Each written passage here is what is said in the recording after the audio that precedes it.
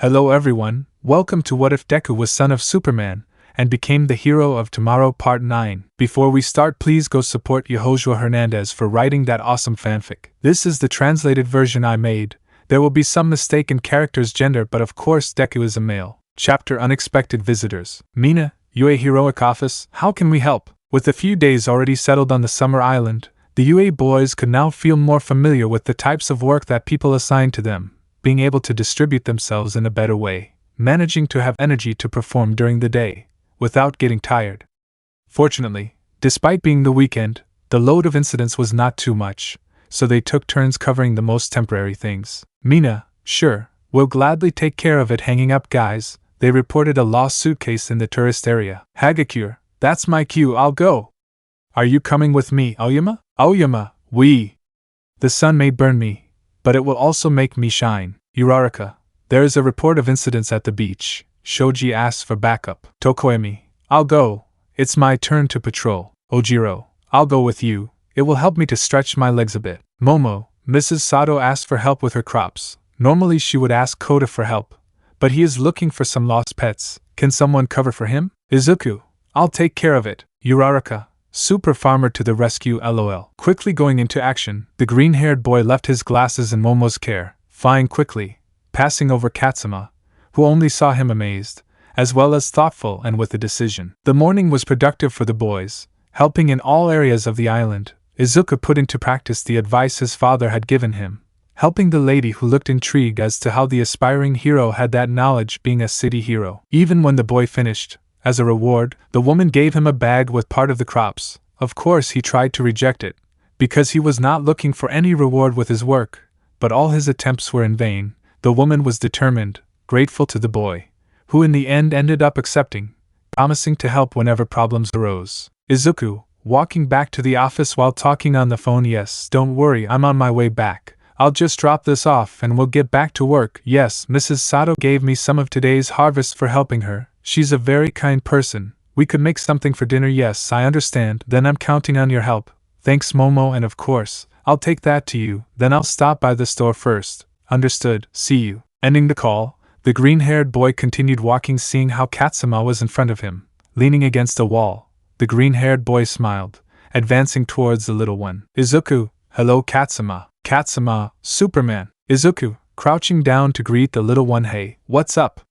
I already told you that you can call me Izuku. Katsuma, that's true, sorry. Izuku, don't worry, but tell me what you're doing here. And your sister? Don't tell me she's trying to test us again? Katsuma, no, please don't scold her. The green-haired boy just smiled, shaking his head, as he remembered how, ever since they arrived, the girl never stopped testing her classmates, always failing them, belittling their efforts. Although there were times when it was Izuku or Momo who took care of the little brother's pranks, when neither was there, their classmates had to deal with them, with the exception of Bakugo, who, with just one visit, almost traumatized the two of them, threatening them. Izuku, calm down Katsuma. I wasn't planning on doing that, but remember to tell your sister that calls to the office should only be used for real emergencies. Katsuma, yes. Izuku, okay. Have you already gone for your ice cream? Seeing the boy shake his head, in that case, let's go, I'll accompany you. The little brown-haired boy just looked at the boy smiling, and after nodding, they both set off, buying dessert for both of them and one to take away. Katsuma, sorry, Izuku. Izuku, what's wrong? Katsuma, also, I wanted to apologize for all the trouble we've caused you all. Izuku, you are a good boy, you are calm. I talked to my classmates, none of them are angry. Katsuma, the other heroes seem to be too angry. Yuzuku, the other hero? Oh, you mean Bakugo, right? Well, he's like that most of the time. You shouldn't worry too much. But since you brought it up, may I ask, why did you do it? Katsuma, stopping Boo. Well, my sister, the truth is that she hates heroes. She has always said that when a villain appeared on the island, you would run away and leave us alone to our fate. Izuku, crouching down again. I see, but you don't think that way, right? That's why you're the one who calls us, because you trust that we will always rescue them. Katsuma, yes. Izuku, well then if you put it that way, then call me as many times as you need me. If there are problems, I will go with you as quickly as I can. Katsuma, you promise? Izuku, of course, your safety is as important as everyone else's. Giving him a bright smile, the brunette watched as the green-haired boy stood up. The boy knew that they might not be professional heroes yet, but even so, they always went out of their way to help them. Katsuma, thank you. Izuku, it's nothing. Rather, thank you for continuing to trust us. The boy just nodded, hugging the green-haired boy to run home. The freckled boy just smiled, although at that moment, a familiar face, a resident of the island, saw the interaction approaching the boy. Mrs. Onodera, you have a natural gift with children, did you know that? Izuku, I don't see it that way. I'm just trying to help. Mrs. Onodera, can I ask you a favor? Izuku, sure, what do you need? Mrs. Onodera, please don't be angry with them. We understand they can cause problems, but they are not bad children. Izuku, he just a little naughty, but there is no law that punishes that. The green-haired man helped the lady by carrying her groceries, accompanying her on her way. Mrs. Onodera, those children have suffered a lot. Their mother, she passed away recently, and their father works away. He sees them rarely, so you could say they learn to live on their own. Of course the neighbors look out for them, but even so, losing someone so close at such a young age. Izuku, I understand. Seriously, it's quite complicated. Remembering what Katsuma said. My sister hates heroes. Izuku, but even so, we can't ignore them. It would be like ignoring a problem that could get bigger. It has to be solved by talking to them, trying to reason. Mrs. Onodera, yes. Izuku, well, in that case you can count on us. Even if we are only here for a short time, I promise to do everything I can to help those children regain their hope. Mrs. Onodera, thank you very much, Superman. You're quite young to be wise, aren't you? Izuku, more than wisdom, it's empathy. I still have a lot to learn, but let's say I can understand what they're going through. The green-haired boy just looked ahead, letting out a sigh, continuing his journey, helping the woman until he reached his destination. During the course of the day, things flowed naturally. Even the hero's office had emptied, since almost all the students of Class A were busy, leaving only Bakugo, who, like the rest of the days, was lying on the couch, reading his book. On the other hand, on a hill with already known games, a little brown-haired girl was waiting for her brother, who was trying to catch up with her. Katsuma, wait for me, sister. Mahoro, gosh Katsuma, you're still quite slow. You still have a long way to go to surpass your cute older sister, with false arrogance. Katsuma, that's unfair, you cheated. Mahoro, no, I'm just smarter than you. Sitting on a swing, by the way, when I was coming here, or Mrs. Kosaki was saying something about that Superba. Did you meet him during the day? Katsuma, yes, when you left, I went down an ice cream and I found it. The boy smiled as he remembered the encounter with the red-cloaked hero, smiling, though this made his older sister pout in annoyance. Katsuma, I know you dislike them, but still I apologize to them. Mahoro, what did you do? But why? Katsuma, I love Dad very much, and like you I miss him too. That's why I want to become a hero who is as cool and gentle as him. Mahoro, Katsuma, but that's why I. The boy clenched his fists, but before he could finish speaking, a loud bang caught his attention.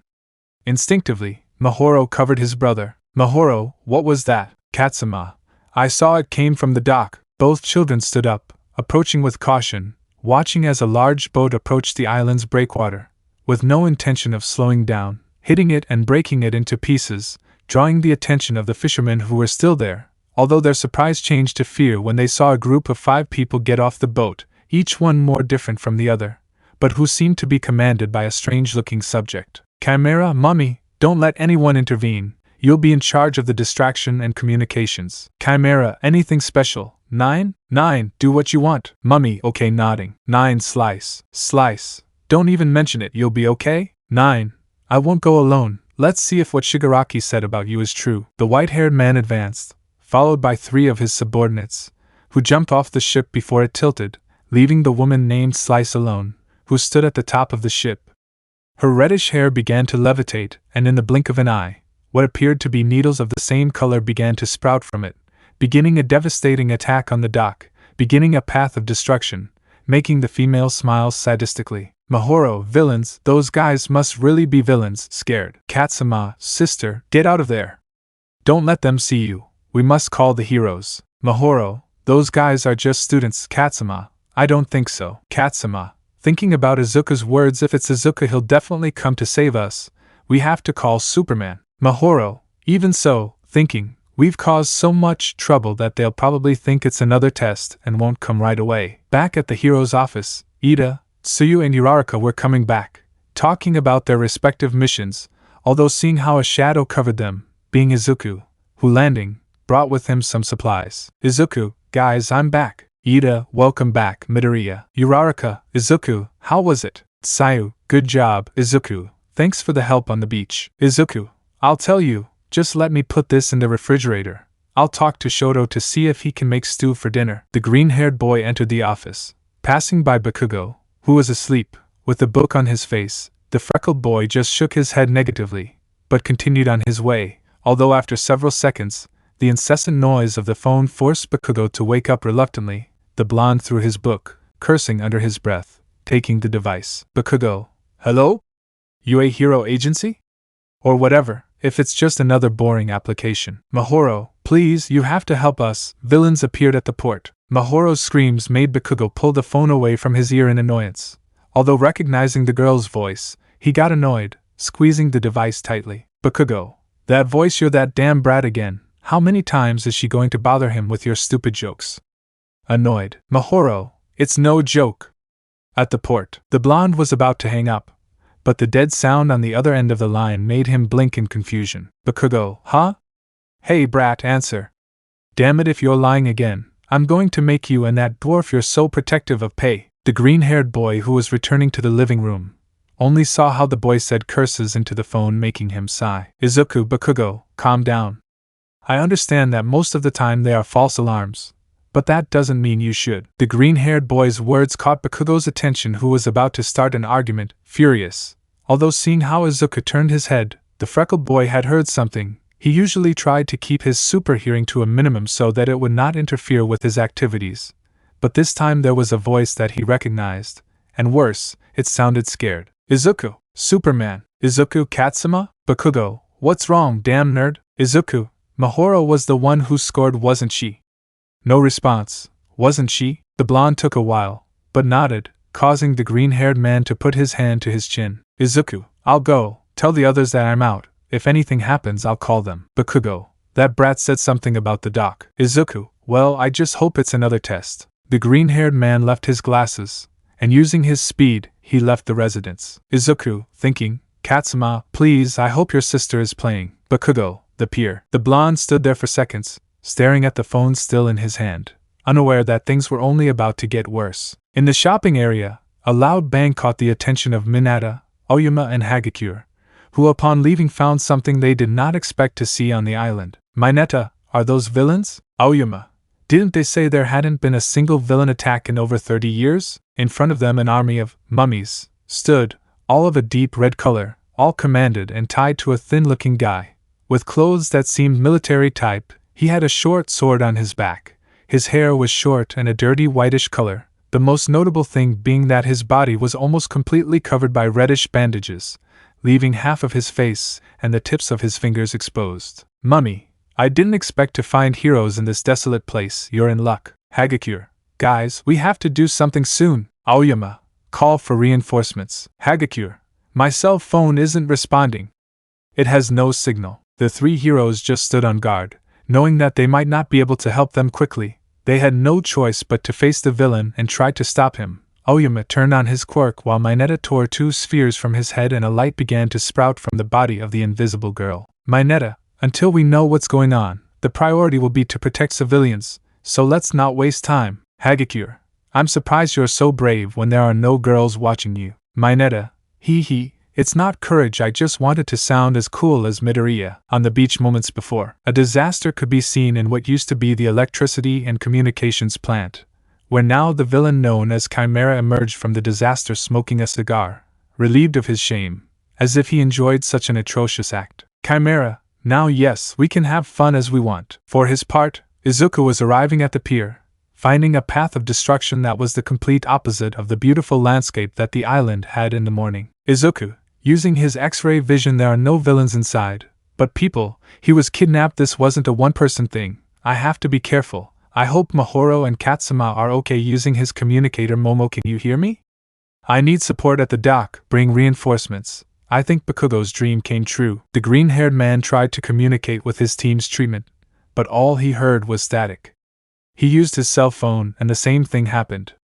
The green-haired man turned his gaze, seeing that there were still people trapped in the rubble. Izuku, damn, I'll help the people here and then go get the kids. Their house is where Mrs. Onodera lives. Using my flight I'll get there faster. The green-haired boy cautiously advanced towards the boat, unaware that on the beach, his friends had a much bigger problem. Ojiro, you guys take care of protecting the civilians. I'll buy you time. Shoji, understood. The blonde clenched his fists, launching himself into combat, giving a blow with his tail, which was blocked by his rival, who was none other than Chimera, a subject whose height and musculature far exceeded that of the Class A fighter. His clothes, unlike Mummy's, were more casual: jeans, a blue shirt and a beige trench coat, but what was really remarkable about him was the enormous reptile tail that peeked out, as well as what appeared to be a head similar to that of some kind of dog, with blue fur, which reached the torso, and a pair of claws, which held two huge rocks as if it were nothing, showing that he was a villain to be feared and that he could not be taken lightly. Chimera, you're too young to be a hero, starting to throw various rocks. The blonde kept dodging, moving with the help of his tail, but unable to counter the attack, even being saved by Tokoemi, who decided to support his partner, using Dark Shadow to attack, although this did not help much either, because with a single blow, Chimera managed to repel the shadow of the bird boy, making a shock wave that even moved the boys. Shoji, this is useless. We can't get close. Tokoemi, you can fly. Go back to the agency and ask for reinforcements. Explain the situation. I'll help Ojiro here. Tokoemi, yes. Retreating, using Dark Shadow to move back at the agency, the kids, most of whom were already back, were somewhat dismayed, as it had been a short time since their asses had had any signal. Momo, any news? Uraraka, no one answers. The phone seemed to be dead. Bakugo put down his book. Somehow, Mahoro's call and Izuku's sudden departure had left him thinking. Now with the cell phones without signal, the blonde thought it was a very strange coincidence, although at that moment, one of the workers from the commercial area arrived at the agency, knocking on the door frantically, making everyone leave. Okawa, there are villains. Villains are fighting in the island's shopping district. Ida, villains? But how is it that? Tokoemi, alert! We're under attack. Landing, there's a villain on the beach. Shoji and Ojiro are fighting him, but he seems to be someone too strong. Momo, there are two villains on the island. Ida, this must not be a coincidence. Momo, there's no time to waste. We'll organize teams to divide the work. The priority is to evacuate the people looking around. Wait a second. Where's Izuku? Uraraka, Izuku? He was here a little while ago, bringing some supplies, but I didn't see him leave. Bakugo, it's probably at the dock. Momo, at the dock? Bakugo, the annoying brat said something about a villain. The communication was lost and the bastard just shot out. Momo, you saw him leave and didn't tell us? Annoyed. Bakugo, and why the hell are you mad at me? I thought that damn dwarf was just messing with us. Don't blame me. Momo, you could have let us know when you noticed the communication was lost. Shoto, you're an idiot. Bakugo, if you had notified us earlier, we could have counterattacked sooner. Irritated. Ida, a villain in the shopping area, another on the beach, and Midoriya at the pier. Do you think it's another one? Jiro, 3 villains? This isn't a normal attack. Momo, that doesn't matter, we have to act. Ida, that's right, we're going to organize the teams. Bakugo, Kirishima and Kaminari, you guys head to the shopping area. As I remember, Oyama, Mineta and Hagakure were there. Go and give support. Kirishima, understood. Momo, Jiro, Mina and I will go with them to evacuate the people. Ida, Todoroki, Sato, Shiro and Tokoemi, you will accompany me to the beach to support Ojiro, Tsuyu and Shoji. Uraraka and Koda, you evacuate the people who might be stragglers. Did you hear me? Uraraka, yes. Shoto, but what about Izuku? If he's facing a villain alone, shouldn't there be a team to support him? Ida, when the rescue teams finish their work, head to the pier to support Midoriya. Momo, Izuku doesn't need a cell phone to hear us. If something comes up, he'll know how to contact us. Shoto, understood. Bakugo, damn it. Ida, don't forget what Aizawa-sensei said. We have to act responsibly. We are the only heroes on the island. People are counting on us. Momo, let's act quickly. We are the only ones who can rescue people, and until communications are restored, we are the wall of defense. Do not abandon your own. Looking at Bakugo, support each other. Do not be impulsive. Ida, Class 1A of the UA Hero course. It's time to get going. Pier, Yusuke, calm down. Everything is fine now. Mr. Jin, thank you very much. Superman, things really got terrible. Izuku, I've already put everyone to safety. No one is seriously injured, so please support me by leaving the place. We will take care of it immediately. Mr. Jin, this is a nightmare. The island had been at peace for decades and now. Izuku, can you tell me exactly what happened? Mr. Jin, everything happened very quickly. That boat crossed the breakwater and 5 guys got off. They split up and one of them was the one who started the attack. We barely had time to escape. Izuku, 5 villains, thinking, this isn't normal, the phones are still dead. I'll assume they destroyed the communications so no one finds out what's happening. Damn. I have to hurry and find Katsuma and Mahoro quickly. Understood. Thanks for the information and please seek shelter. I'll contact my companions and we'll put an end to this. I promise. The green-haired man smiled at the man who saw the boy move, but before he left, he stopped him, taking him by the shoulder. Mr. Jin, boy, you know we're grateful that you guys support us in everything, but these villains, can you guys handle them? Izuku, we will return their home to them, Mr. Jin. We will take care of them. The green-haired man said nothing more, withdrawing, going for the children, knowing where to locate them. In the commercial area, the fight between the 3 aspiring heroes seemed eternal to the young boys, who despite their best efforts, already felt they were reaching their limit. Aoyama had grabbed his stomach, stopping his attack. Mineta had fallen to his knees as his head shed drops of blood. Hagakure was the only one still standing, but unfortunately, the constant wear and tear of using her Quirk to reflect light was becoming too much, making her breathe deeply. Although the boys had defeated several of the mummies, they had not attacked the main villain, who only looked at them with disinterest. Mineta, damn, the blood is already clouding my vision. Aoyama, I feel like my guts are about to burst out. Hagakure, Mineta, Hagakure, be careful. The girl was about to be hit by one of the mummies, but fortunately, multiple explosions began to hit the creatures, destroying them instantly. Mineta, explosions! Bakugo, this place is full of useless people, just like all these extras. Aoyama, Bakugo, Mineta. He finally decided to do something on the verge of fainting. A mummy was about to attack the purple dwarf from behind, taking advantage of his condition. But before it could end in tragedy, a red-haired boy with tough skin and sharp teeth jumped into the attack, delivering a strong blow that knocked down the rival. Kirishima, don't worry Mineta, Red Riot is here. Kaminari. And he's not coming alone. Using his electricity charge bolt is leading this mission. Aoyama, guys, I'm glad you came carrying Mineta. Mina, Hagakure, Mineta, are they the girls? Hagakure, Mina, what are you doing here? Mummy, are you friends? Momo, Aoyama, can you get up? We came to protect and evacuate the person who may have been trapped. We'll help you get out of here. Mummy, I won't let you out alive. Throwing her mummies. Bakugo, you're the one who won't make it out alive, damn it. AP shot auto Kano. Using a flurry of attacks, the blonde didn't miss the opportunity to destroy as many objects as were in front of him, being helped by Kirishima, who with the support of Kaminari, kept the creatures at bay, reducing their number, being able to approach the enemy. Mummy, they really have strong quirks, but do you think they can beat me, when they're so busy fighting their friend? One of the tapes came dangerously close to Kaminari, but it was stopped by Kirishima, although one grabbed him, but without success, because Bakugo destroyed it with an explosion. But no one could save the blonde, when a pair of bandages held his grenades, rolling up quickly, wrapping half of his body while lifting him. Kaminari, damn, Bakugo, what the hell is this? Struggling, Mummy, everything I catch with my bandages moves according to my will. It doesn't work with living beings.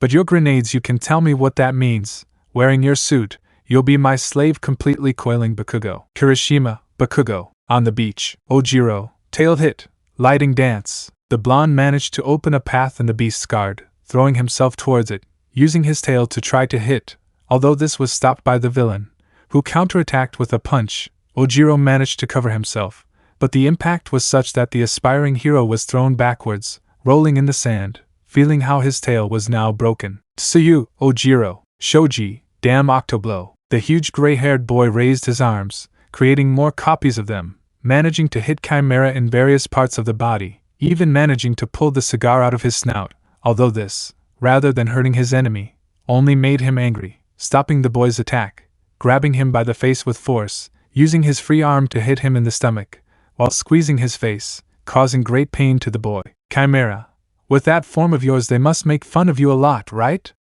Don't you hate your parents? Shoji, go to buck in pain. Chimera, calm down, I'll put you out of your misery, tightening his grip. But the boy was not defeated yet, because appearing with his impressive speed, Ida managed to surround the villain, taking him by surprise, giving a strong kick to his face, forcing him to release his partner, grabbing him and retreating at full speed, leaving the path clear. Ida, I got you now, Shoto, leave the rest to us. Creating a huge icy attack. Siro, we'll leave Ojiro to you. Using his tapes, the mixed-haired boy's freezing attack managed to hold Chimera, while Siro's tapes made sure to have him completely immobilized. Aizawa, it's your turn, Tokoemi. Tokoemi, yes, go for it, Sato. Releasing the dark-haired man. Falling with the momentum his partner had given him, the muscular boy from Class A braced himself, raising his fist. Sato, Sugar Rush. Chimera, stop underestimating me, you damn brats. With pure brute force, Chimera managed to break free from the bonds that kept him prisoner, preparing a blow, which impacted with Sato's punch. Although showing much greater strength, the beast threw the boy back. Just like Ojiro, the sugary boy rolled in the sand multiple times. Although unlike the blonde, the brunette hit a large rock. Shoto, Sato, Chimera, hey, even if you're just kids, this has been too much. The monster didn't say anything else before launching an attack on the boys. With the Shimano brothers. Katsuma, sister, we have to warn the heroes. Mahoro, the cell phones don't work, we can't do anything. They probably already know that they are attacking the island. But asking for help is not an option for now, so we will go home first, and then find a way to call them. The children were about to reach their home, feeling safe seeing how their home was already just a few meters away. But soon this would turn to terror, when they saw how their safe place ended up being reduced to rubble with a huge explosion. Both children were thrown to the ground by the blast wave which blew their hats off, their faces of terror focused on two silhouettes walking through the smoke, until after a few seconds of agony, they finally revealed their appearances. The children recognized who could be said to be the leader of the villains, a man in an elegant white suit, which left his jacket open, showing what appeared to be some kind of light black armor with purple lines, which reached to his neck where it connected to a mask that covered half of his face. His hair was long, so much so that it reached the middle of his back, grayish-white, with gray eyes. He was around 1.89 tall, although the most distinctive thing about him was a device that he had stuck to his head and some tubes that rose from his back. But the man did not come alone. A creature next to him also approached, staying behind the first one only by a few steps, larger than his leader, but more intimidating in appearance. With more marked muscles, his clothes unlike those of the first were simpler, military green jeans and a black tank top, both garments quite torn and battered, but the most notable and intimidating thing was his skin, which was a dark purple although it seemed that his muscular system was exposed. His hands were white, having some lines in certain parts of the body, although the most terrifying thing was his face, as this seemed to be only the skull to which the skin was completely stuck, deformed in some way. His jaw was separated into 4 sections, showing sharp fangs. His eyes were a bright yellow with a reddish outline. 9. I see it lighting his eyes in a bright yellow color. You got it, type B cell activity. That's good.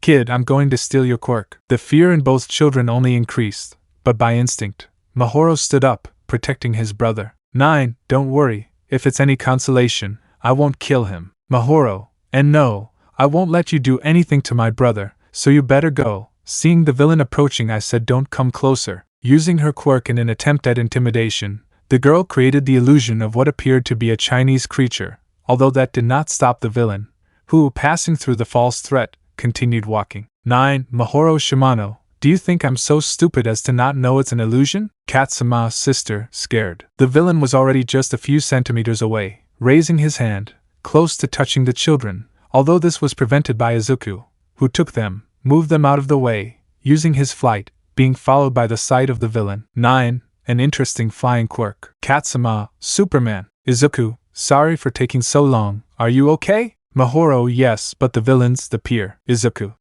calm down, I got the people at the dock to safety, they informed me about what happened landing. This is the plan. You will run to the heroes' offices, call my companions and inform them of the situation. Some of them must already know, but in any case you will be safer there. In the meantime I will take care of buying you time, understood?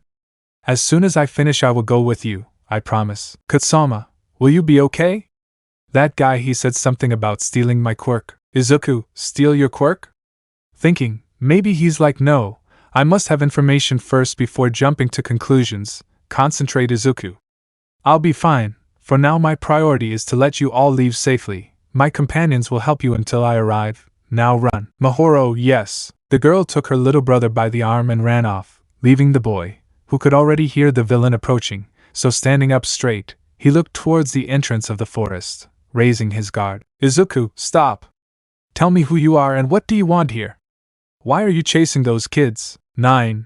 Without stopping, move aside. I'm not obligated to tell you anything. Izuku, I'm not going anywhere. 9. Raising his hand, if you get in my way, I'll kill you. The green-haired man did not hesitate. Preparing his attack, he threw himself at the villain with his fists raised. Although before he could hit, a yellow energy shield got in his way, stopping and absorbing the impact. Izuku, thinking, a wall of air? I see, that's his quirk. Folding his body, the boy had to use all his instinct to avoid what seemed to be purple rays hitting him now, these apparently coming out of 9's fingertips, who looked coldly at Izuku. Izuku, thinking, what the he also shoots lightning from his fingers. It's like he has two independent quirks. Quirk theft, it really is like all for one. Hiding behind a tree, with Bakugo being Mummy's prisoner and Chimera managing to overcome the strength of the boys from Class A, the scenario was not very favorable for the young aspiring heroes, who even with limited options, were not cornered. Their willpower was great, and with experience forged in the heat of battle, they knew they had to move forward. Izuku, you are strong, but unfortunately for you, you are not the only one who can do different tricks. Better tell me what your goal is with those children. 9. I already told you that I'm not obligated to answer you. This is none of your business. You'd better step aside, child. I won't kill the dwarf, but in your case I'll make an exception. Izuku, well, for the moment this island is under our protection, so as far as I'm concerned, I care a lot. The white-haired man was getting dangerously close. Using a tracking quirk, he managed to find the freckled man's silhouette. Raising his hand, using his laser attack again, although to the man's surprise, Izuku had quickly disappeared, dodging the attack, now appearing behind him, giving him a blow that he couldn't cover up, forcing him out of the forest. 9 rolled a few meters, but recovering quickly, he used his laser attack again, without expecting Izuku to react quickly, counterattacking. With his heat vision, hitting with his purple rays, generating an explosion that gave him enough time to stand up. But seeing how between the black smoke, 2 red dots were clearly distinguished, the fight had begun. Chapter The Work of a Leader. In the commercial area, the fight between Kirishima and Kaminari was intense. Although they had reduced the number of puppets, the fact that Mummy had Bakugo trapped complicated things. The white-haired boy did not hesitate to attack the boys with the blonde, who despite his screams and struggles could not do anything. Kirishima, Bakugo, stop, damn it. Bakugo, what do you think I'm trying to do? Mummy only sketched a grimace that could be considered a sinister smile, and using the blonde to throw a punch that almost hit Kaminari, who was saved by Kirishima, who using his unbreakable form took the blow, only moving a few centimeters, taking out some sparks after the impact. Kaminari, he's got it completely under control. Kirishima, at least he can't use his quirk. Kaminari, what's the plan? Kirishima, to be honest I don't know. Both boys stood on guard, dodging the attacks of the villain and his partner, who, thinking of a plan, tried to free his hand from his equipment, although to his misfortune, Mummy had noticed this, closing the boy's fists, preventing him from using his quirk. Mummy, clever boy, you were going to use your quirk to sacrifice one of your grenades and free yourself, weren't you? Did you forget what I said about my quirk? Do I need to be clearer? The villain didn't think twice and throwing Bakugo headfirst, forced him to crash into Kirishima, who forced himself to use his quirk to protect himself, although causing damage to the blonde in the process. Mummy, my bandages are an extension of me. When I control something, it's not just that they are puppets, they become part of me. I feel what they are, I control their movements, I know what they are capable of. Bakugo, damn worm, when I get rid of this, I'm going to. Mummy, I see that you still don't fully understand your situation. In that case, I'd better stop talking and let your partner explain the rest. The blonde puppet kept trying to attack Kirishima, who dodged each blow, returning some of them, although in a quick movement, Bakugo raised his hand, and to Kaminari's scare, a huge explosion occurred.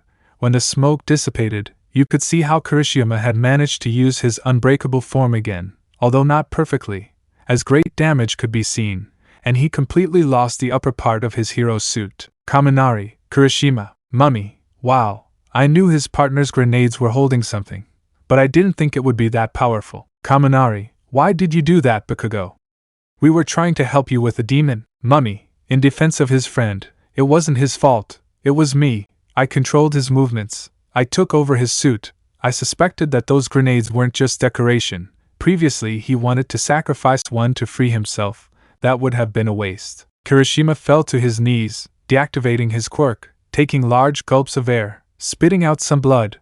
Knowing that he had the battle almost won, the young villain used his bandages to trap Kaminari and Kirishima's hands, who were tangled and joined together. Mummy, the way I see it, you only have two options right now: join my puppets or die on this island. Remember, your partner still has another grenade ready, so please make the right choice. The blonde puppet appeared in front of both boys, threatening them, raising his other hand. Kirishima, I am a hero from UA and I will face my end with pride. Kaminari, I'll face mine with screams and kicks. The redhead just looked at the blonde before letting out a tired sigh. Mummy, silly children, they act like heroes. But they are just flies to 1,000 people, so used to their small and adorable school, that they have no real experience in combat. They don't know how much I want to kill them both. The villain advanced until he was in front of the boys, taking out his sword, pointing it at them. Kirishima, disgusted, oh please, I beg you brush your teeth. The joke didn't amuse the young man, who raised his weapon, attacked the redhead, who used his quirk protecting himself without much success, because due to wear, the armor was not perfect, obtaining a red line on his face. Mummy, you know how irritating this is, but I'm a benevolent person, so given the circumstances, I'll let you decide. Who wants to die from an explosion and who wants to be killed at my hands? Kirishima, you know what, kid? Let me die first. I'm tired of hearing your voice. Mummy, how funny, did you really think you two could beat me? The redhead was thinking of a way to free himself, but at that moment, a violet hair caught his attention, moving behind the villain cautiously.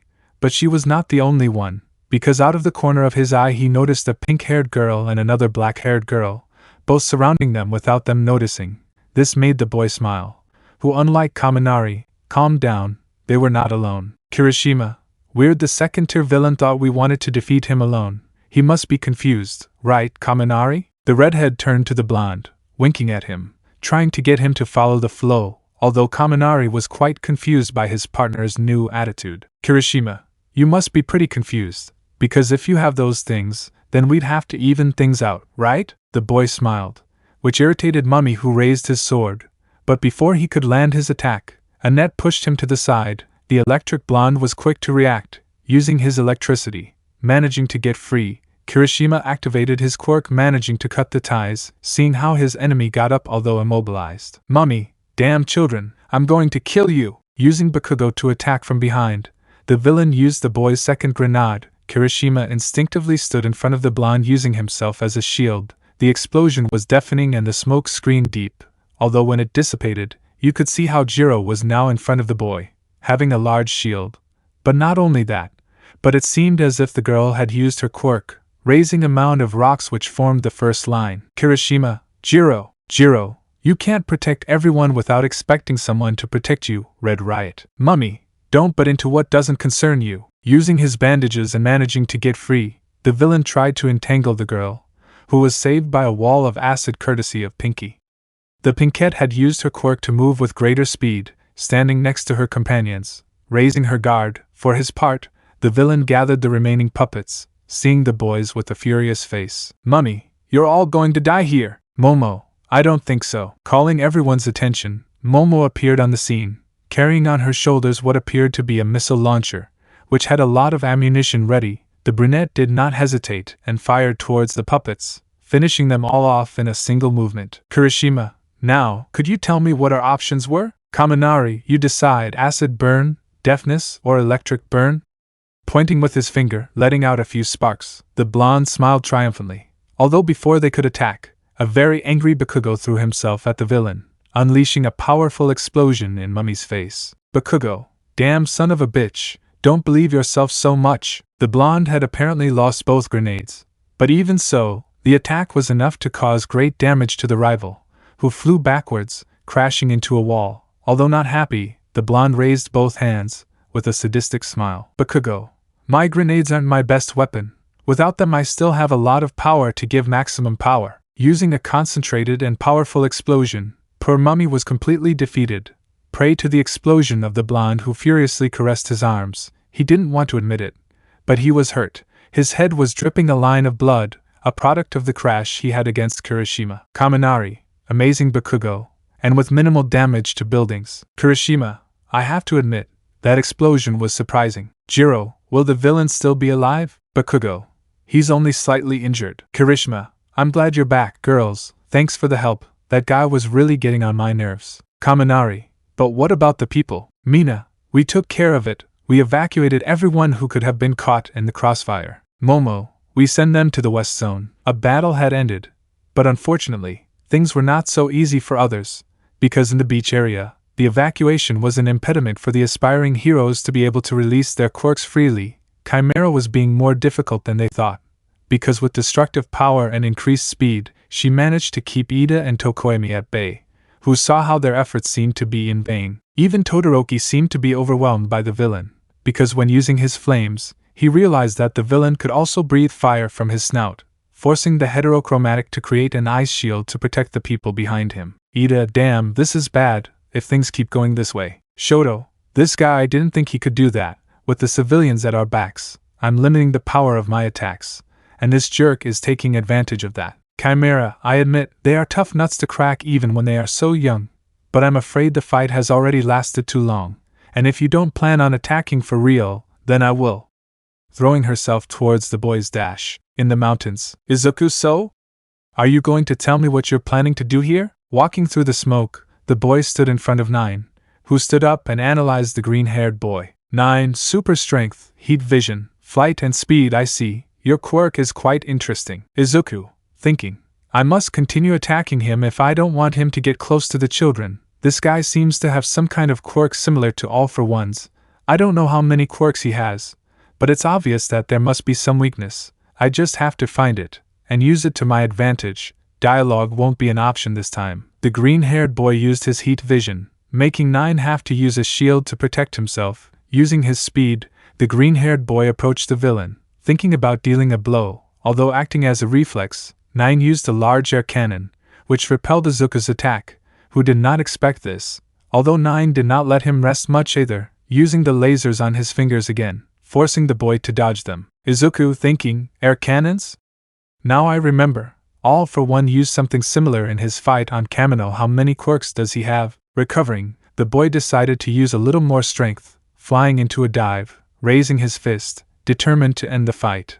Although at that moment, Nine also thought of a plan, generating several energy shields, which although they cracked, managed to withstand the blow from the green-haired boy, generating an ascending air current so powerful that it uprooted some trees. 9. Direct and relentless. Your quirk is quite interesting. It has many ways to be used. I think it will be worth stealing. Izuku, what? The boy tried to get away, but at that moment, he was surrounded by what seemed to be a reddish force field, beginning to be drawn towards the white-haired man who raised his hand, with his serious look. 9. Magnetism. A vulgar quirk in my opinion, but quite useful in certain cases. Izuku, what kind of quirk is this? Throwing his head back, the boy forced his body to react, although very late, because when he thought he had freed himself, 9 grabbed his face, worrying the green-haired boy, because although he knew that his was not a quirk, he did not know the kind of effects it could cause. 9. Please don't resist, this won't kill you. Paralyzed, the green-haired boy managed to see how the villain's eyes turned a deep yellow, while a kind of green energy began to surround him. The boy opened both eyes, turning on his heat vision, ready to fire a warning shot, although before he could attack, an intense pain began to be present throughout his body, numbing his joints, contracting his muscles. The green-haired boy seemed to feel as if his organs were being ripped out and put back in place. His eyes turned white and golden rays sprouted from his body, passing into Nine's hand, burning the sleeve of his suit, causing indescribable pain to the villain, who could not let go of the boy. The villain opened his eyes, showing how the yellow in his eyes had now changed to the same gold that emanated Izuku. Nine's vision had gone dark. Not knowing where he was, the villain took a few steps. He was supposed to be facing that green-haired boy, and now he was there. 9. What?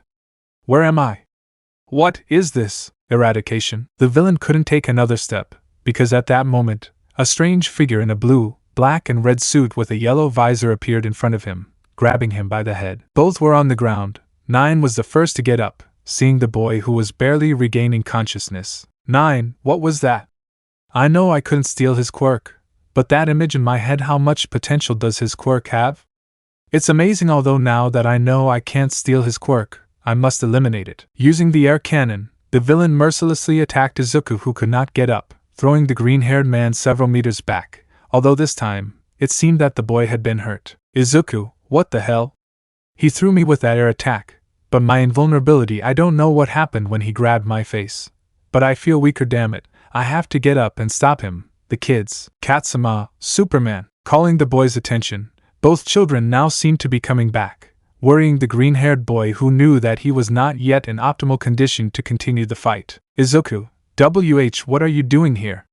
I told you to leave trying to get up. Mahoro, but you. Izuku, I'm fine, you guys are the priority. You have to leave now. Katsuma, Superman. Izuku, go away. I don't know exactly, but it seems like you two are their target, so you have to move now. As if his invulnerability was failing, a purple lightning bolt managed to pierce his side, making both boys look at him scared. Katsuma, Izuku, standing. Quick, you guys have to go. The green-haired man still felt glimpses of that strange energy from before, now added to the new pain from 9's attack. His legs buckled, making him fall to his knees. 9.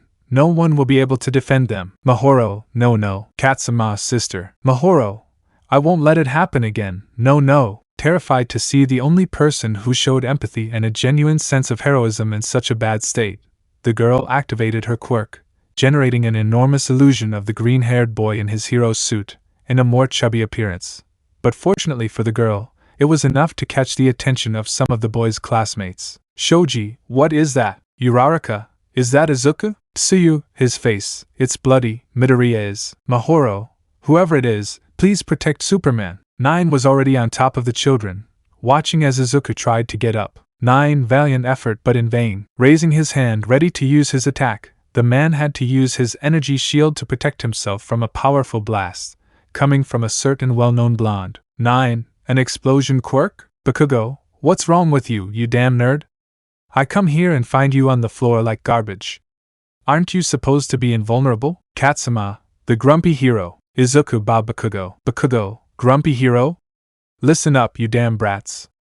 I'm the one closest to becoming number 1. The blonde didn't think twice before launching an attack, using multiple explosions that forced the villain to retreat, moving away from Izuku, using an energy shield with one hand to protect himself, and with the other he responded with his lasers, making Bakugo stop his attack to dodge the white-haired man's response, although not coming out completely unharmed, since one managed to hit him in the face, making him easy prey for 9, who, using his air cannon again, pushed the blonde away, who fell in front of Izuku. The green-haired man, seeing this, forced himself to get up, determined to put his pain aside. Izuku, stop Bakugo, this guy is not just any villain. I want to think he is the leader of the others. He has multiple independent quirks, in addition to also being able to steal them. Bakugo, he has more than one quirk, remembering Almight's last fight, all for one returned. Well, in that case I must be quick and accurate. I'll finish him off in one move. The blonde launched himself into the attack again, dodging 9's attacks, preparing a strong explosion. Bakugo, I already know that attack. The blonde was close to 9, seeing how he created a shield, so using an explosion, he fell to the side of the villain, who managed to react, using his other hand, to fire a new beam, although Bakugo, managing to anticipate this, kicked it, raising his other hand. Bakugo, surprised? I'm much stronger than you. The blonde smiled confidently, but what he didn't expect was for 9 to use his other hand, using his air cannon again, hitting Bakugo at point-blank range in the stomach, pushing him away a few meters. But not satisfied with this, a huge blue dragon came out of the villain's back, slamming his rival into the ground, dissipating the dust, showing how in addition to hitting him, the dragon had opened its jaws, imprisoning Bakugo. 9, surprised? You're too predictable. Bakugo, where did this come from? 9, you're like a crying dog. Bakugo, that's you. The blonde decided not to try to open the beast's snout, and using his free hand, pointed at 9, ready to attack him. But the villain didn't wait for this, closing his fist, causing his beast to close its snout even more tightly, making Bakugo let out a heartbreaking scream, while some bones could be heard crunching. Because of the pain, the boy couldn't aim, but he still released a powerful explosion, which wasn't much of a problem for the white-haired man, although what he didn't expect was to see Izuku come out of the smoke, releasing a punch that took 9 by surprise, who managed to move, seeing how the punch hit the ground, creating a large crater. The green-haired man's strength scared the man, who saw the unlimited capabilities of the boy's quirk. 9. Where do I get more strength from? Izuku, did you really think you could just keep going like this after everything you've done? This isn't over yet. The green-haired boy threw himself at 9, who used his air cannon, hitting the green-haired boy, without much success, seeing how he was still standing, enduring the impact, irritating 9, who charged more energy, generating a new cannon, which hit the boy again, opening his guard, giving a free shot to the man, who using a machine gun attack with his lasers, brought the green-haired boy to his knees. The man did not hesitate, and using his air cannon mixed with his energy shields, launched an attack which bounced, hitting Izuku more than once, who was now lying on the ground. 9. Hero, despite being different, I must admit that you have earned my respect, but now I must fulfill my mission. Starting to walk. I hope you don't hold a grudge against me. I had warned you about what would happen if you got in my way. Instead, you should feel proud. You came further than many others. The man passed by the green-haired man, turning his back on him. But after a few seconds he heard the stones moving. Izuku had stood up. Despite the intense pain he still felt. Izuku, no, don't you dare turn your back on me. This isn't over yet. The green-haired boy took flight and flew against the villain, who decided to use his last attack. Raising both hands, the clouds began to swirl, and in just a blink, a couple of lightning bolts hit the boy. This last attack was so strong that even the transformers on the entire island began to explode, causing the light to abandon them, making all the residents and aspirants feel more fearful, remaining in darkness. Kirishima, what's going on? Mina, what's going on? Momo, electricity, I don't like this. On the battlefield, the attack lasted long enough for 9 to feel sure that this time Izuku wouldn't get up. Seeing his completely wounded body, releasing steam, his suit was completely destroyed. The man saw some rays escape from Izuku's body, which moved through the remaining spasms. Squinting his eyes, the man was about to abandon the boy, but just to make sure, he decided to give one last attack, which was his cannon mixed with his shields, fitting the green-haired man even more against the ground. Feeling finally satisfied, the man decided to go for the children, but after just a couple of steps, the man clutched his stomach, beginning to feel intense pain, so much so that he fell to his knees, while his body trembled. After a few seconds, a female figure reached the man, standing by his side, hugging him, helping him to his feet. The children saw her and recognized her as the one who had caused the attack on the pier. Slice, hang in there, 9, I'm going to. 9, move over. I only need him, pointing at Katsuma, that kid, his cellular activity. Slice, I understand. The woman stood up, looking at both infants with a serious face, her hair raised threateningly, ready to attack. Slice, stay still. The woman was about to attack, but a flock of birds surrounded her, forcing her to take cover, as the birds attacked by pecking and scratching.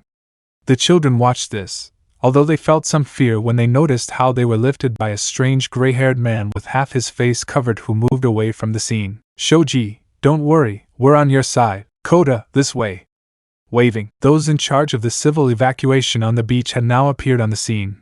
Helping their companions, Shoji passed the children to Koda, who, trying to calm the children, ran away. Shoji went back to retrieve Bakugo, carrying him carefully, while Uraraka used her quirk on Izuku, allowing Tsuyu to carry him. The flock soon left, leaving the field clear for Slice, who prepared himself again, although he gave up after a few seconds. 9, catch them no matter what, that kid. Slice, 9, they can't leave the island, they're trapped, they'll be easy prey. The important thing now is that you recover. Raising a flare gun, the woman gave the warning to her scattered companions, with only Chimera and the inert beast left standing, but only the villain on the beach noticed the explosion in the distance, clicking his tongue in annoyance. Chimera, so far, are we?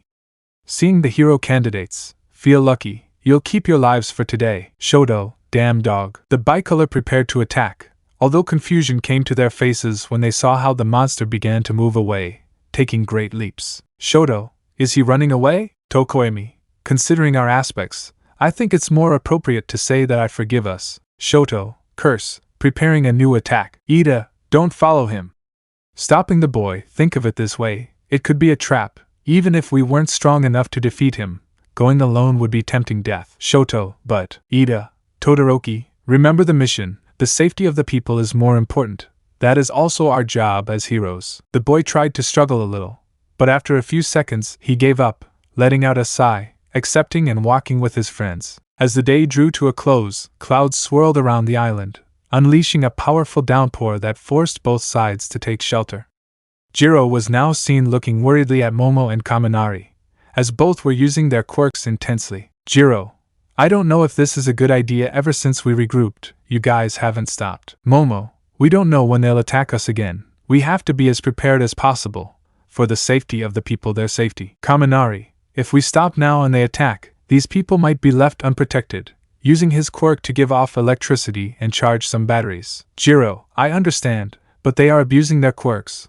Watching Momo create various medical objects. Yamamoto, you better than anyone should. Momo, I'll be fine. Kyuka, please just let me know when Izuku wakes up. The girl only saw how the brunette gave her a confident smile, although somehow the violet-haired girl noticed how her best friend was trying to maintain the expression. The rocker could only sigh worriedly. Flashback. Little by little, and with the help of some locals who knew the address of a shelter in case of a tropical storm, the boys were arriving, supporting everyone, starting to divide the tasks. The team commanded by Yaoyorozu had been the first to arrive at this place, all with a dejected face because this threat had taken them by surprise, although in the case of the brunette, she looked quite worried, because she had not heard from the green-haired boy, and although she was aware of his abilities, something inside her kept her restless. But the answer came to her with the return of Shoji's team, Koda, Uraraka and Tsuyu.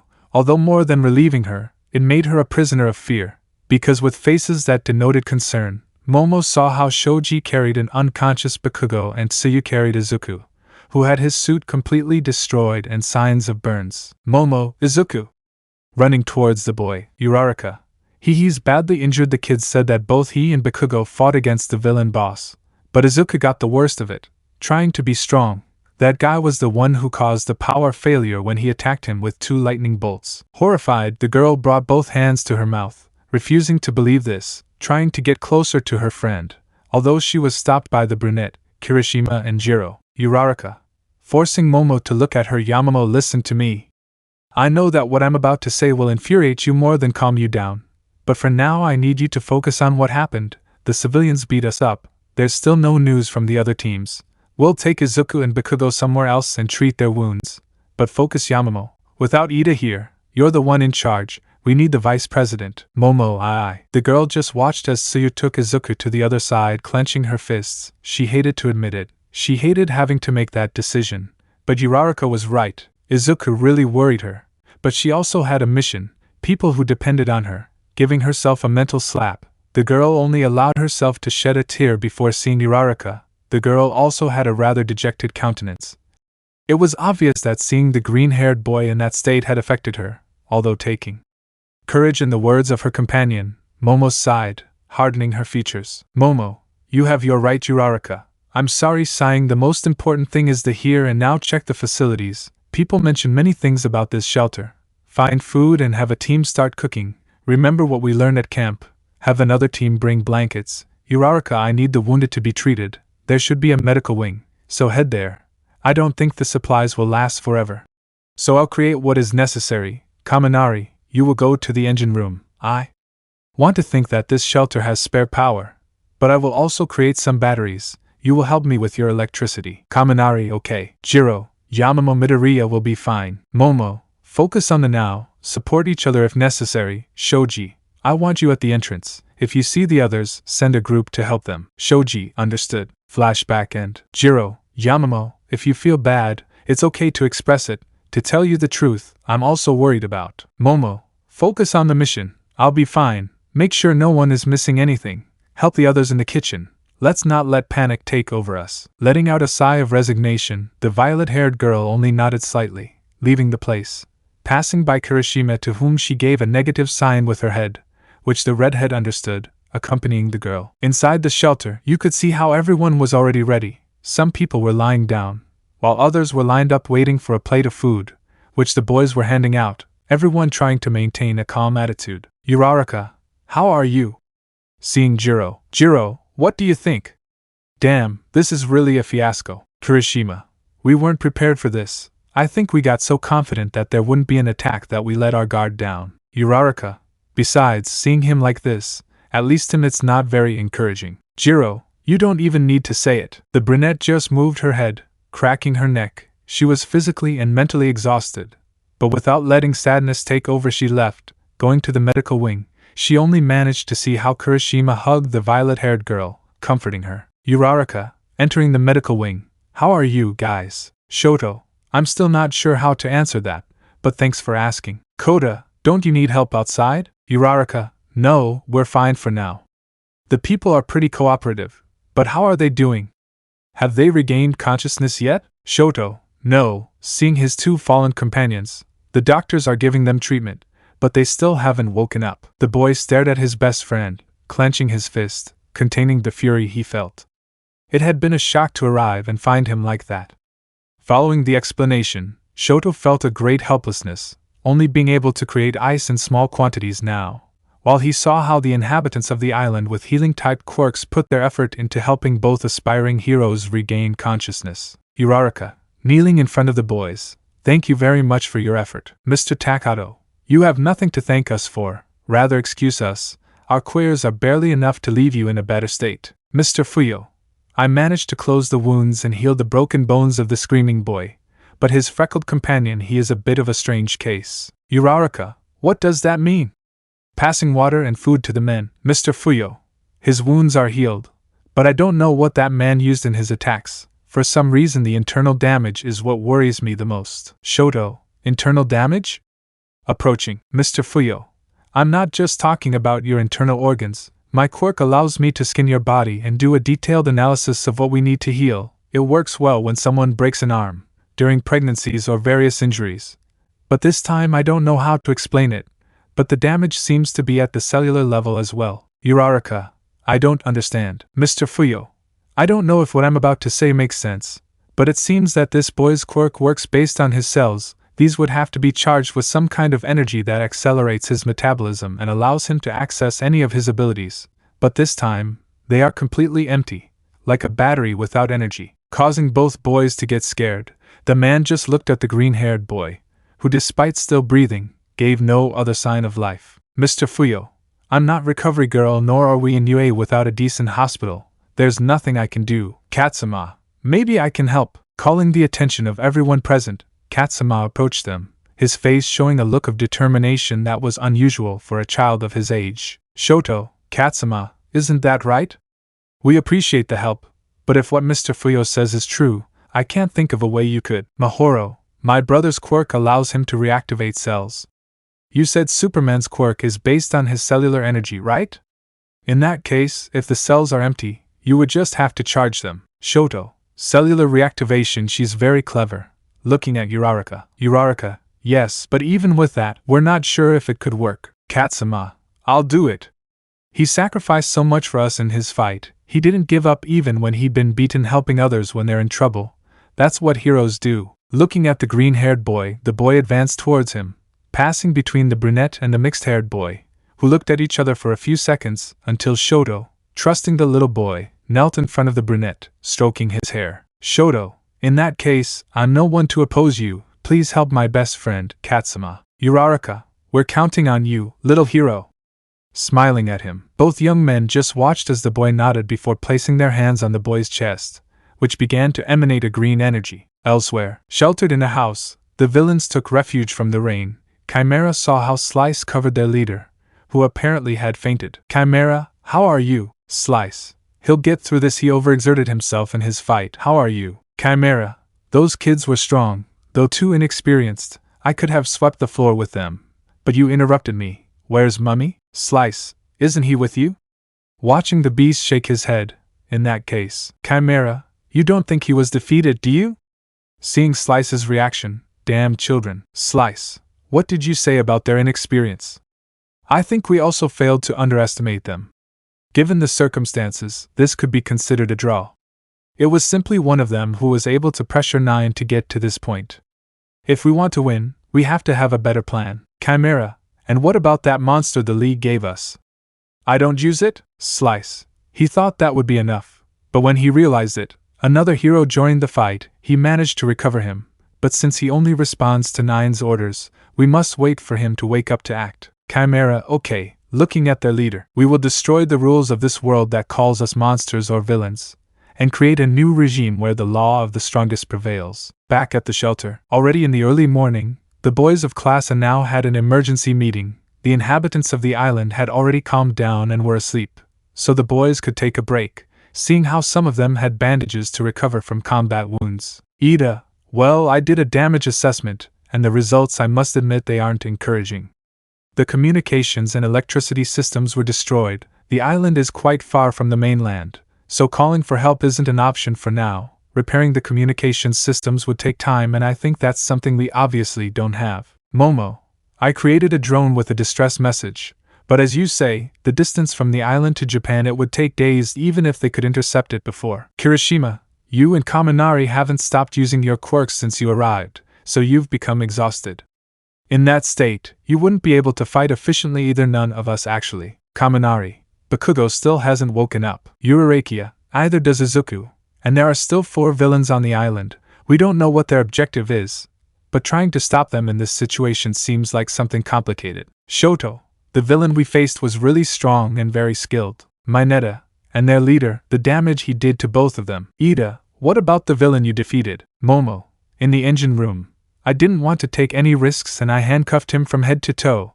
I also created a security system with lasers to prevent any possible escape. He is completely immobilized and away from anything that could be used to activate his quirk. Kirishima helped me interrogate him, but he didn't want to say anything. He only said something about a new regime.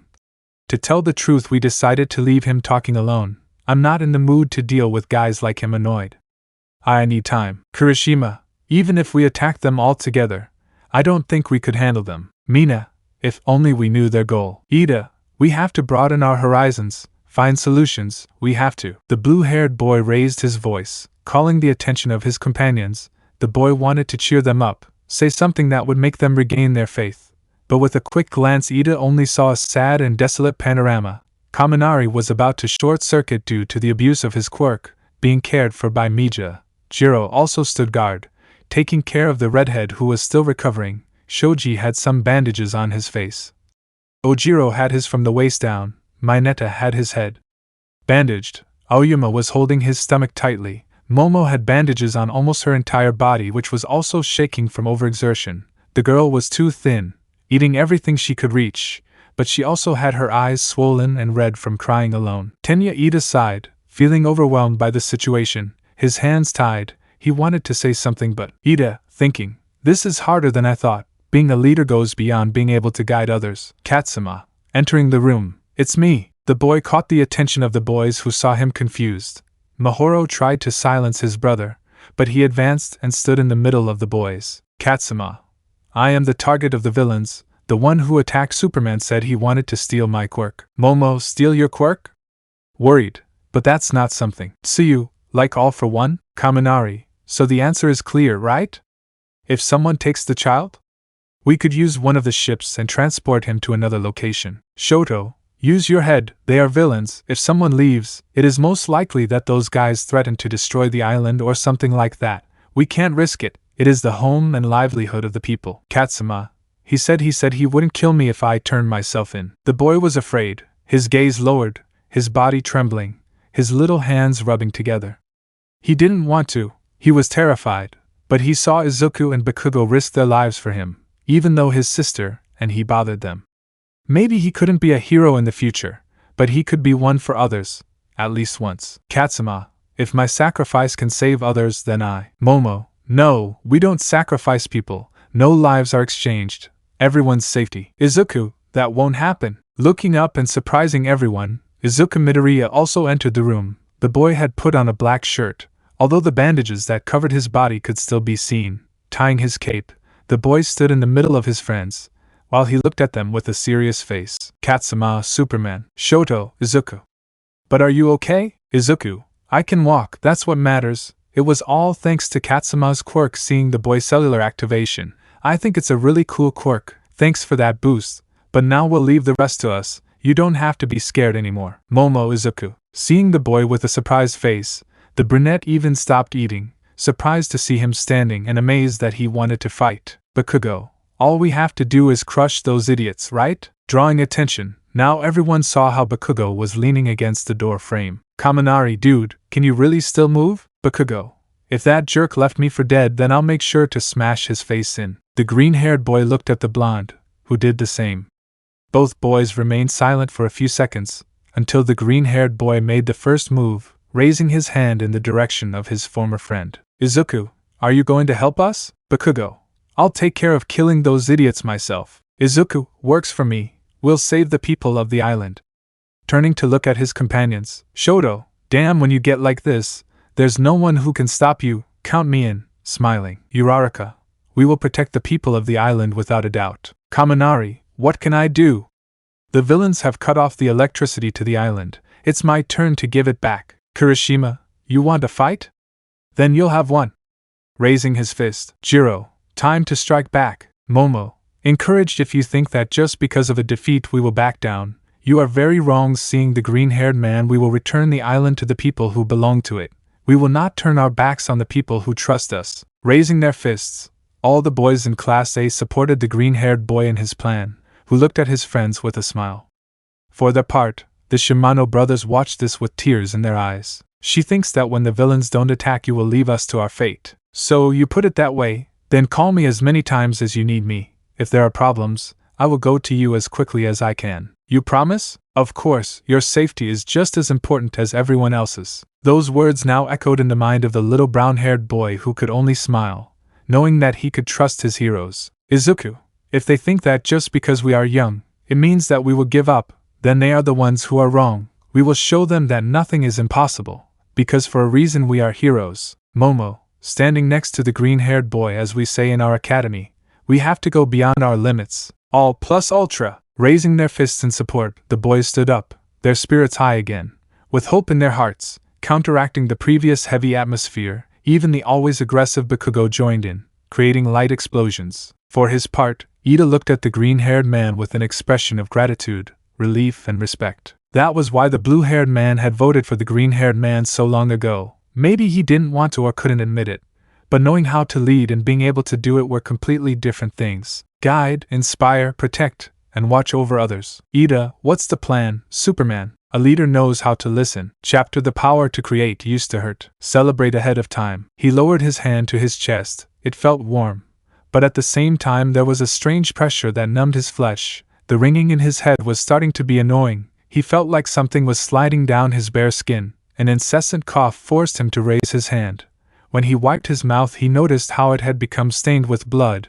His companions looked at him with terror printed on their faces. He wanted to say something, but his body didn't react. Feeling his legs weaken, he simply collapsed. Hours before, with the first rays of the sun illuminating Nabu Island, both sides now prepared, each with their own plan. On the beach, Chimera, Nine and that creature waited patiently for Slice to reach them. Nine, well, Slice. They must have moved during the night. Now they are at the top of Mount Shiroyama. I think it's logical to say that the children are with them. Chimera, we can force them out, people. Nine, they're not stupid. They should have prevented this and also changed their location. Fine. We'll play their game. We'll go straight for them. Raising his gaze, Mount Shiroyama. There are the ruins of a castle, right? Slice, yes. Nine, ironic. They chose a simple ruin as his tomb. Well, a true king doesn't need tricks. At the main gate of the ruins, Class A stood, all staring at the direct path they had. Seconds ticking by and they had to hurry. One last gamble, all or nothing. Ida, Midoriya, it's time for us to start moving. They won't be long in arriving. Izuku, yes, please be very careful. Kirishima, calm down, old man. This time we'll go with everything we've got. Tokoemi, you will face the leader. You must watch your backs. If you have problems, you can talk to us. Izuku, I know, thanks. The same goes for you. We don't know what else the villain can do, so keep an eye open. Shoto, do I have permission to fry that guy? Izuku, if he doesn't give up willingly, turn him into coal, but I want everyone to return safely, okay? The green-haired boy approached his best friend and shook his hand, as a sign of trust. Kirishima looked at the green-haired boy closely. Maybe he didn't know him perfectly like Shoto or Toga, but for him, Kirishima, walking away with his team, sorry to say this, but Midoriya seemed very calm. Shoto, seriously, it's because he's angry. When Izuku seems very calm, it's because he's really angry. Momo, Izuku, are you sure everything will be okay? Izuku, I trust my team, I trust you. We will stop those guys and save the people of the island. I promise you, Momo. Also, I still owe you a meal. The green-haired boy approached the girl, caressing her cheek, moving that loose lock of hair, which made the black-haired girl smile, who sighed, decided to trust the green-haired boy, although before leaving, she approached slightly, placing a soft kiss on her cheek, as a gesture of trust towards the boy who did not expect this. Momo, I trust you, hero. The teams walked away, leaving only the green-haired boy, who stood next to Shoji, who watched the road like a hawk. Shoji, they'll be here soon. Izuku, I know. As the minutes passed, the sound of the waves echoed in the green-haired man's ears, who without needing to use his enhanced vision noticed how the villains had already appeared. Shoji, Superman. Izuku, I've already seen them. They are the 4 remaining villains. In that case, I'll leave the rest in your hands. Below the ruins, a few meters apart, Momo and Aoyama stood, covered by the little nature, noticing how their objectives were getting dangerously close. Momo, okay, time to start. The targets are 20 meters from our position. Are you ready, Aoyama? Aoyama, charging energy. Momo, on the count of 3, 2, 1 now. With the order given, the blonde came out from behind a rock, jumping, letting his cape flutter, reflecting the sunlight. Aoyama, can't stop twinkling. Supernova. Making the villains look up in surprise, the blonde fired a powerful beam which was so intense that it marked a path of destruction in its wake, the complete opposite of the small bursts he usually fired. Chimera and Slice instinctively stepped back, while Nine created a shield that protected him and his strange creature. Momo, good Aoyama, keep it up. Aoyama, plus ultra. Without ceasing his main attack and still with a face of pain, the blonde's shoulders, legs and arms lit up, releasing spheres of energy, which accompanied the main attack, falling in different directions, making both villains forced to dodge, although that meant, Momo, they split up. In that case, it's my turn. Lifting a camouflage print blanket, the girl discovered 2 huge cannons, which seemed to be ready. Momo, I'll use my quirk to the limits. This is my final attack. Double cannon Sun Destroyer. Pulling the handles of both weapons, Momo fired, making the task of dodging more complicated, since the fire and the tremors in the ground made vision and movement difficult. Slice. Dodging that was close. Maybe they're so desperate they don't know where to aim. But the answer would not take long to arrive for the woman, who felt how the ground beneath her feet became looser. A hole opened, swallowing the villain, while Chimera ran, dodging the explosions, although without much success, since Momo had managed to hit him, pushing him off a cliff. The attack had been devastating, but the girl was completely exhausted, making her fall to her knees, breathing deeply, but satisfied. Momo, first phase completed. Izuku, we successfully separated them. Jiro, using his jack, they did it. Those 2 guys were already taken to the planned locations. Shoji, good. Izuku, I know it's a bit risky, but I'm sure this time there'll be nothing stopping us. Seeing Nine, who was walking calmly with his beast, will definitely win this time. Flashback. During the discussion at night, now you could see how the green-haired man was in the center, in front of a desk where you could see a map of the island.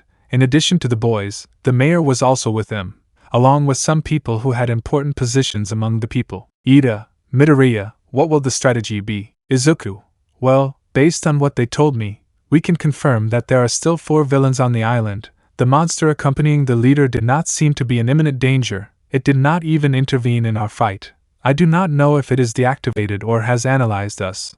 But even so, we cannot let our guard down. There is not much information about the villain either except what the children told us. We will work with that. Regarding the last 2, we have more luck there. So the plan is to settle our base here, pointing to a point on the map in the ruins of the castle. This way the villains will only have one escape route using a marker when they are at this point. We will take care of separating them. We will use the terrain to our advantage. Mayor, the ruins and their surroundings have some caves. They could barricade themselves there. Izuku, we'll evacuate the people. Take them to the caves that are farther away so they're not in danger. We know that those guys are targeting Katsuma, so protecting them is a priority. We'll plan an escape route if necessary. Shoto, what about All for One's copy? As far as he knows, you and Bakugo are dead. Izuku, we will use that to our advantage. And there is something else. When we fought, I noticed times when he seemed to take a breath before continuing with his continuous attacks. When he tried to steal mine, we both got hurt. I deduced that the prolonged use of all his quirks causes his body to suffer great pressure. Momo, like the recoil of a gun, that's why he needs Katsuma's quirk, cell reactivation. Izuku, exactly. Shoto, I see, in that case the plan is to exhaust him, right? Izuku. We'll attack him in large waves, forcing him to use all his quirks without having that respite. Shoto. We will save everyone. Izuku. Yes. Flashback end. With 9 being the last of his team along with his harmless creature, the last step of the plan began, now being prepared by Siro, who faced the villain, showing a devastating attack. Siro, tape shot trident, using his ribbons to tie the rocks that were left loose after Momo and Aoyama's attack along with Uraraka's quirk, the black-haired man surprised the villain, pulling all the ribbons to begin his attack. Uraraka, putting her palms together, release, returning the enormous rocks to their natural gravity. The attack loomed over 9, who, unfazed, began to use her lasers, giving Uraraka the opportunity to gather more ammunition. Uraraka, you want those kids?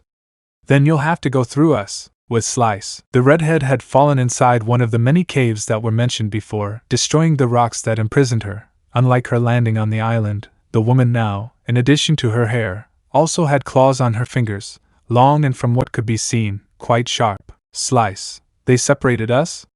I see, they're not as stupid as I thought. The woman was about to leave, but at that moment, a jet of acid began to shoot against the stalactites, which began to fall on the woman who, without knowing where the attack was coming from, used her hair thorns in a blind attack.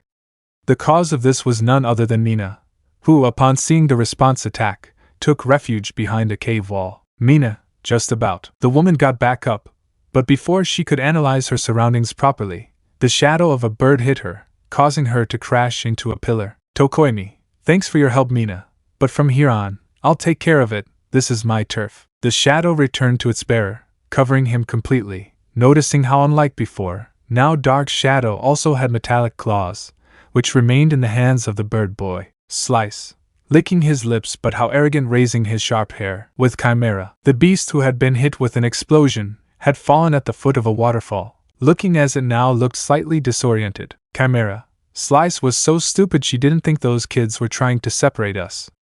I'd better meet up with 9 before. The villain looked up, calculating the distance, but before he could jump, something tangled his leg, dragging him into the water. Tsuyu was the one who started the attack, returning to the outside just in time to avoid being the victim of an icy attack that stopped the entire waterfall, all Shoto's fault, who, willing to do anything to win, had not fully controlled himself. Ida, it went as planned. Shoto, no, it's not over yet. Cracking the ice, Chimera quickly leaped out, surprising Kirishima, who hadn't seen the beast in action. Chimera, congratulations on that. But it wasn't cold enough. Shoto, I held back a bit, consider it mercy. Ida, we meet again. Chimera, silly kids, you better be prepared. Taking out and lighting a cigar. Today I will fight completely seriously. Kirishima, we are not the same as before. Ida, people are safe. There is no one in this place you can threaten. Shoto, basically, we'll fight with everything we've got and stop you starting to emanate ice. Kirishima, you better enjoy it, because that'll be the last cigar you'll taste for a while. Activating his quirk. Ida, getting into a racing stance, turbo reciprocation. This won't take more than 10 minutes. Tsuyu, yes. On guard. Chimera, I like it that way. Flexing his arms, the beast pulled out some sort of feathers from his forearms, ripping the sleeves of his trench coat, ready for round 2. Back to the main battle, Uraraka and Siro did not stop their attack, the girl the same meteor shower that she used before in the sports festival. Although due to the continuous wear, a growing dizziness could be noticed, a sign of being close to her limit, but despite the brave attempt, the man did not seem to stop, mixing his air cannons, lasers and shields, repelling the attack, even managing to hit the heroes with it, who were forced to retreat, although with an ace up his sleeve. Uraraka, he's getting closer to the trap. Siro, are you sure you can do it? Uraraka, if I don't try then I won't know. Are you ready, Mineta? Mineta raised his thumb in the distance. He may not have heard his companions, but seeing them so close made him understand that his role was about to begin. Mineta, trap ready to activate. Landing next to the dwarf with spherical hair, Uraraka walked a few steps. In front of her was a wall of logs, which stopped multiple rocks of various sizes, but they waited impatiently to seek their freedom. Uraraka, plus sweating ultra, using her quirk despite already feeling dizziness creeping up inside her, the girl made her best effort, lifting that wall on the steep slope, allowing the rocks to advance. Siro managed to pull his companion out of the path of the avalanche, putting her to safety, and using another ribbon to throw Mineta, who removed the bandage he had on his head, showing a face that expressed very clear anger. Mineta, are you hungry, damn it? Eat some stone soup, super grape. Ignoring the now calm headache, Mineta threw the spheres with force, sticking the debris together, in an attempt to immobilize 9. The boy was so determined to do this, that he cared little or nothing about being bleeding from the head, even rolling his eyes in anger, only stopping until he saw his work finished. Zero, we did it? We really did it, Uraraka.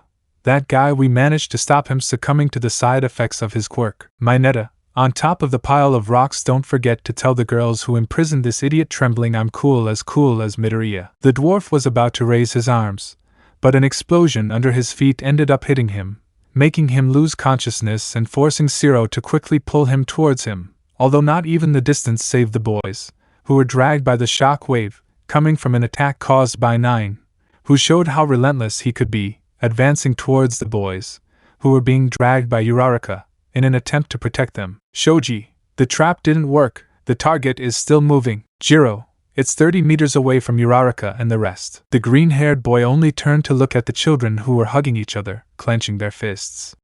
The element of surprise was important, but the safety of his friends. 9. See you, never raising his hand. The man activated his quirk, lighting up his fingertips. Uraraka stood up, putting herself on guard, although before she could attack, she had to cover herself from a brilliant attack, courtesy of Oyama and Momo, who, seconding her partner's naval laser, created an energy cannon. Uraraka, Kriati, Momo, sorry for taking so long, guys, please run away somewhere. But the girl could not finish speaking. At that moment, the man used his air cannon, attacking both boys. Momo pushed the blonde Frenchman away, creating a shield that protected both. 9. The game is over. The man said this, activating his laser quirk, although it appeared as high-intensity beams, raising his hair and giving him a more threatening appearance.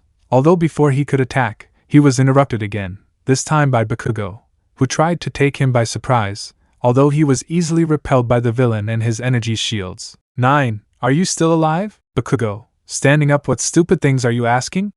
You should be the one who just gives up and dies. Shoji, Bakugo, Izuku, Shoji, Jiro, please take care of Katsuma and Mahoro. Jiro, Midoriya? Izuku, the mission is to stop that guy here and now. Shoji, are you sure you can fight? Your power. Izuku, I have enough to stand up to that guy. I couldn't call myself a hero if I just stood by and watched my friends risk their lives. The green-haired man looked at those present, giving them a smile, seeking to reassure them, taking flight, with a goal in mind. Bakugo, take this. Attacking. Izuku, if I have to give my all to protect this island, then I'll hit with more force than I ever thought I'd use. Raising his fist, Izuku caught 9's attention, who was surprised to see the green-haired man alive, creating an energy shield which he had reinforced. Although, as if the surprise were not enough, the green-haired man managed to scare the man, because even though his energy was quite reduced, the boy managed to destroy the shield, hitting 9, making him retreat, but giving a clean shot to Bakugo, who used his new grenades. Bakugo, they said the mission was to stop you and force you to use your quirks, but I personally prefer to completely destroy you first. The blonde pushed off with force, although Izuku also joined the attack, taking the blonde, spinning in the air. Izuku, you want to fly? Then fly. The blonde was thrown hard by the green-haired man, who smiled sadistically, recognizing these words, charging an explosion. A hero trusts his friends as much as he trusts himself. Bakugo, explode a pult. Using both grenades, sacrificing them in the process, the boy made a powerful explosion, which blinded the boys for a few seconds. When the smoke cleared, it could be seen that 9 had enclosed himself in a sphere of energy, proving that energy quirk had many more uses than either of them believed. 9. That attack, it wasn't bad. In the cave, the battle between the bird boy and the redhead was being more hard-fought than one might believe. Tokoyami, who thought he had a chance by being in her environment, now found himself cornered by the villain, who was launching various attacks with a sadistic smile on her face.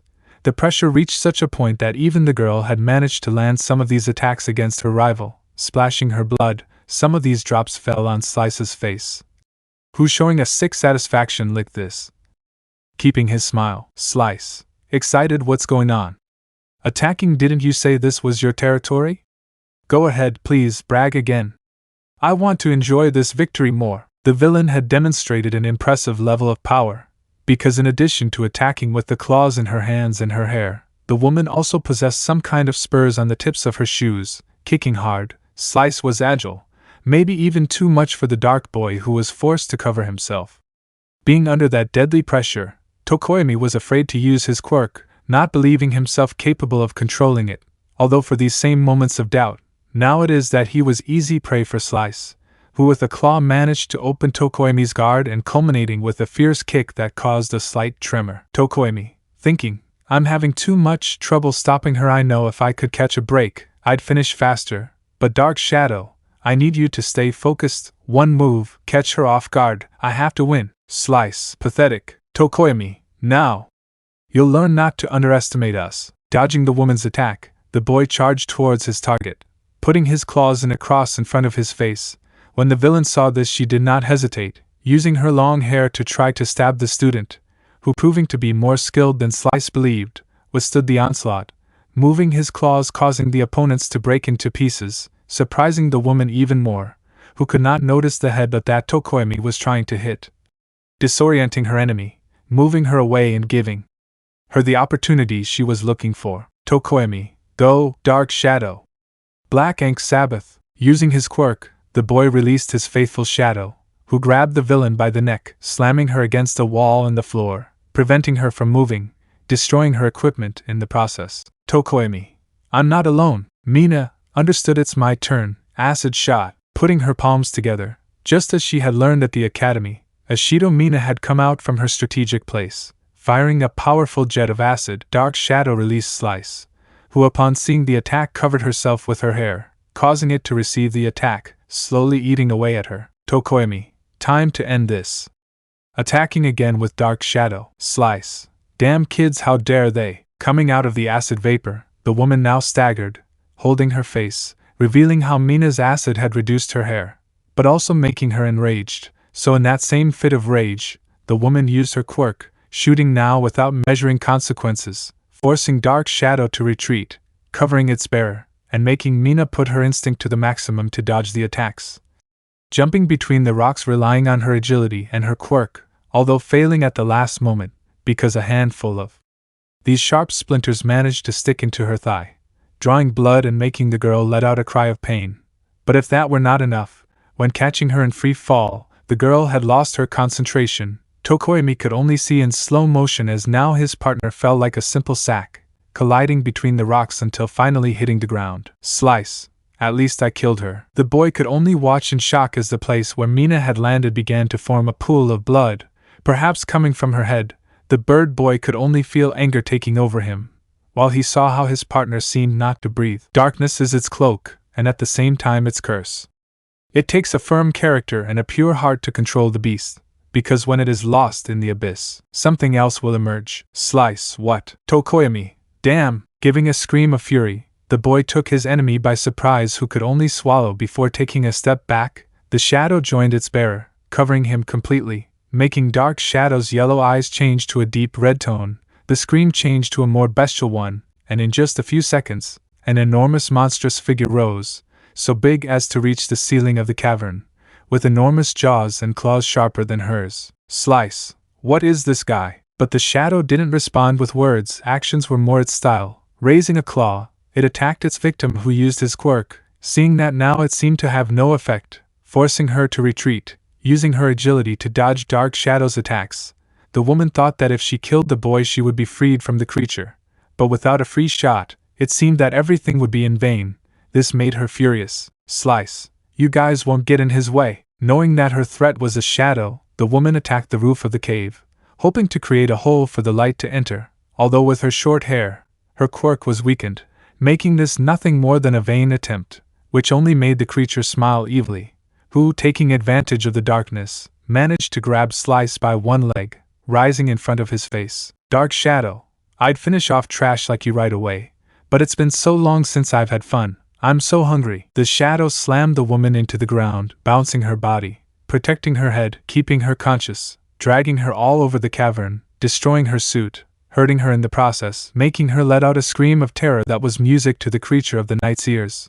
Although unfortunately for her, Momo's attacks had left some areas quite sensitive, prone to fracture, and when Dark Shadow was about to finish the job, a bad crash caused the ceiling to collapse, hitting the shadow, letting the light in, making the battle end with the only witnesses fainted. With Chimera, Ida ran as fast as he could, jumping and finishing with an axe kick directed towards Chimera's head, who managed to cover himself, broke the boy's leg, pushing him aside, just in time to dodge an attack from Kirishima, who threw a punch. Kirishima, Red Gauntlet. Chimera managed to cover himself with the feathers of his elbow, taking the boy by the back of his head, throwing him against the mountain, but leaving the way clear for Shoto, who used a warm attack, trying to incinerate the creature, who using his strength, created an air barrier that diverted the path of the flames, although giving Ida the opportunity to land 2 kicks that, although they did not have the desired effect, made the monster turn around, now making it easy prey for a freezing attack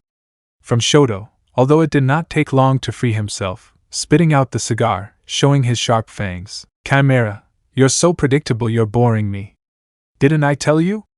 It's useless trying to stop me. The monster flexed its arms, a sign that it was preparing a new attack. Although making the boys smile, the beast's body froze after feeling a tingling sensation. Chimera, what?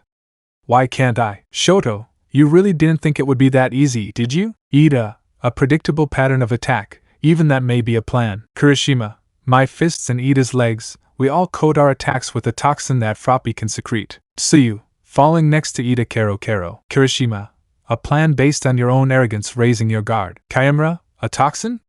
How clever, but now it's my turn to show you. Why do you call me a monster? Managing to force its body to react, the beast freed itself from the paralyzing attack, although adding more danger to its already characteristic appearance.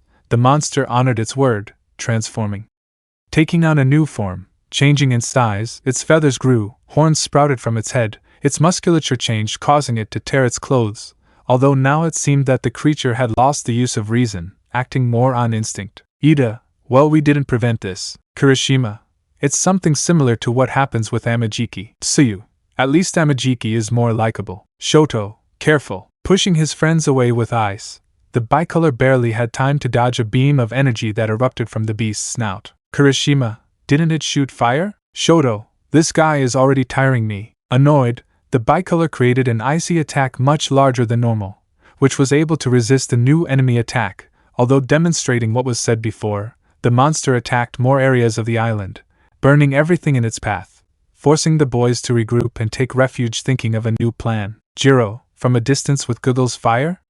Wait, that's where Kirishima and Todoroki are. Oh, Jiro, are they in trouble? We must go help them. Shoji, negative. Our mission is to protect Katsuma and Mahoro. We are the line of defense if something happens. Kirishima, but how much power? Tsuyu, it seems that her quirk is a constant evolution to overcome obstacles. Ida, an accelerated evolution that would explain how it can easily adapt and surpass us. Damn, my Recipro is reaching its limit. We need a new plan. Shoto, accelerated evolution if we find a way to stop it. Ida, that would give us a chance to stop it. Shoto, charred cells can't regenerate. That's something the old man said when he faced a Nomu. Do you think you can give me an opening? Ida, what's the point? This guy isn't a Nomu, you can't. Shoto, I know, but if the charred cells can't regenerate, that means the frozen ones. The bicolor saw Ida, who had taken off his helmet. Since it was practically destroyed, the red-eyed looked at the bicolor for a few seconds until he understood what he meant and nodded. Ida, you'll have a very tight window. Will you be able to take advantage of it? Shoto, I have the form. Ida, good, trusting the mixed-haired boy. This will be our last attack. Noticing how his exhaust pipes spit out some trails of smoke, the boy decided to bet everything on Shoto's plan, turning his gaze, finding his reflection in the green eyes of Tsuyu, who upon seeing Ida's gaze, did not need to think twice. Tsuyu, it will work. Kirishima, well, in that case let's do it. The creature's attack ceased, taking a couple of steps, noticing how a figure in white armor was not far away, making him growl. It was one of them, someone he hated like crazy, a damn hero. Charging the lightning bolt from its snout again, the beast attacked, watching as Ida ran away from the deadly attack, demonstrating impressive agility despite his speed, although this was nothing more than a simple distraction. Kirishima, I think I know where you got your inspiration from. Moving through the frozen water, Kirishima now served as a sled for Shoto, who waited for the opportunity to attack. Shoto, sorry for using you again, Rodolfo. Kirishima, Rodolfo was a reindeer genius. Besides, I'll be fine. I'll withstand the attack, although you better finish that guy off. Is that clear? Shoto, yes. Noticing the presence of the boys behind him, the beast turned his body, preparing a new attack, which soon turned towards the redhead, who put his hands in the shape of an X. Kirishima, I will reinforce what I break. I will be an unbreakable wall. I am the armored hero, Red Riot, and this is my best attack unbreakable. Adopting that intimidating appearance, the boy expressed all his courage and determination, showing those sharp fangs he had, without lowering his head or feeling hesitation.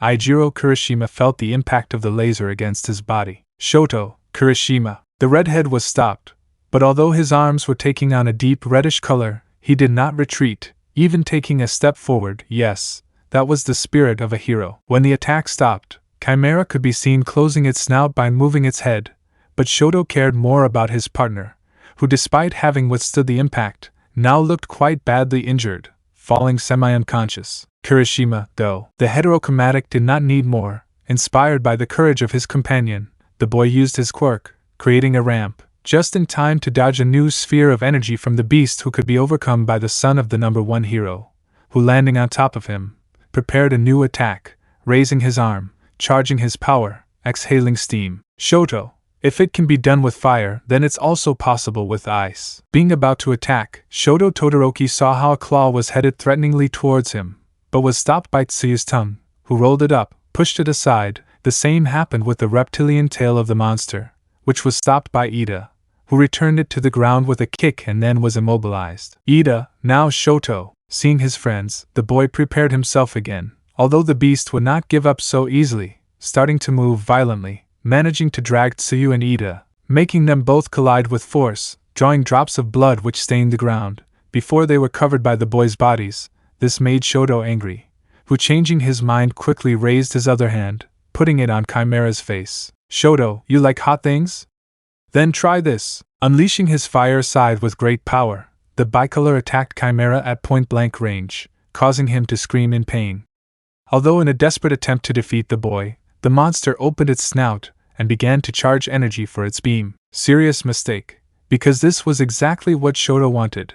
Raising his opposite hand, which already had its final attack ready, Shoto cooled down a bit, steaming from his snout. Chimera was unable to close his jaws, only able to move frantically, hoping to get the boy off him, but without success, because something that characterized Shoto Todoroki was his stubbornness, an enemy that Chimera regretted underestimating. Shoto, I'll lower the temperature to the maximum. Letting the frost cover his hide, the boy unleashed his full icy power, paralyzing Chimera, first with a layer of ice, but then to the beast's terror. Ice gushed from his snout and out through his paws, creating an icy path, fainting the beast and ending the fight. Shoto Todoroki just breathed deeply, trying to catch his breath. Although feeling his body heavy, the boy fell, seeing that this time the beast had been completely defeated. Shoto, it's time to hibernate, friend. Izuku, we've already done our part, you guys have to defeat that guy. The landscape was an ode to destruction, yes, but the ice in the center of the stage denoted one thing: the heroes would win no matter the cost. Or not. Back at the center of the main battle, Izuku and Bakugo gave a lesson on how even in risky situations, they could both work quite well as a team. Still weakened, Izuku attacked with bursts of his heat vision, advancing to one side, while Bakugo headed in the opposite direction, using strong explosions, forcing Nine to defend himself, creating more energy shields, not knowing where to attack, although with his air cannon, he managed to destabilize Bakugo's race, ready to riddle him before he could recover, although being stopped by Zero, who even with his helmet broken, had decided to return to the fight, taking a more active role, ready to help his friends. And although the intentions of the black-haired boy with the ribbons were good, his effort would not be of much use. Nine's strength was overwhelming, and to his misfortune, he surpassed him by far. The villain did not even hesitate before using his air cannon practically at point-blank range and riddling the boy with his lasers, causing an explosion that threw the boy near the cliff of the island. Bakugo, Zero. But the boy was not alone, because emerging from the dust, in a very familiar attack, Ochako Uraraka revealed herself, jumping towards the man's back, hoping to catch him off guard. Uraraka, thinking, if only I could lighten her load a little, just a little more. But the girl's hopes were destroyed when a huge blue dragon emerged from the man's back. The creature opened its snout and, just like it did with Bakugo, grabbed her between its fangs, making the girl scream. Izuku, Uravity, taking flight. Izuku saw how the dragon took Ochako away, only to release her at a great height, although she was able to be caught by the green-eyed man. Izuku Ochako. Please tell me what. Uraraka. 1 meter Izuku 1 damn meter sore. Angered, the feeling of weakness was irritating him too much. Not feeling at his full energy in 2 quick trips, Izuku left Zero and Uraraka with Shoji and the others. Both had wounds to treat, and despite his attempts to get up, the green-haired man was willing to give his all, even if he had to draw strength from the damned stones. Izuku, please take care of them. I shouldn't have exposed them like this. Shoji Midoriya. Izuku, I'll make that idiot back down one way or another. I'll contain him or defeat him. I'll find a way. Jiro, Shoto and the others were able to defeat that damn monster. Izuku, Tokoyami also managed to complete his mission. Only the 2 of them remain. The green-haired boy turned his gaze, only to witness how 9 used his lasers, destroying Bakugo's grenades, causing a couple of explosions that affected the blonde. When the smoke dissipated, you could see how both arms were now purple, swollen and full of blood. Izuku, Bakugo, thinking, that jerk is getting too close to the kids. Damn. My arms, I don't think I can even feel them anymore. Breathing deeply, the blonde raised his head, showing how his forehead was dripping blood, covering half of his face, reddening one of his eyes and finally dripping down his nose. 9. You really are tough. Let me test your limits. Using his air cannons, the man attacked Bakugo with his lasers, who, unable to resist, gave a cry of pain, which made both children cover their eyes, getting behind Shoji, avoiding seeing the massacre. 9 dissipated the smoke, seeing how Bakugo was completely lying, face up, looking as if breathing was a titanic task. 9. How boring. Pulling out another dragon from his back, the man raised his creations, looking at Bakugo with disdain, before launching both of them against the blonde, ready to kill the blonde. But this time, the smoke was not significant of a misfortune. Even with his diminished forces, Izuku Midoriya was now in front of Bakugo, using his hands to stop the heads of those draconic creatures. 9 used a little more force, but with courage growing within him, Izuku squeezed one of his hands, destroying the dragon's head. His eyes turned red and with a single shot, he cut off the other's head, which fell in front of 9. 9. You, Izuku, I told you, no matter what you do, this won't end until I stop you. Without another word, the green-haired man charged at 9, ready to finish the fight. But all the boy got was to be stopped by an unexpected guest. That creature that before did not seem to be a threat, was now in front of the green-haired boy, managing to stop the boy's punch. Izuku, what? Chassis integrity at 99%, repairs beginning. The green-haired man was about to strike again upon hearing the voice, but the beast was quick to respond, striking a blow that sent the green-haired man flying. 9. If what they said about you is true, then do your job. The creature raised its head, moving it as if analyzing its surroundings, then began to rise. Environmental analysis. 23 objectives. Power beyond the sun. Power starting the absorption process. 9 looked up, before shaking his head as if he didn't care. The man, seeing that no one could stop him, decided to continue on his way, although to his misfortune, the cost of his effort took its toll, making the man retreat.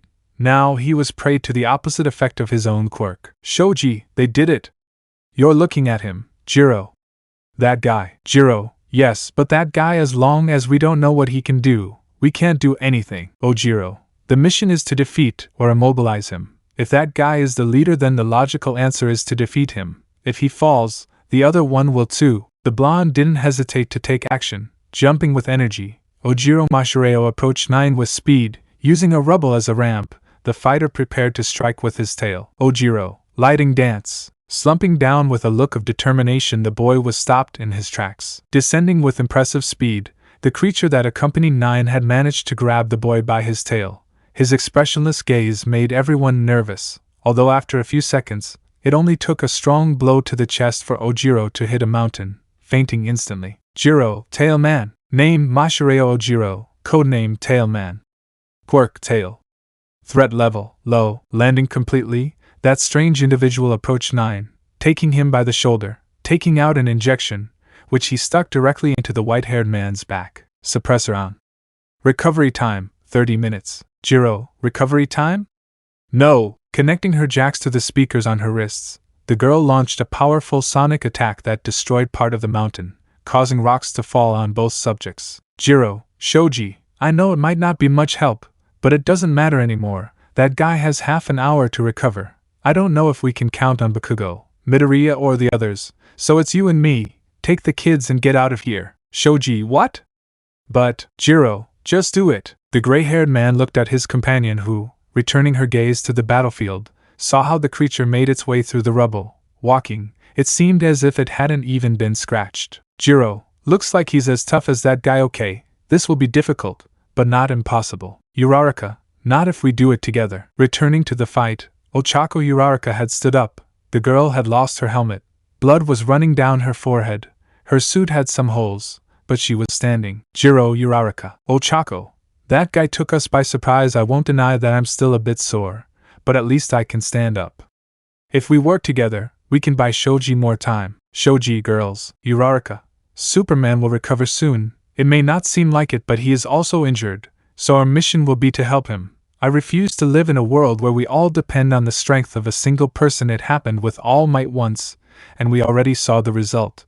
So now our mission is to protect people. Jiro, you have to go. We'll be fine. The gray-haired man hesitated for a few seconds, but after letting out a sigh of resignation, and without being able to say anything, the young man turned around, taking both children, and started running. Jiro, are you sure you can fight this? Uraraka, and you? Knowing the weight of the decision they made, both girls looked at the beast, before launching into combat, without knowing what awaited them. With Izuku, the green-haired boy had woken up, slightly dazed after that blow. Standing up slightly, the boy observed the path of debris that his fall had made. Slowly recovering, Izuku shook his head. Izuku, Bakugo Ochako Katsuma. The sound of lightning put him on alert. Forcing his body to move, the boy used his enhanced vision, seeing how that strange-looking creature was now fighting against Jiro and Uraraka, while 9, although weakened, advanced slowly. Izuku, no! Flying at great speed, the boy tore down some trees with the sonic boom, but reached the creature and gave it a strong blow that pushed it away. 9, how come you're not dead? This is already irritating, Izuku, and I thought we would already be good friends. Taking a step aside, I already told you, you won't pass, you won't make it. 9, kid, you are someone quite admirable, but at the same time too delusional. Even though your plan to remember me and separate me from my team has worked, you still forget that I am not defeated, much less am I alone. Izuku, I know that, but I just threw your friend back quite a few kilometers, so I guess the battle is a little more even. 9, no, I wouldn't see it that way. You see, this creature isn't just any villain you've faced or met before. It seems to me that you're related to the term Nomu, right? Izuku, Nomu Shigaraki. 9, exactly, although simply calling him Nomu, even to me it seems like an insult. The doctor who helped me with my evolution mentioned that he went beyond a simple Nomu. Izuku just stared at his rival, clenching his fists, waiting for any sign of danger before acting. 9, as you know, the Nomu that Endeavor faced was different from the others. I don't know what that group of weirdos is doing,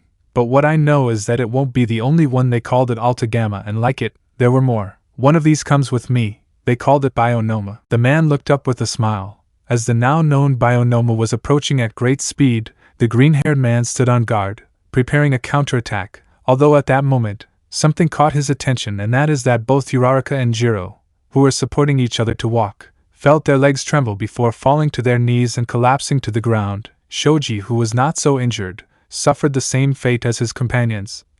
The green-haired man returned his gaze to the front. Seeing how his enemy had now suffered an increase in size and speed, delivering a blow that Izuku had to cover himself from, being moved back by a few centimeters. 9, I'm surprised you didn't ask. I thought you'd be more curious. But as you may already know, the Bionomu, like its lesser counterparts, possesses more than one quirk. I challenge you to find out which ones they are. Izuku, you're being nicer than last time. 9, consider it an act of respect and mercy. Paying attention, the rival had suffered more than a change in size, his strength. You didn't have to be a genius to know that he had obtained a potential increase. Nomu, power beyond the sun. Izuku, thinking, is he seeking power? Uraraka, Aizawa, I don't feel well, my energy, it's like when we faced that Yakuza. With the help of his super hearing, the green-haired boy had heard the last words that the brunette had said before fainting. The boy barely had time to react, managing to block a blow from the Noma. Izuku, thinking, this thing can absorb the life energy of others? But that Yakuza had to touch the victim also. It stole Ochako and Jiro's energies? I can't take it lightly. Dealing a blow, Izuku threw the Nomas several meters back, landing next to an unconscious Bakugo, unaware of what this could unleash. Nomu, processing name, Bakugo Katsuki, Quirk, explosion. Threat level high. Approaching with his fists raised, the boy was close to landing a blow. But not only was this avoided by the Nomu, but proving to be more agile than one might think for someone of his size, he put his hand in front of Izuku's face, creating a powerful explosion that made the place rumble. Waking up, forcing her body to move, Momo Yaoyorozu now found herself carrying her companion Aoyama, who was completely unconscious. The girl forced herself to walk, taking deep breaths. Her body felt heavy, as if all her strength had been taken from her. Momo didn't even know how she could still be conscious. Her gaunt appearance, pale skin and excessively thin build were proof of this. The girl wanted to continue, but her body demanded rest. For a second this idea even seemed pleasant to her. Although when she saw how Jiro and Uraraka were lying on the ground, she gave up on this first idea, forcing her body to move and her mind to react. Arriving with her companions, Momo, Uraraka, please react. Uraraka, Yamamo? Momo, what a relief, they're fine. Uraraka, if I'm honest, I don't know how to answer that with accuracy. Momo, what happened? Uraraka, that's what happened. A new Nomu, as strong as the one that faced Endeavor. He called it High Gamma. Momo, High Gamma? Uraraka, I don't know what kind of things the League is creating, but this Nomu, it's different. I can feel it. We were fighting, but from one moment to the next I felt like my strength was leaving me. Like all my energy was being drained from me. I've only felt that once before. Momo, when? Uraraka, when I faced that Yakuza in Ares mission. The brunette looked at her partner without knowing how to react. It was well known that the Nomas had multiple quirks. It was no secret to anyone. They had experienced it firsthand. But taking things into account. Momo, where's Izuku? Can you get up? How's Jiro? I'll make something for Uraraka. I don't know if I have the strength for that. I protected Jiro from that idiot's attacks. Even so, I wasn't the best shield. No, save your strength. You look in bad shape too. Jiro is just unconscious. I assume that guy did the same thing to him. But if you're the same god, this can't be good. Izuku is he's fighting that thing. But insert whatever it takes by Imagine Dragons. Now continue reading. The sound of an explosion made both of them fall completely silent. In the first seconds, they thought with relief that their explosive partner might have joined the fight. But when they turned their eyes, Izuku's body had been thrown somewhere else, not so far from the battlefield. It was the Nomu who had his arm extended with his hand open, smoke coming out. Momo, that was that guy. Did he use Bakugo's quirk? The Bio-Nomu wasted no time, quickly approaching Izuku, raising his arm again, using more explosions against the boy, which alerted both girls, although in Momo's case, the shock was so much that she didn't even hesitate, using her little energy to create a weapon, the same laser gun with which she had attacked 9, although this time being bigger, but also spilling a reddish liquid. A sign that the girl was demanding more of her quirk, but she wasn't the only one. Uraraka had also gotten up. With trembling hands, almost unable to open them, but ready for combat, she used her quirk to lift some rubble, using gunhead's fighting movements to use them as a projectile, drawing the attention of the Nomu, who turned to look at them, turning on his gaze. Nomu, processing name, Ochako Uraraka. Quirk, zero gravity. Threat level high. Momo, what did he say? Dodging the projectiles and the girl's weapon, the creature moved quickly with the help of its explosions, taking one of the debris which began to float. Uraraka, what? In shock, the rival didn't give them time to think. Turning on itself, it propelled the rubble against the pair, although Momo would anticipate this time, using her weapon, destroying the projectile, making the Nomu now skin her. Nomu, processing name, Momo Yaoyorozu. Quirk, creation. Threat level, extremely high. Uraraka, Nomus usually have more than one quirk. This guy can steal our energy.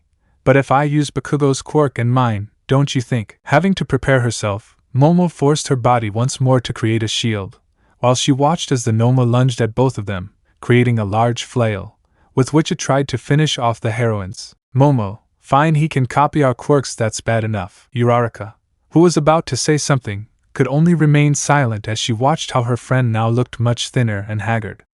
Momo had pushed her body and quirk beyond belief, now even showing more blood marks. Uraraka, Momo, we have to move. I don't know how long the shield will last resisting the blows. Take the cannon you created. At my signal, fire. Uraraka, okay. Momo, 1-2, feeling her spleens fall. 3. Watching as the brunette took the barrel and prepared it, the girl smiled, lowering the shield, leaving the way clear for Ochako, who was about to pull the trigger, noticed how the Noma had also created a weapon, with which he pointed at the girls, When they were surprised, the female did not hesitate to pull the trigger, generating an energy shock that led to an explosion, and with both of them knocked down, while the enemy, as they expected, did not seem entirely damaged. Momo, seeing how the brunette had been the most affected by the crash, did not hesitate to protect her, putting her behind her, thinking about what she could create to help them. It would hurt, but if she could do something cold and emotionless, something already classic in beasts,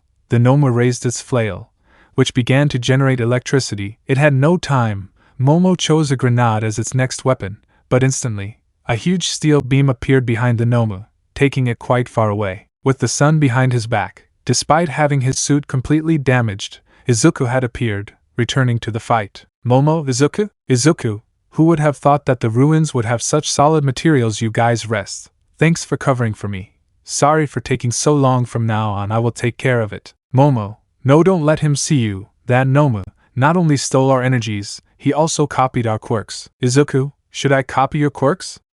Okay, understood, thanks. Flying towards the target, the boy cut a part of the beam with his heat vision. The Noma was standing up, but Izuku stopped him. Using the beam as a bandage, the green-eyed man covered his vision, welding it and disorienting the creature, which did not stop. Even with this impediment, he located the boy, hitting him forward, but receiving a quick counterattack from Izuku, who hit him hard in the stomach, pushing him meters back, taking the beam in the way, hitting the Noma, and preventing him from being able to release even a blow, although it only took a breath for the beast to use its electrified flail, dealing a blow towards Izuku, managing to push him away, finally giving himself the opportunity to remove the metallic bandage. Izuku noticed this, lunging at the rival, who just moved aside with great speed, causing the green-haired man to impact against the mountain. Bionomu, name, Tenya Ida.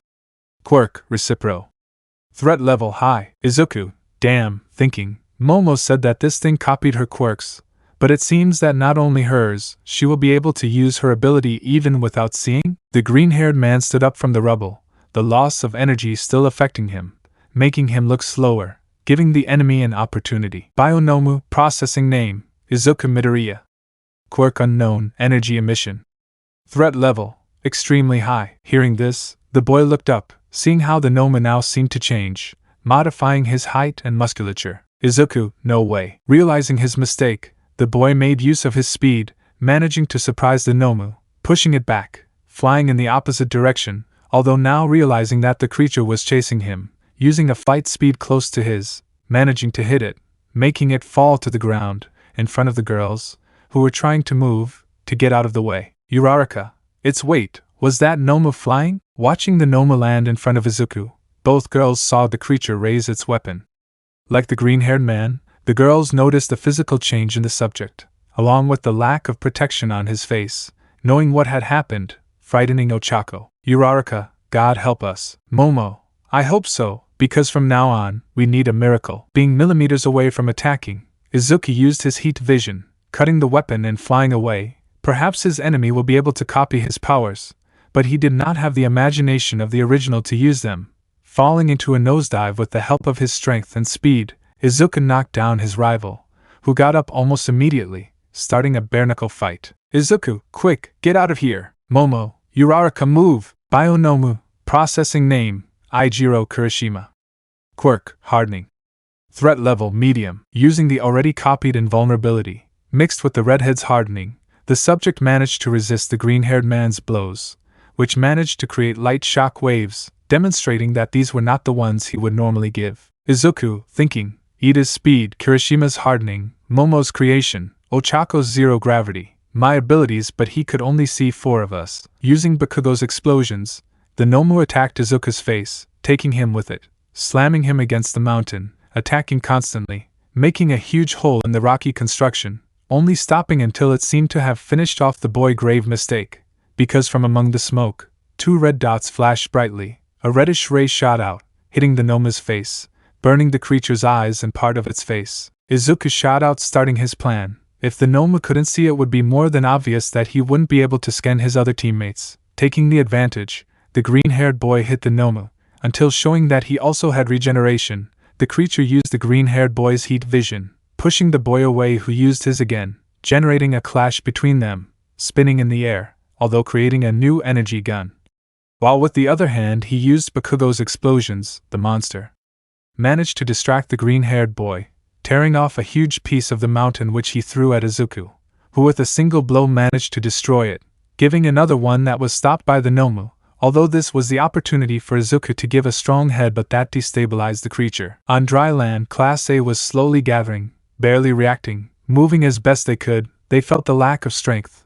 But even so, despite the victories, seeing the weather and hearing the loud bangs, they knew that the fight was not over yet. The first to arrive were Ida's team, who despite the pain, helped Tokoyami and Mina out, as well as immobilized Slice, who had been completely shaved. Bakugo had also stood up. It was obvious that he was not in optimal condition, but his pride was stronger. The blonde saw how Nine was writhing in pain. He thought it would be a battle one, although when he looked up he could see the real problem. The fight of Izuku versus the Nomu created strong shock waves that made the earth tremble and extinguished the flames. Bakugo watched this, clenching his teeth and fists. He really wanted to join the fight. It infuriated him to see how the Nomu used his quirk. The feeling of helplessness hit his pride, but even though he knew that he would not care about the pain in his arms, when he made them back preparing an explosion, he gave up. The blonde watched as Izuku landed a punch on the creature's jaw. The blonde swore he heard something crack inside the Nomu. He was sure the blow had been so forceful that it should have broken or even ripped it off. But even so, the monster didn't even seem hurt, throwing another punch that was blocked by Izuku. Bakugo turned his head to the side, not wanting to see that. He knew it, he really knew it, and that hurt too. Insert human by Rag and Bone Man and read on. Once the majority of Class A was gathered, they all watched with attention, astonishment and fear, as that Nomu had been the cause of the theft of their energies and the copying of their abilities. Ida's quirk was used for evil, serving as an impulse to kick with great intensity to Izuku's head, while Kirishima's hardening helped withstand the impact of heat vision. Zero felt a pain in his limbs when he saw how the Nomu used the ribbons to entangle Izuku, dragging him across the battlefield, immobilizing him with Mineta's spheres, leaving him as easy prey for a powerful shot from Aoyama's naval laser, and with Uraraka's quirk finished it off with a shower of debris. Uraraka, that damn Ida. He's using our quirks like it's nothing, moving in pain. The green-haired boy emerged from the rubble, wounded, too much in the eyes of his friends. He tried to advance, but using the reaction that Izuku and Ida's speed had given him by copying their abilities, the creature raised his hand, generating an icy attack that everyone recognized. It looked too much like the one Shoto had used against Zero at the sports festival. Even this one seemed much more powerful, but not content with that. The creature raised both hands. With one he generated a flare so powerful that it forced everyone to take cover, and with the other he finished it off with an explosion that could only resemble those that Bakugo would make using both hands. Shoto, can that bastard mix our quirks? The place the boys had used to fight was now completely destroyed. The waterfall, the grassland, everything prey to flames and huge holes. The only thing that remained intact were the ruins of the castle. Everything seemed to indicate that Izuku had taken the fight as far away from there to protect the children and the people. Izuku tried to get up, feeling his whole body tremble. He had to find a way to stop this guy quickly before something else happened. The Nomu saw how the green-haired man raised his guard again, so with a sigh, he used Shoji's quirk, creating more copies of his arms, of which he also made copies. Once he was prepared, the monster activated the emitter-type quirks on his limbs: fire, ice, explosions, naval laser, dark shadow, earphone jack, creation, heat vision, recipro, tape, pop-off, electrification. All combined in an attack too big that no one would believe they could withstand. Izuku looked up, knowing he had to move, be fast. The next thing his companions saw, they couldn't even describe, much less decipher. Both simply disappeared from sight.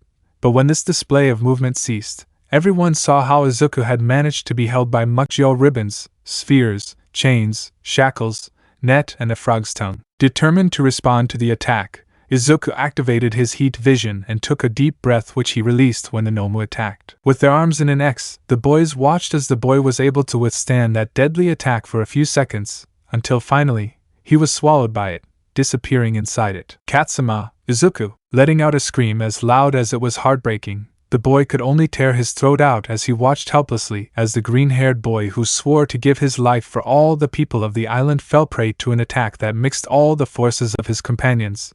The child had apparently escaped from Shoji's protective arms, returning only to see such a heartbreaking scene. 9. I knew it. No matter how strong you are in the end, there will always be someone who knows how to stand up to you. The man said this as he recovered his countenance, standing up. Apparently the effect of the suppressant had finally taken effect, now having 2 threats. Mineta, he'll get up, right?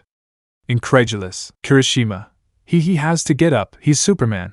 Ever since I've known him he's never been defeated, Mineta, heroes are cool and strong. Mito Midoriya the dwarf with the spherical hair could only crawl, he couldn't feel his legs, his head ached. But seeing his companion like that, Shoto, die, in a state of uncontrollable rage caused by the impact of seeing someone use their quirk in such an atrocious act, Shoto Todoroki had used the power boost he had against Chimera. He didn't care about his own physical state. The boy could only think about saving his best friend. Ice sprouted from his body and the ground advancing with a deadly step, until reaching the Nomu, who turned around, turning on his heat vision. Perhaps the green-haired man would never have used his abilities with murderous intent against his friends before. He himself had said so. He didn't know the true power they had. But the truth is that at that moment, it wasn't Izuku who had used the heat ray. Melting the ice as soon as it came out, the Nomu repelled the icy attack, almost riddling Shoto, who was moved by Ida, although the latter did suffer the consequences, since part of the beam had hit him in the side, causing him great pain. Nomu processing target, Class 1A of the Hero Course, Affiliation, UA Hero Academy rank, Hero Aspirants. Threat level, low. The Nomu didn't say anything else, starting to advance, walking towards the boys, who knew they were at a total disadvantage. Without strength and with their quirks copied, everyone started to think of a possible plan B. The boys felt against the ropes. Izuku, you know usually I don't like to show my emotions. If my rivals know how to manipulate me, I would be easy prey. But in this case I'm really furious. Making the Nomu turn its head, Izuku used his flight and speed in such a way that his enemy could not notice the punch that hit his face with such force that his neck had turned completely around as if it were an owl. And just like the animal would do, the Nomu returned its head to its position without flinching, preparing a new attack, which had to be changed for defense, since Izuku had thrown another blow, along with a blast of his heat vision. Ida, he's furious. Siro, after that attack who wouldn't be? Kirishima, seeing Izuku, hey, it's because he's angry. When Izuku seems very calm, it's because he's really angry. Kirishima, or maybe not. Back to the fight. Izuku was now in close combat against the Nomu. Using his speed and strength, the green-haired man managed to close down his rival, preventing his movements, not allowing him to find an escape route. Nomu, analyzing name, Izuku Midoriya Quirk, unknown type, emitter threat level, extremely high. Izuku, yes, and I'm extremely angry. Nomu,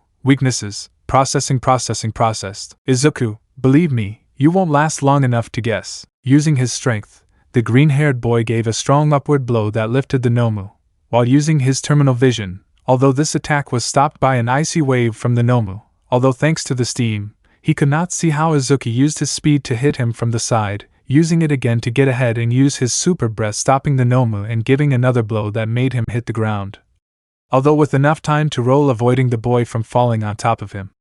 As Kirishima had said, despite giving all the signs, the green-haired boy was not blinded by fury. Using a pattern of movements that would be considered erratic, the boy now seemed unpredictable, managing to break the Nomu's guard, taking advantage of his range of abilities, preventing the Nomu from using his own for the most part. The speed that Izuku showed was so much that the bio-beast machine could not adapt to the constant changes, failing in the choice of copied quirks, making the task easier for Izuku, who noticed how the Nomu managed to look so hurt like him. Unfortunately, like Izuku, the Nomu was also preparing a counterattack. This slowness in choosing powers was also due to the fact that the creature was concentrating almost entirely on finding a weakness that could help it win. Without finding an answer among its files, the green-haired man's blows were already beginning to make the monster's systems fail, who ended up falling face down on the entrance path to the island. But this last blow, rather than defeating the creature, seemed to help it. Because at that moment, with the clash of energy created, golden rays sprouted from Izuku's body without him noticing, impacting the creature, and for a second, his eyes turned green. Do you know if it exists? Multiverse rifts. Multiversal rift, a flaw in the fabric of reality and a gateway that allows things to leave this universe, or failing that, enter our planet. Since their arrival, more of these doors have been seen, their presence sporadic, remaining open for no more than a few hours after they are detected, as if someone out there were closing the door as soon as it opens. Doors that open as soon as they're detected naturally, these may not stay open for long, a fault that can be corrected. But what happens when this fault accidentally turns into a tear in the fabric? A tiny, forced open hole that's overlooked. The day will come when it will no longer be enough. One day, one of them will remain open long enough for knowledge to reach us. Momo, analyzing weakness, sodium silicate hydroxide, lithium and boron kryptonite. Taken by surprise, the green-haired boy stopped his attack when he heard the Momo say that.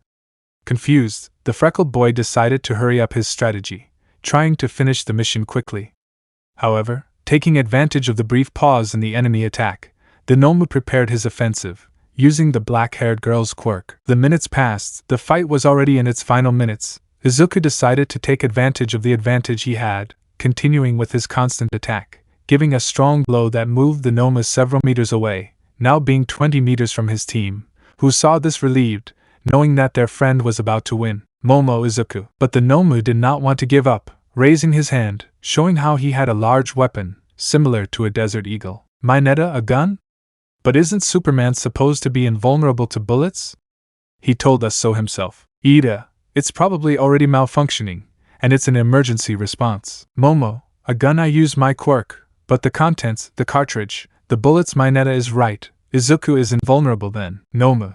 Linasi B307, OH, sodium lithium boron silicate hydroxide. That girl's quirk can be really useful in the right hands. Izuku, okay, so if you can talk. Looking at the weapon unfazed, Izuku just clenched his fists before taking flight at great speed. Momo, Superman, from me to you. Determined not to let him finish speaking, the green-haired man charged his heat vision and raised his fist.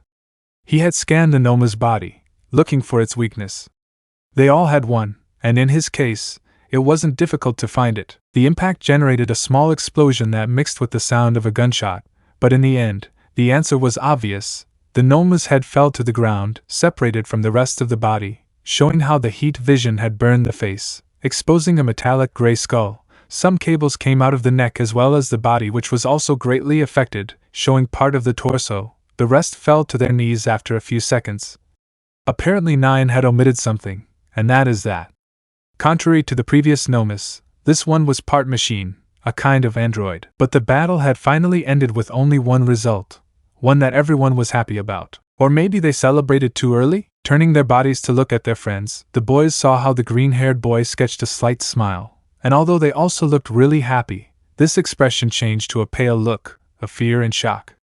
The freckled boy tried to take a step, but a strange buzzing in his head made him stop. Surprised, he breathed, trying to calm down, although now a warm feeling took over his chest, along with something else. It was strange. It seemed as if his entire nervous system had been put on alert, an empty feeling in his stomach by instinct.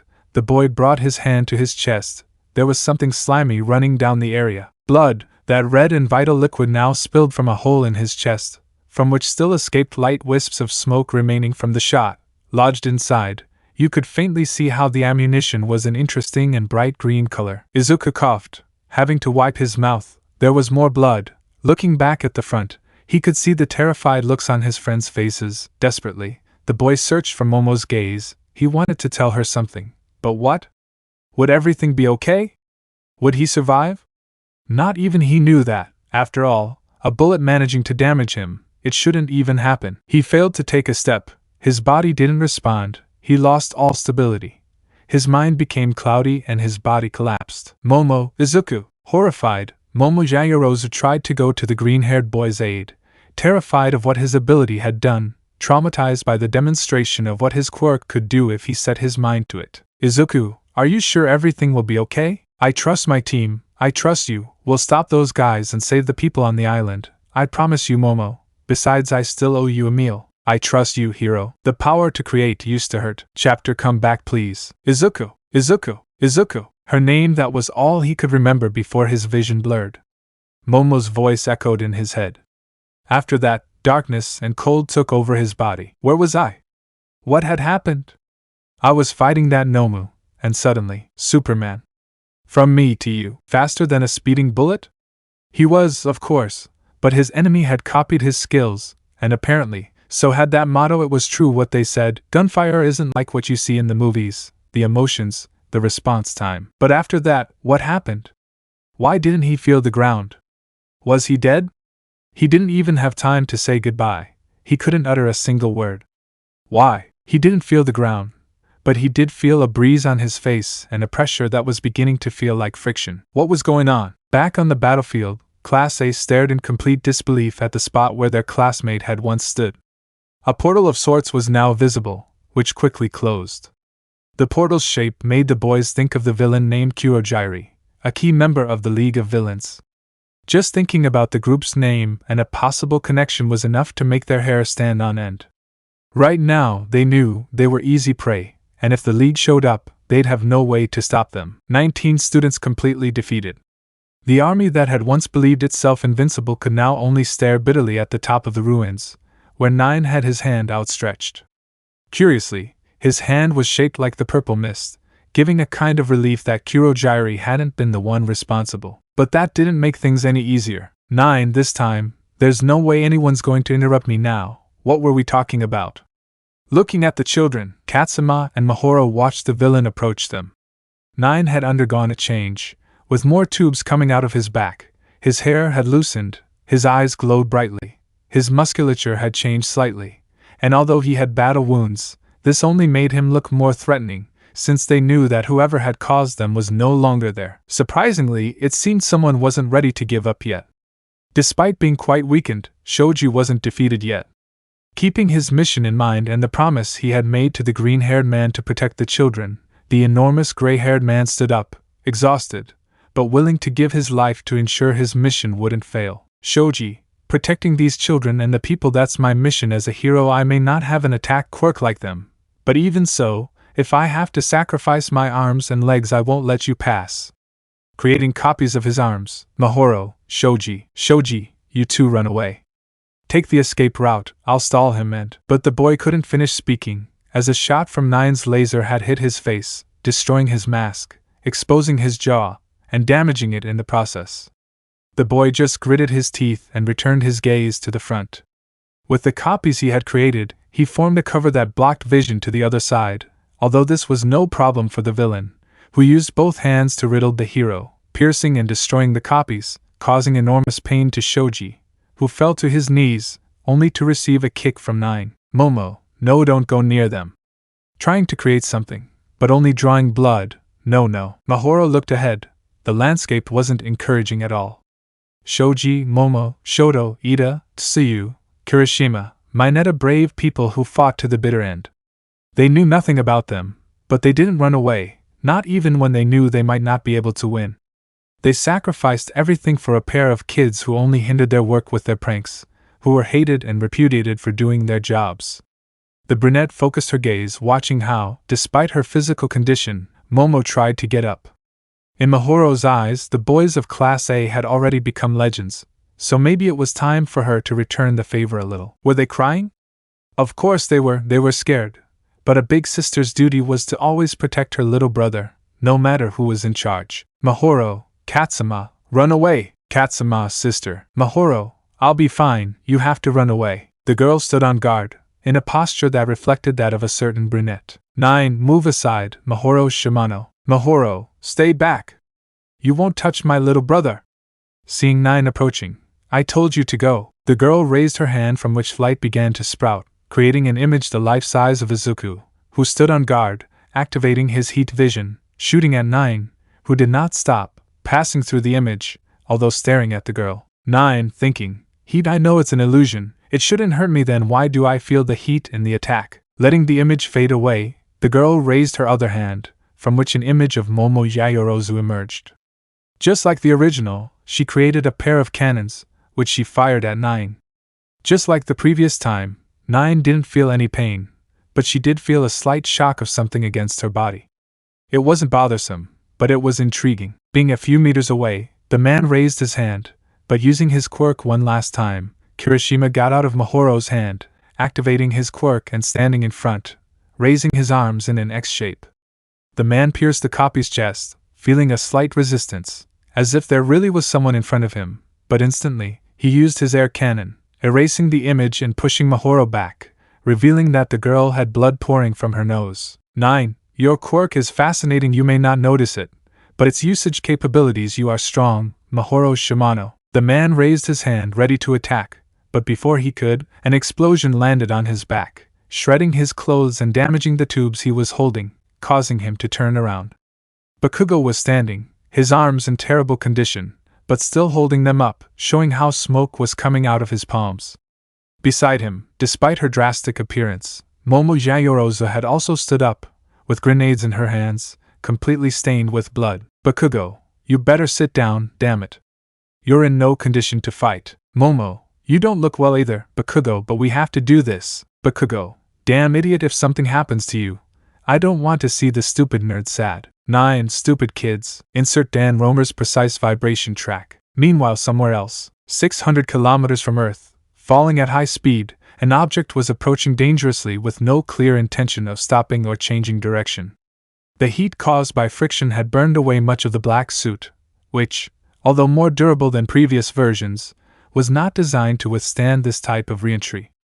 The only thing holding onto its wearer was a large red cape, which flapped furiously. The textures were taking shape, the green and blue were now taking on more forms, and it was clear that the human missile would fall to the ground if something wasn't done soon. They say that between two, the load is less. Green hair, muscular appearance, combat wounds. His name was Izuku Midoriya and he had to react. Did you fail? Maybe you did, there's no denying it, but now you only have one more thing to do. Jet black hair moving in the wind was one of the images that passed through his head. His eyes tried to open, his body wanted to move. His hands slowly opened and closed. Shoto, Kirishima, Ida, Tsuyu, Shoji, Uraraka, Toga, even the silent Koda, those friends he never thought he would have, but who now became people he could even trust with his life. Momo, the girl he met again by chance, was the first to whom he could confide his secret and the one who always motivated him. The green-haired man remembered her smile, her eyes, her features. Even heroes need help from time to time. Izuku, I don't know where you are, but please, you have to come back. Beginning to react, the boy moved his arm, remembering the gunshot. He directed his hand to the impact site, thanking his dulled senses for lessening the pain. Digging into his flesh, the boy found the foreign object and pulled it out, staring at it in surprise. Although there was no time for this, being a few meters from impact, Izuku straightened his body, stabilizing his fall. If he didn't stop soon, he would hit the pavement, or a vehicle, so putting Nana's old lessons into practice, along with his strength and flight, the boy had managed to stop, landing a meter above the ground. Izuku breathed a sigh of relief at this, but when he looked up, the first thing he saw was the frightened gaze of a driver who had braked just in time before colliding with the strange visitor. The redhead just raised his hand and nervously waved to the man, who, not quite understanding what was happening, waved back. Immediately afterward, knowing what he had to do, Izuku raised his body and flew up. He could have sworn he'd heard Momo's voice. He didn't know exactly where he was. When he looked back, he noticed the announcements were in Spanish, which told him he was quite far from home. Izuku looked up, remembering his battle at camp. Kurogiri had done the same thing to him to keep him from catching Bakugo, although the difference was that at that moment the distance had been minimal in comparison. Clenching his fists, the boy soared a little higher, quickly finding his bearings. He didn't hesitate. He knew the risks involved, but he took off again. Izuku, thinking, well, I don't know where I am exactly, but it seems I landed on an island near the Gulf of Mexico. Okay, this is confusing, but if I want to go back, then I'll take the northern route. Having taken his route, the green-haired man took flight toward his mission. Unfortunately, despite what one might think, this also posed an obstacle for the green-haired man. Speed and flight, two abilities that would be a marvel for anyone, avoiding delays and allowing us to take a few minutes before any activity simply by gaining some momentum. It sounds like something easy, but the truth is, this is more complicated than one might think. At high speeds, in addition to the damage caused by air friction, without a special suit or reinforcement, areas like the eyes or the entire respiratory system should be greatly affected. But not only that, in the life of a hero, people are always something we must consider. At high speeds, a sonic impulse is generated which can not only injure people, but also the buildings around them. The same thing happens when braking, taking into account several factors. Furthermore, speed is not only traveling in a straight line. Right now, We can see how Izuku was moving forward without stopping, with a serious look on his face. He may have seemed self-confident, but the truth is that the green-haired man was thinking in record time about each of his movements, determining down to the millimeter the range, longitude, and latitude where he should go, calculating the pressure, dynamics of his movements, inertia, and air circulation to know at what speed he should fly so as not to affect anyone. In addition, he frequently lowers his flight speed when he passes over populated areas, this with the obvious purpose of avoiding an ultrasonic boom that could affect hearing and pressure on people, calculating as fast as or even faster than he flies.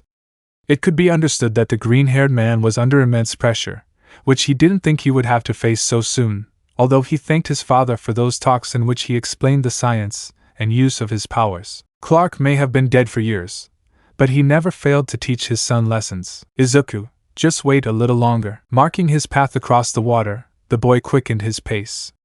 Izuku had grabbed a black shirt from a clothesline along the way. Back in Japan, 9 seemed to be toying with Momo and Bakugo now, disregarding them as much, not even considering them a challenge.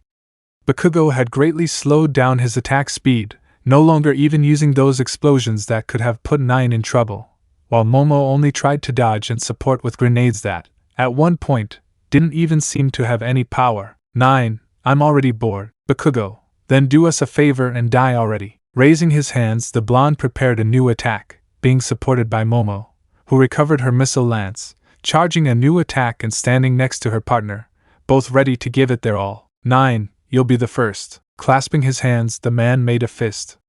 A great cloud cover swirled, and a lightning bolt struck, illuminating the entire island. Mahoro, Bakugo, Katsuma, Momo, 9 kids, is this really what you wanted to see? A graveyard? Your island burned to the ground? You could have done it all so easily. I wasn't even going to kill you, all I wanted was your quirk, and you drove me to these extremes, made brave people give their lives for you. Is that the work of a hero? You're so useless. Looking up in concern, both children saw that there was now no one left to help them. With 9 at their backs, ready to deliver the final blow, both Shimano brothers decided to flee before it was too late. Sadly, the man chose to show no more mercy. Insert Dan Romer's stand down. Mahoro, let go of me. Frightening the little boy, 9 had taken his sister hostage, holding her tightly by the neck and lifting her up, putting more and more pressure on the girl, who tried in vain to escape his grip. Katsuma, sister, 9, I'm tired of being nice. If you truly value your life, you'll come on your own. Mahoro, no, who run away. Crying loudly, Katsuma, sister, 9, you will make my wish come true. Calm down, Dad, we'll be fine. Please try hard. I'll take care of Katsuma. That's my job as a big sister. Dad is cool and kind. That's the kind of hero I want to be. Your safety is as important as everyone else's. The boy was fed up with everything that happened on the island having to do with him, with his quirk. He saw Izuku die, classmates get struck by lightning, the people of the island torn from their homes, forced into hiding. Now, his sister's life was in the hands of the villain who caused it all. The boy was crying, terrified, traumatized. Mahoro begged him to run away, but the tears on his face. Katsuma, enough. Without knowing when his body would react, the boy began to run, advancing against the monster that had taken their lives and normalcy on the island, with his head and fists held high, ready to do anything to protect the only person he had left. Katsuma, I'll protect you. This time, I'll be the one protecting you, sister. Feeling finally victorious, the man only waited for the child to be close enough to crack a smile, throwing the semi-conscious little girl to the side as if she were nothing more than garbage. The now victorious villain raised his hand, ready to touch Katsuma's face, his lost gaze now focused on his victory, one that could no longer be taken away from him. His dream would finally come true. A sonic boom was heard not far away, but before 9 could react, something hit him hard in the cheek, throwing him to the side. No, it hadn't been something, but someone, a person who had arrived just in time to prevent a catastrophe, pushing away the monster that 9 had become, causing Katsuma to freeze in place, speechless, watching the green-haired hero who, landing, turned his gaze towards both children. Izuku, glad to see you, Katsuma.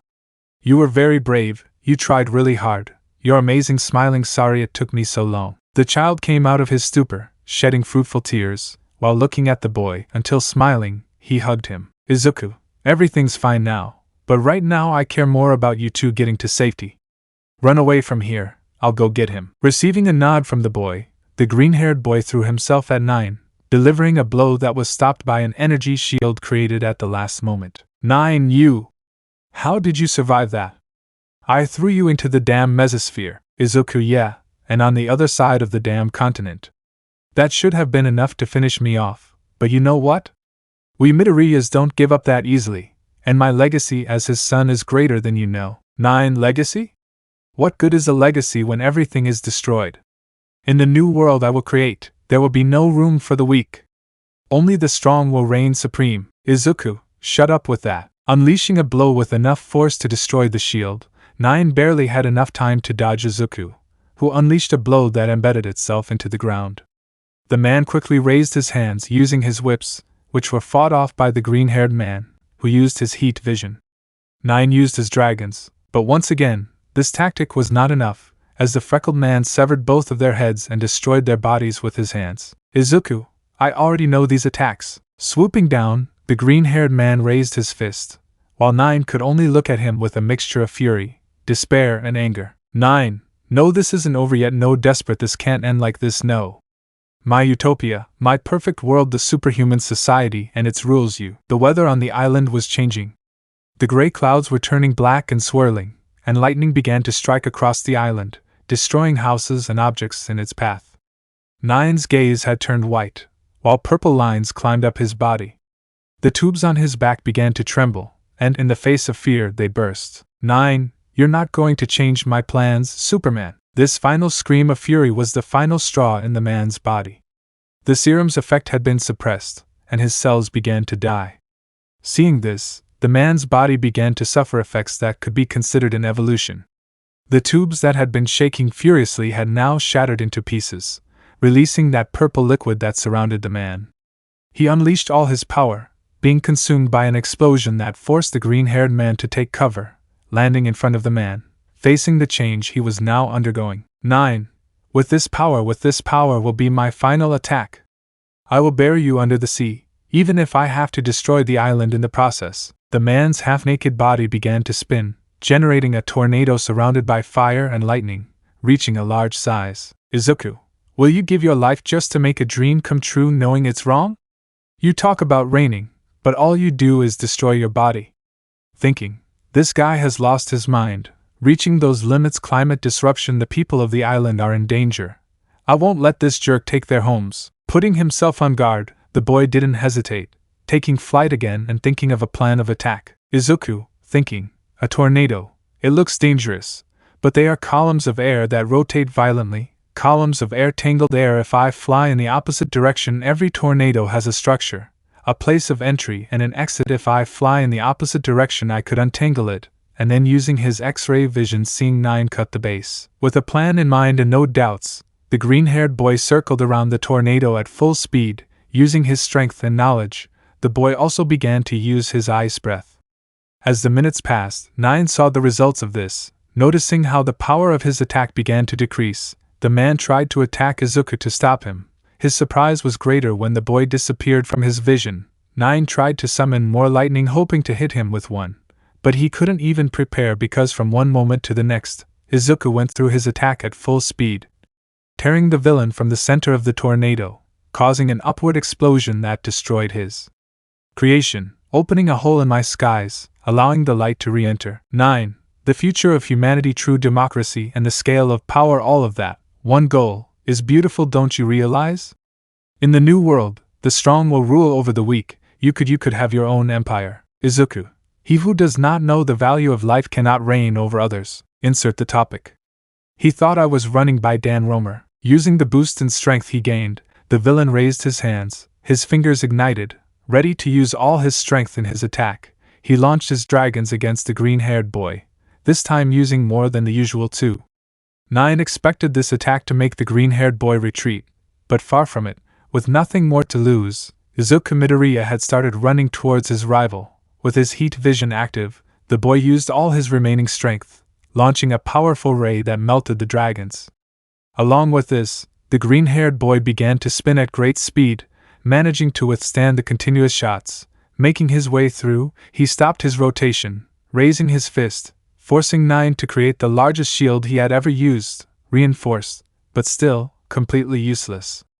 The figure of Izuku Midoriya made his way through the smoke, revealing his full image before the attempted governor, green hair, freckles on his face, his eyes bright as emeralds. Even with his serious face, even with wounds, the green-haired man seemed like nothing more than a hero. His eyes never lost their shine, shining defending everything he stood for: truth, justice, a better tomorrow. The immense power that 9 had did not come for free. The cells in his body began to die. Constant use increased the speed of their deterioration. Izuku's blow destroyed that barrier as if it were simple glass, hitting 9 in the face, pushing him away.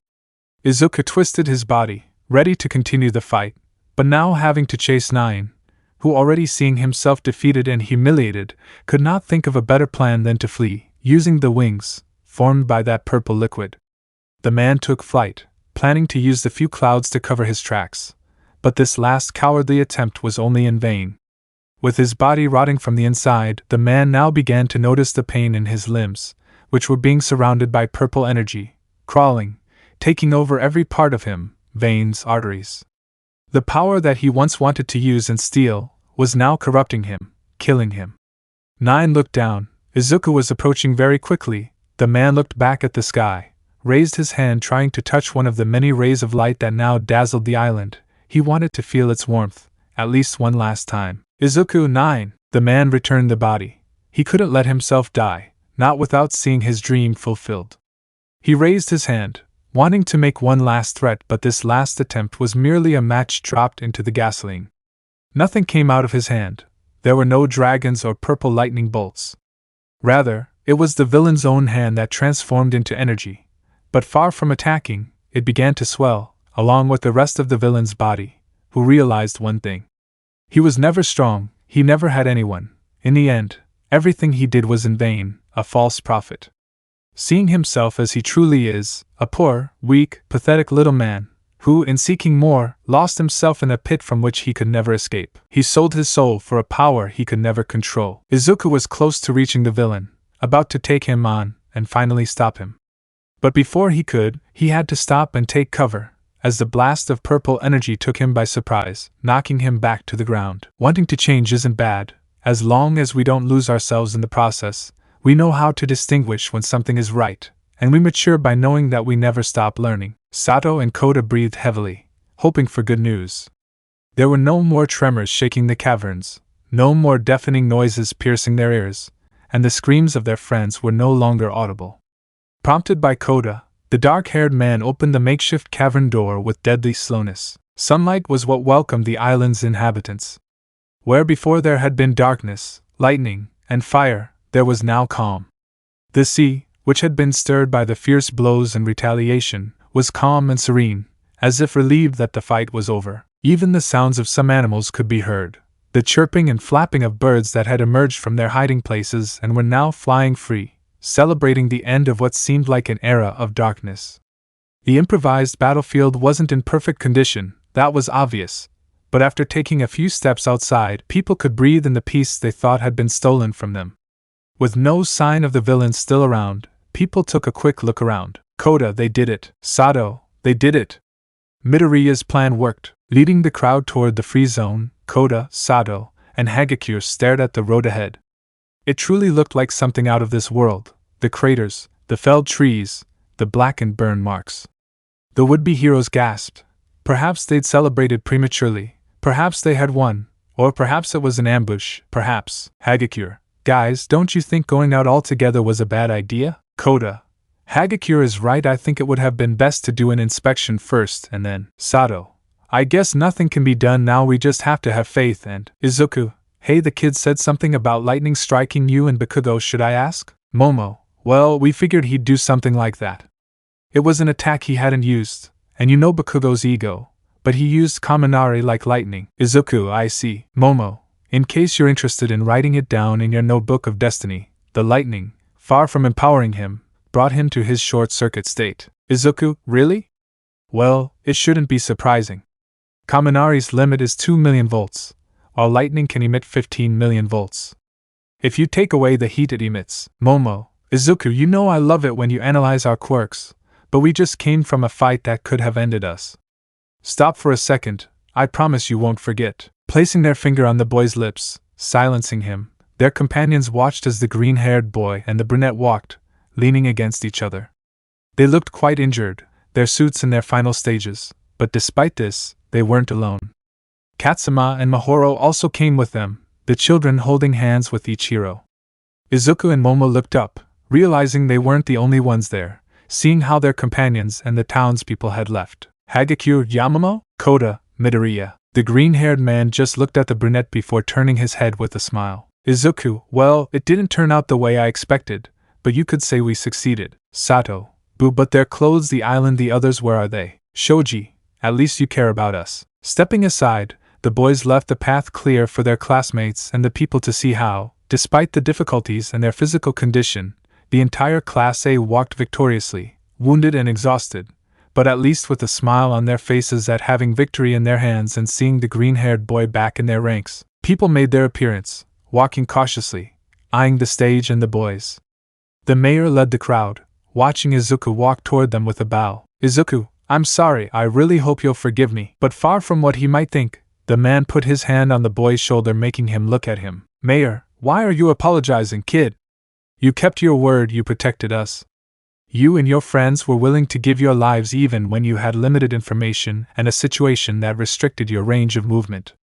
I understand it may not have gone the way you wanted, but we agree that if you hadn't been there, things could have been very different. Mrs. Ozawa, I understand that you might feel guilty about many things, but if there's one thing we know how to do well, it's get out of sticky situations. Maybe this is the first attack by villains, but that won't stop us from rebuilding our home. You risked so much, and yet here you are. Taking Momo's hands, the children are fine, the island still floats, and we have you. To me, that counts as a win-win. Mayor, so stop that bad face. It's best to help them. They have serious injuries, and if my nose is right, it smells like someone got burned here. Let's go home, guys. We can treat them there. Nodding, Momo Yayorosa helped her best friend up. The boy looked back, seeing how Shoto, despite his injuries, looked at him with pride and a smile, walking back to the main island. Mayor, now we can make this place a tourist attraction. The ruins of a castle that witnessed a fight for freedom. I like the sound of that, don't you? Looking at the boys, a tribute to the boys who, even though they weren't professional heroes, behaved like legends. Walking with a serene smile. Momo, by the way, not that I want to bring this up, but when you got shot, how do I put it? Izuku, my invulnerability? Momo, yeah, I don't know what that Noma did, but he used my quirk. I know I shouldn't have, but I feel guilty. I saw you. The girl began to breathe heavily. Forgetting those images would be quite difficult for her. The guilty conscience, despite not being the direct cause. Izuku, the truth is, even I don't really know what happened. My quirk is based on the absorption of solar energy. That's what allows me to access my abilities. How it metabolizes it is something I still don't fully understand. But in my previous fight against Nine, although he couldn't steal my quirk, he did hurt me. When Mahoro helped me wake up, he said that the doctors had mentioned something about my cells, so I think that perhaps that energy shock and the lightning I received somehow caused some kind of cellular damage. You could say that I fought without being completely ready, so this could be due. Momo, that's a good theory. When we're at UA, please promise me you'll go to the doctor, or at the very least, let Recovery Girl check you out, okay? Izuku understood. The green-haired man smiled at his companion, ruffling her hair, though something the girl couldn't notice was how the green-haired man's smile seemed to crack slightly. The boy hadn't lied entirely, but he had omitted a very important point. And that was that while he was weakened, what that Noma had shot at him had been kryptonite, something that shouldn't exist in that world. Of the only physical things that could hurt him, he destroyed the piece that had been used with his heat vision to prevent it from falling into the wrong hands. But still, knowing that Momo could create something like that, seeing her smile as tenderly as only she could, made the boy shiver slightly.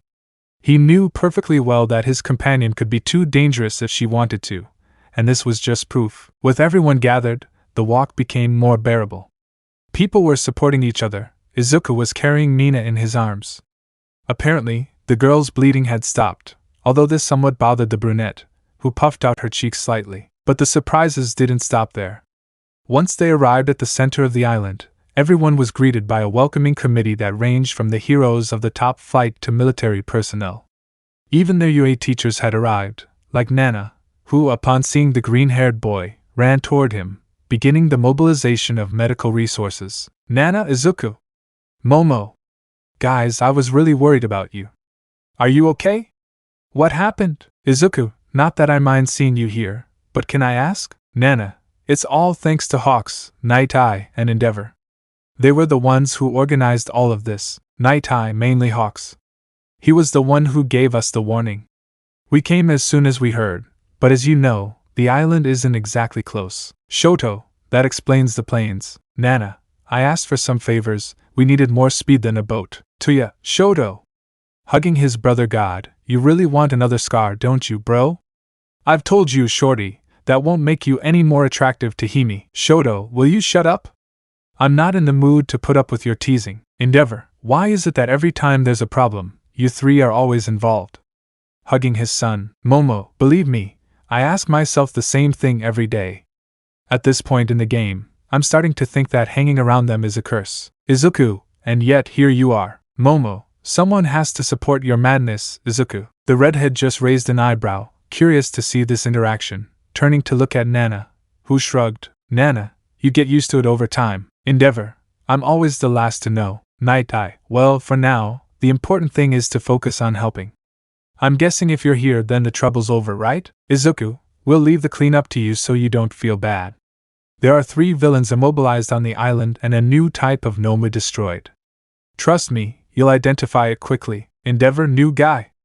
Looking at Hawks. Izuku, believe me, Uncle Enji, the gamma high you faced was only the beginning. And saying this, the green-haired boy continued walking, helped by the brunette and the children, who led him to one of the medical booths that had already been set up, leaving the blonde and red-haired boy intrigued, knowing that they had to be quick if they wanted to find out at least something about what had happened. On the other hand, far away from the island, in what could be considered a field of flowers, a man in a red trench coat was coming out of a doorway, watching the sky become increasingly clearer, focusing his gaze on a point in the distance, a target that no matter how hard he tried, he couldn't touch, at least not for now. You were right, 9. It's going to take a good leader, don't worry, I'll take care of the rest from here. For the rest of the afternoon, the heroes cleaned up the mess. Nana took charge of guarding Mummy, Hawks picked up Slice, while Tuya defrosted Chimera, who thankfully hadn't died. Endeavor, Ryukyu, Fat Gum, and Night Eye stood in front of the Bionoma's body, observing the severed head. Fat Gum, so that kid did this. Ryukyu, he left her no choice. Besides, we know these things aren't really alive at all. Keeping her captive wouldn't help. Night Eye, what intrigues me most is what the kid said about his abilities power stealing. Ryukyu, Rikiya Katsukame, I know. Endeavor, is there anything you want to tell me? Ryukyu, he was one of Chisaki's 8 precepts of death. His quirk was just that, stealing other people's energy to increase his strength. But he had to directly touch someone for it to work. Night Eye, except when he used the trigger to power up his quirk. Endeavor, Trigger Superman destroyed the quirk removing bullets that Chisaki made. Night Eye, but we don't know what about the augmented ones, or if he got some imperfect samples after leaving with the League. Fat Gum, the League is working with someone already dangerous by creating these Nomas, and now they're adding Chisaki to the circus? That's bad enough. Endeavor, they stole the quirk from one of that guy's precepts. It was their line of defense, but they didn't mind using them as guinea pigs. Ryukyu, he stole his quirk and enhanced it before inserting it into this thing. That's how he stole the energy of everyone on the island. But the other thing, Fat Gum, the copycat of quirks. Endeavor, there's a kid at UA who can do that, but from what I understand, he has a limit on how many quirks he can store and can't mix them, plus a time limit on how long he can use them. This monstrosity, on the other hand, kicking the Noma's body, scanned and copied the quirks of all 20 kids and mixed them together, holding off a long-range fight against Superman. First that high gamma, and now this. What kind of inventions are they making in their damn lair? Night Eye, also, that thing they said about the bullet that hit Superman, as far as we know, the previous Superman was invulnerable to any kind of ammunition. Endeavor, there are so many loose ends in this story. It will take time to tie them together. Ryukyu, Uravity said something about trying to steal his quirk before, and it didn't work. Maybe she didn't steal his abilities, but she was able to weaken him. We don't really know exactly how his quirk works. Fat gum, too many questions and not enough answers. Just thinking about everything that's coming up makes me hungry. Holding his stomach. Ryukyu, the work is never done, gentlemen, so if you don't mind, I'll go get a cup of coffee before we continue. Naitai, I'll go with you. The three heroes left, leaving the redhead alone, whose flames only increased when he saw the body.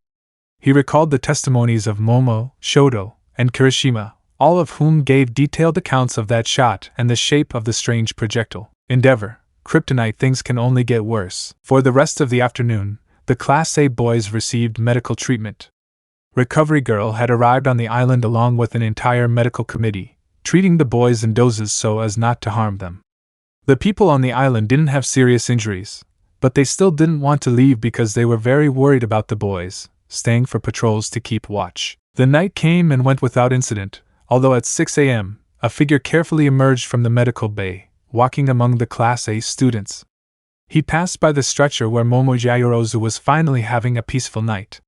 That figure could only smile tenderly at the sight of the girl's peaceful face, brushing away a strand of hair that had lodged near her nose. Insert the song Why Do You Love Them? By Dan Romer. The figure continued on its way, though without seeing how, after a few seconds, the heiress Yaoyorozu's peaceful sleep would be interrupted. When she opened her eyes and rubbed them heavily, she was sleeping so comfortably, but suddenly it seemed as if something was missing. The girl looked around, but when she saw that the sunlight hadn't even appeared, she decided to stop overthinking things and go back to sleep, attributing this abrupt awakening to her combat experience. Outside the tents, one could see how the darkness of the night was being replaced by faint golden rays, changing the hues of the sky and obscuring the stars. As the minutes passed, the figure walked, trying to make as little noise as possible. The first rays of the sun bathed the island's meadows, covering them with its warmth. In a familiar place, with playgrounds in the center and a beautiful view of the sea, Izuku Midoriya leaned against the chain-link fence, breathing deeply before beginning to rise, using his flight method and receiving the warm rays of the sun. It had been 2 days of darkness, so many things had happened. The green-haired man realized that just like them, their enemies were also maturing, as if they had their own villain academy. The League was learning from its mistakes. If it wanted to be better, then it had to understand things well, know how to stay 2 steps ahead without being surprised, controlling its power. As the sun illuminated his body, Izuku closed his eyes, feeling the warmth and at the same time an indescribable peace. Clenching his fists and flexing his arms, he began to feel more energetic, alive, joyful, and excited. With his body light and his mind at peace, the young man placed his hand on his chest, remembering the place where he had been shot before. He knew he couldn't rely on his invulnerability, even if he had destroyed the kryptonite bullet and defeated the only man he knew could create it. If he wanted to live up to his title, he had to go further. The road was long, but he would use his speed to shorten it. Opening his eyes, Izuku was now displaying the reddish light characteristic of his powers. He launched a powerful beam into the sky. He had things to do, but still, there was time for a practice flight. One by one, the Class A students woke up, all undergoing a light morning checkup before being greeted by a huge feast from the island's inhabitants. They were determined to help them regain their strength. None of them hesitated to start devouring every dish placed in front of them. Momo even decided to let her manners go a little, displaying an unusual appetite. But when they noticed, they all put their plates down. Momo, wait a minute, where's Izuku? I didn't see him when I woke up. Shoto, that's right, is he still sleeping? What about the bullet? Could they? Recovery Girl, relax, young man. Hitting the 2-colored man with her cane and looking at the brunette, your boyfriend is fine, girl, but he's a real airhead. Momo, be boyfriend. Blushing, he and I aren't. Wait, so where is he? Nana, why don't you see for yourself? Smiling, taking the young woman by the shoulders and escorting her toward the exit, the girl could only stare in confusion at the green-haired man, who had apparently woken up long before the rest of his classmates and was now working, helping with the reconstruction efforts. The curious thing was the people's reactions. Some told him he didn't need to rest, while others had a blank look, as the boy was carrying a large pile of logs on one shoulder as if it were nothing, while on the other, he held a few boards. The girl looked closely at her companion, who was now wearing a red shirt with black squares and what appeared to be denim overalls, with some tools hanging from them. The green-haired man also wore a pair of yellow work gloves. The boy left the logs on the ground and, using his heat vision, cut them, then stacked and tied them. Momo, Izuku? Izuku, looking up Momo. It's good to see you awake. How are you feeling? What are you doing here? Shouldn't you keep resting? How are the others? Momo, we're fine, but what are you doing? Izuku, well, I've been feeling a little better since morning, so I thought it would be good to help out at least a little. The green-haired man just smiled, scratching his neck before taking the logs and putting them on a large truck, which moved away, this before the gaze of Momo, who, like the people, looked confused at the green-haired man, unable to understand how he had energy. The boy didn't stop, and as the hours passed after his classmates were discharged, everyone joined him, helping with the rebuilding, all guided by Ida and the mayor. Katsuma and Mahoro just watched this in great surprise, their eyes shining, including those of the brown-haired girl, who now seemed to be glued to Momo, asking her multiple questions, asking for advice, seeming to have finally left that problematic side of her behind. With the guidance of Endeavor and the other professional heroes, the members of Class A divided up the tasks, each contributing to the reconstruction of the island. Kaminari was in charge of the electricity, Tsuyu and Sato of the coastal area, Koda helped Shoji and Jiro with the search efforts, Momo supplied scarce materials sparingly, Izuku worked on the construction sites assisted by Siro, Ida, Karishima, Bakugo, and Tokoemi. All joining forces to give the people of the island their home. Because just like fighting villains, social service also counts. After all, a hero doesn't just become strong to fight, but to protect others. Chapter The Limits of the Possible, trailer, Monday, 7:30 a.m. Izuku, wake up son, you're going to be late for the academy. Speaking nervously for the 6th time from the other side of the door. A woman with green hair, fair skin and expressive eyes was nervously trying to get her son to wake up. Her name was Inko Midoriya and she was currently dressed simply, with jeans, a white t-shirt, a black apron and white tennis shoes. Knowing that her son was an inveterate sleeper, she went down the stairs with a resigned sigh, shaking her head no, she knew her son. Inside the room, a bundle of blankets could be seen rolling from side to side. Whoever was there seemed to be having a restless night's sleep. Unfortunately for the poor sleepyhead, the alarm began to blare insistently. Its shrill siren, followed by an intermittent vibration, made a noise that was terrible for sleeping. So after a few seconds, a hand emerged from the covers and slowly stretched enough to reach the alarm clock and turn it off. The arm fell again, but with great effort, it rose again to grab the clock and bring it closer to the hole in the cocoon of blankets. Play the song, 16th Century Man by Elton John, and read on. In the kitchen, Inko was enjoying her coffee when a loud scream echoed throughout the house, followed a few minutes later by a thunderous crash coming from the stairs. Turning her gaze, Inko saw her son, a green-haired boy whose face was now on the floor, making noises in pain. At least you pay attention to the alarm, she commented, amused. Why didn't you wake me up earlier? Izuku protested, hastily standing up. Izuku Midoriya, I've tried to wake you up 6 times now. You're dreaming like your father, young man, Inko retorted, throwing a rag in his face. Forgive me, Mom, it's just that Izuku tried to explain. Leave it like that, you don't have to explain anything. You'd better hurry up, take a quick shower, and come back down. Breakfast's already hot. Yes. Thanks, Mom. Izuku quickly went up to his room, while Inko shook her head again, because she knew that the pain on her face was Izuku's first misfortune, because after a couple of minutes, she could hear another scream of pain, now coming from the bathroom. Don't forget to adjust the water temperature, he advised, smiling. The bath didn't last long. Once he was ready, he went down to the dining room where his mother was already waiting for him with breakfast ready. Remember, don't eat in a hurry, Izuku didn't hesitate to take the first bite, burning his tongue on the hot meat. He wasted no time, wincing slightly but continuing to eat, pulling out his phone to check his notifications. He was shocked to see his call and text history. The sensei, hurry up and eat, Inko urged. Izuku nodded. He didn't want to eat so quickly, as he enjoyed the time with his mother before she left for work.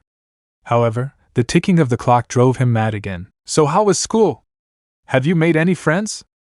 Inko asked, trying to calm her son. Define friends. I tried to divert the subject, but without much success. Izuku Midoriya. Speaking seriously, you know what I think about that, Mom. I know, it's just that you know. Well, to be honest, they're not all bad.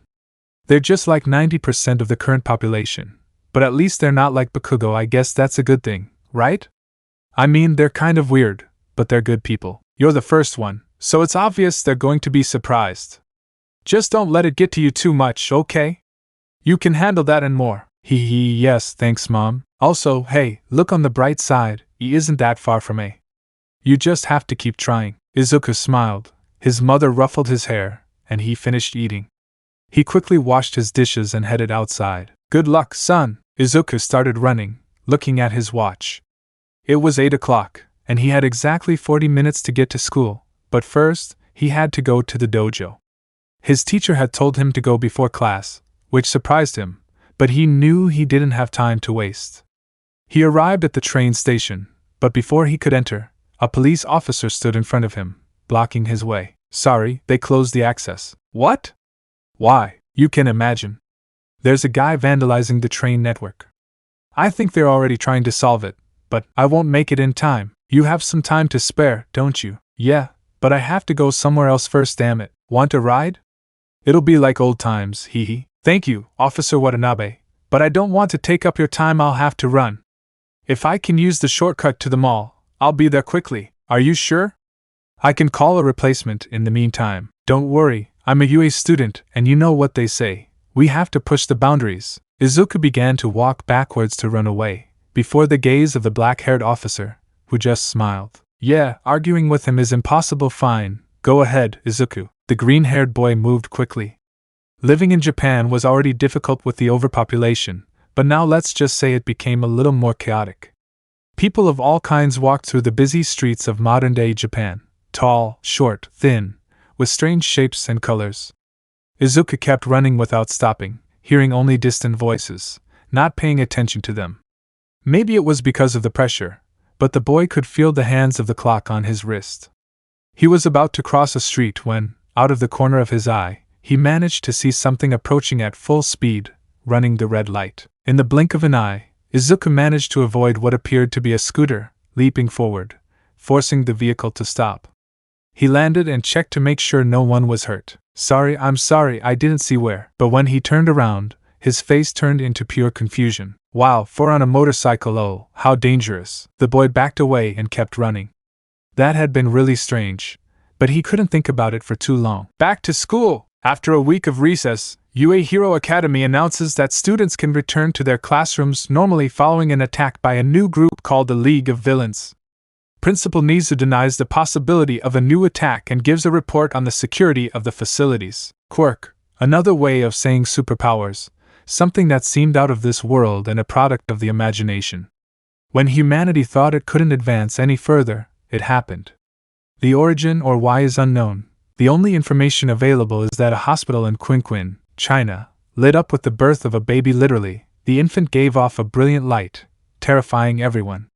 At the time, no one knew it, but this was only the beginning. Slowly, humanity woke up with new and unique abilities.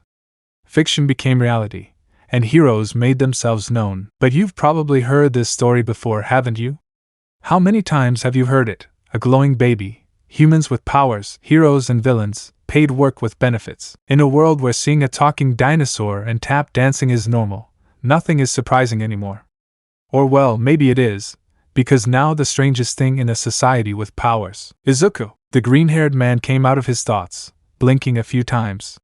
He looked around before returning his gaze to the front, finding himself facing an adult man with a rather unusual appearance. This man was using a cane. His hair was white, his gaze stern, he had feline ears on his head, and strange lines on his face that looked like whiskers. Sorry, Master Karen, I was thinking for a while.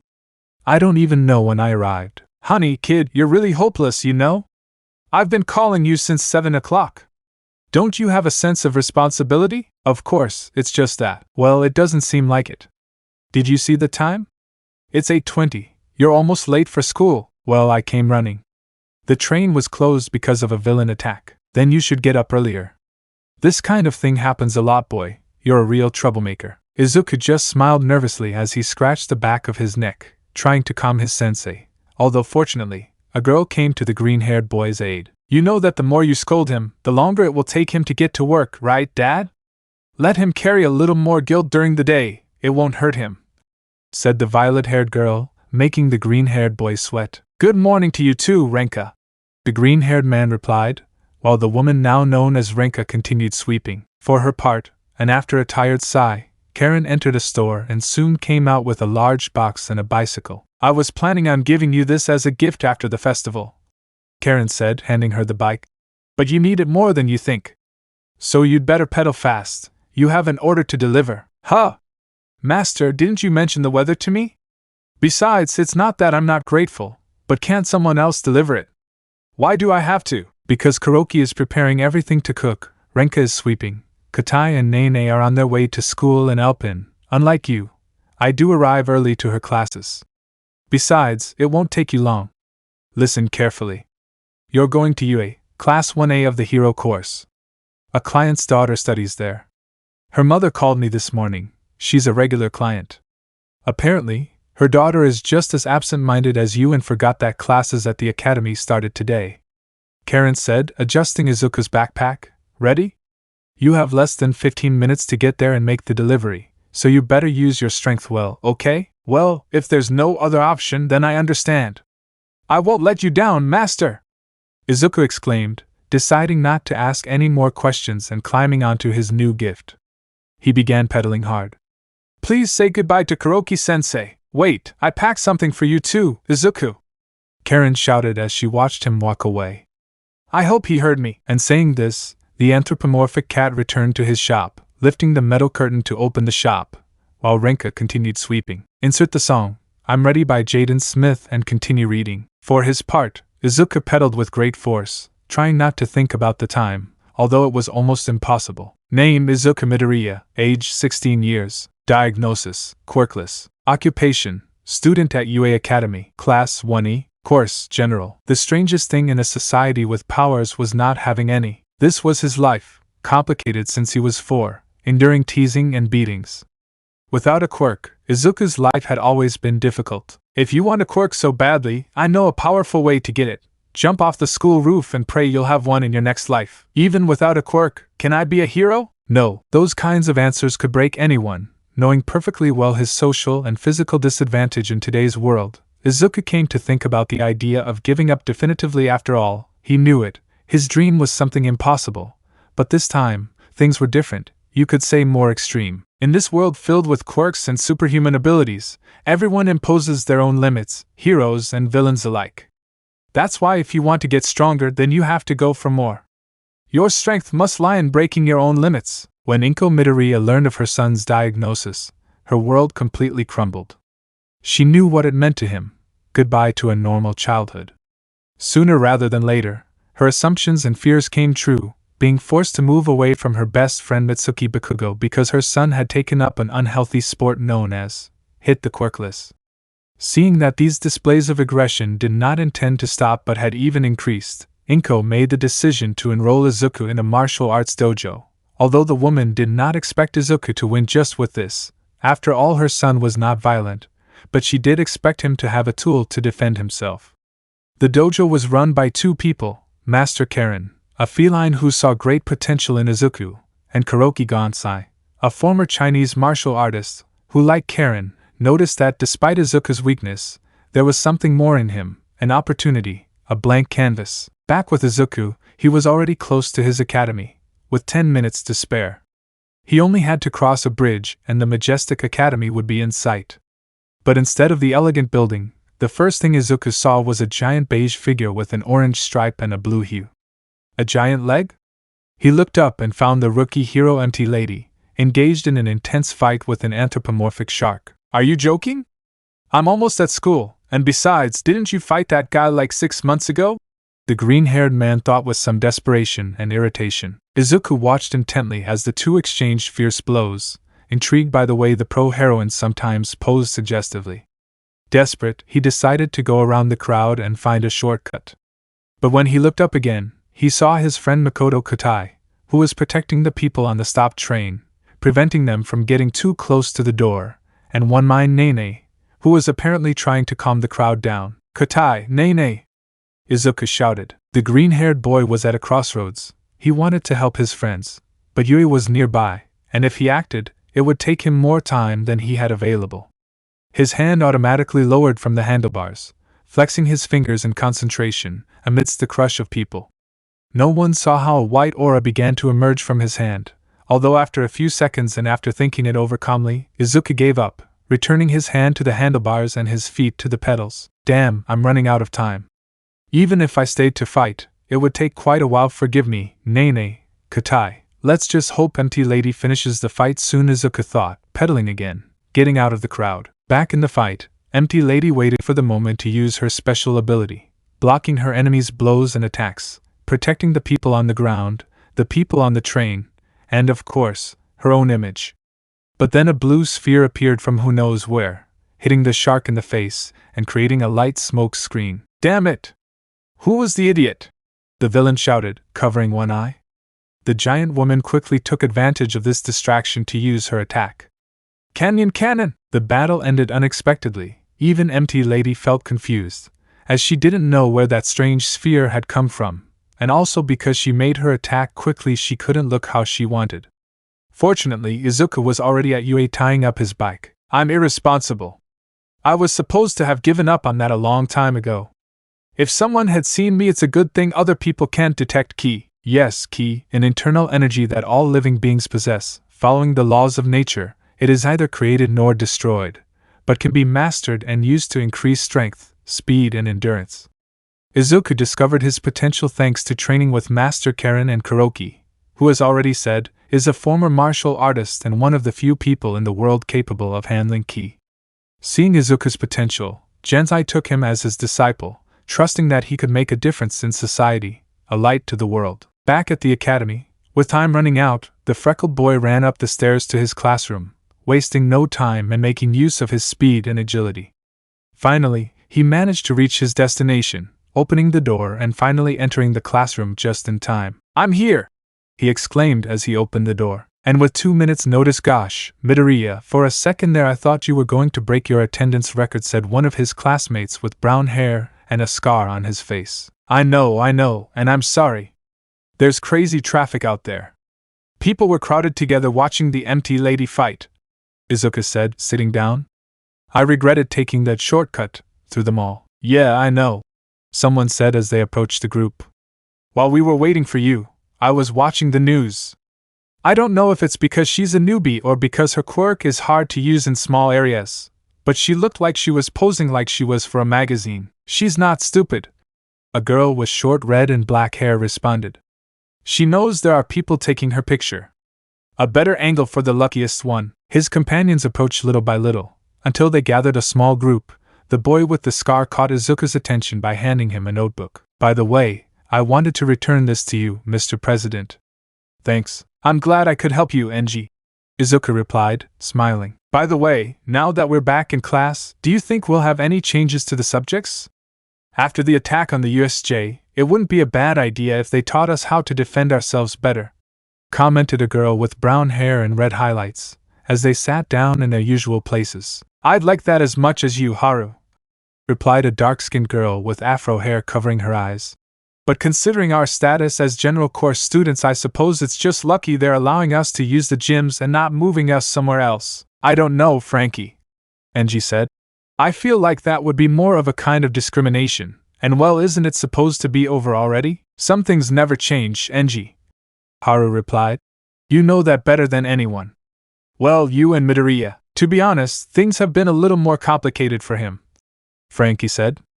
Although, well, let's not forget that he's also quite a skilled fighter. He's our class president for a reason, isn't he, Tetsu? Yes, but let's not forget that he's not the only one, added the woman now known as Tetsu. True, Genji continued enthusiastically. I've heard rumors. They say there are good fighters in the core classes. I wonder if they're as strong as they say. Excited, that's obvious, Haru chimed in. They're in the heroes class, and they survived that incident for a reason. No, don't confuse being able to fight with knowing how to fight. They're different things, Genji replied, shaking his head. Besides, they're alive because Biko saved them. Yeah, I've heard what they're saying too, Frankie said. And as far as I know, in Class A there's only one hand-to-hand fighter who actually knows martial arts, but in Class B there are two. While the boys argued, Izuku just smiled, shaking his head. Yes, those were his friends, people completely different from him, but unlike others, they never left him aside. Everyone in that class had great quirks. Genji could partially or completely transform into animals. Frankie had a species of snakes that he could control. Haru controlled water, and Tetsu had a hawk quirk similar to Hawk's that also gave her magnificent wings. Each one with a different past, a bunch of misfits who found their place alongside other misfits.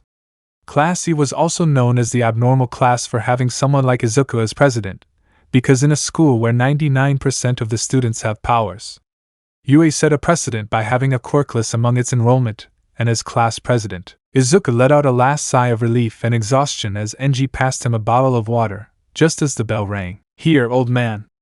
Looks like you need more water than anyone, Genji said, handing him a bottle with a smile. Thank you, Izuku replied. And why so loaded? It's not normal to see you with a double backpack, Tetsu asked. Isn't it obvious? Our kind president brought us food, Genji said, excitedly sniffing the second backpack. Oh man, I knew it was a good choice to give you the position, the brunette said, taking the enormous backpack and placing it on his desk, ready to open it. But before he could do so, Izuku quickly took it from him. I'm sorry to inform you, but not this time, Izuku said. Wait a second. He looked at his phone. Damn! I still have to hand this in. After these words, the boy returned to his hectic pace, approaching the door. Wait, Midoriya! Classes have already started, Tetsu exclaimed. I won't be long, and if the teacher asks, emergency meeting with the other class presidents, Genji chimed in. You don't know how long it'll take because they gave you last-minute notice, but they'll talk about safety and emergency measures. Not concerned. Thanks, Genji. Izuku smiled, and saying this, the boy ran off at full speed, making the rest of his classmates turn their gaze towards the brown-haired boy, who, without any shame, took a carrot out of his backpack. What? He said he wouldn't be long, so trust him a little, Genji said, taking a bite of the carrot. Besides, with the attack on the USJ and the appearance of that vigilante, I highly doubt the professor will come right away. Izuku took out his watch and checked the time while using his speed, trying to buy time. He quickly moved between classrooms, up the stairs, and through the long hallways of the academy. Class DC, he muttered, reaching another floor. Hero course. He paused for a moment. Good, I just need to see Sensei's note. He read quickly. Okay, Class A. Wow, that door is huge. After that brief pause, the boy used one last push, managing to reach the main classroom. He took a quick breath before knocking on the door, which opened seconds later, revealing a tall boy with blue hair, red eyes, and rectangular glasses. Curious, he looked at the green-haired boy. Can I help you with something? Classes have already started, and it's disrespectful to interrupt our study session, and even more so for you to be skipping yours, the stranger said. Izuku felt a drop of sweat trickle down his neck as he stared, confused, at the strange man in front of him. The young man was far too serious to be a student. Besides, his arms were raised and moved almost mechanically with each word, like a robot. For a few seconds, Izuku said nothing, paralyzed by the situation. But then, remembering his mission and the time limit he had, he shook his head quickly to shake off his confusion. Forgive my manners. I'm Izuku Midoriya. I'm in Class 1E of the General Courses. General Courses? I see, but that doesn't explain why you're here. I'm looking for Kyukujiro. I was told he belonged in this classroom. Jiro? Yes, it's in this room, but like I said, you can't interrupt my classmates' concentration. It's my duty as class president to make sure we follow the right path, making our predecessors proud, said the bespectacled boy. I understand, but your teacher isn't here yet. Besides, I'm also the president of my class. Izuku wasn't one to brag. It just wasn't his style.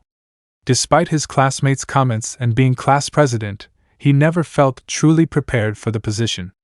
But listening to the way the bespectacled man spoke, he realized he could use his title to convince him to let him pass, appealing to a favor between presidents. You're the president?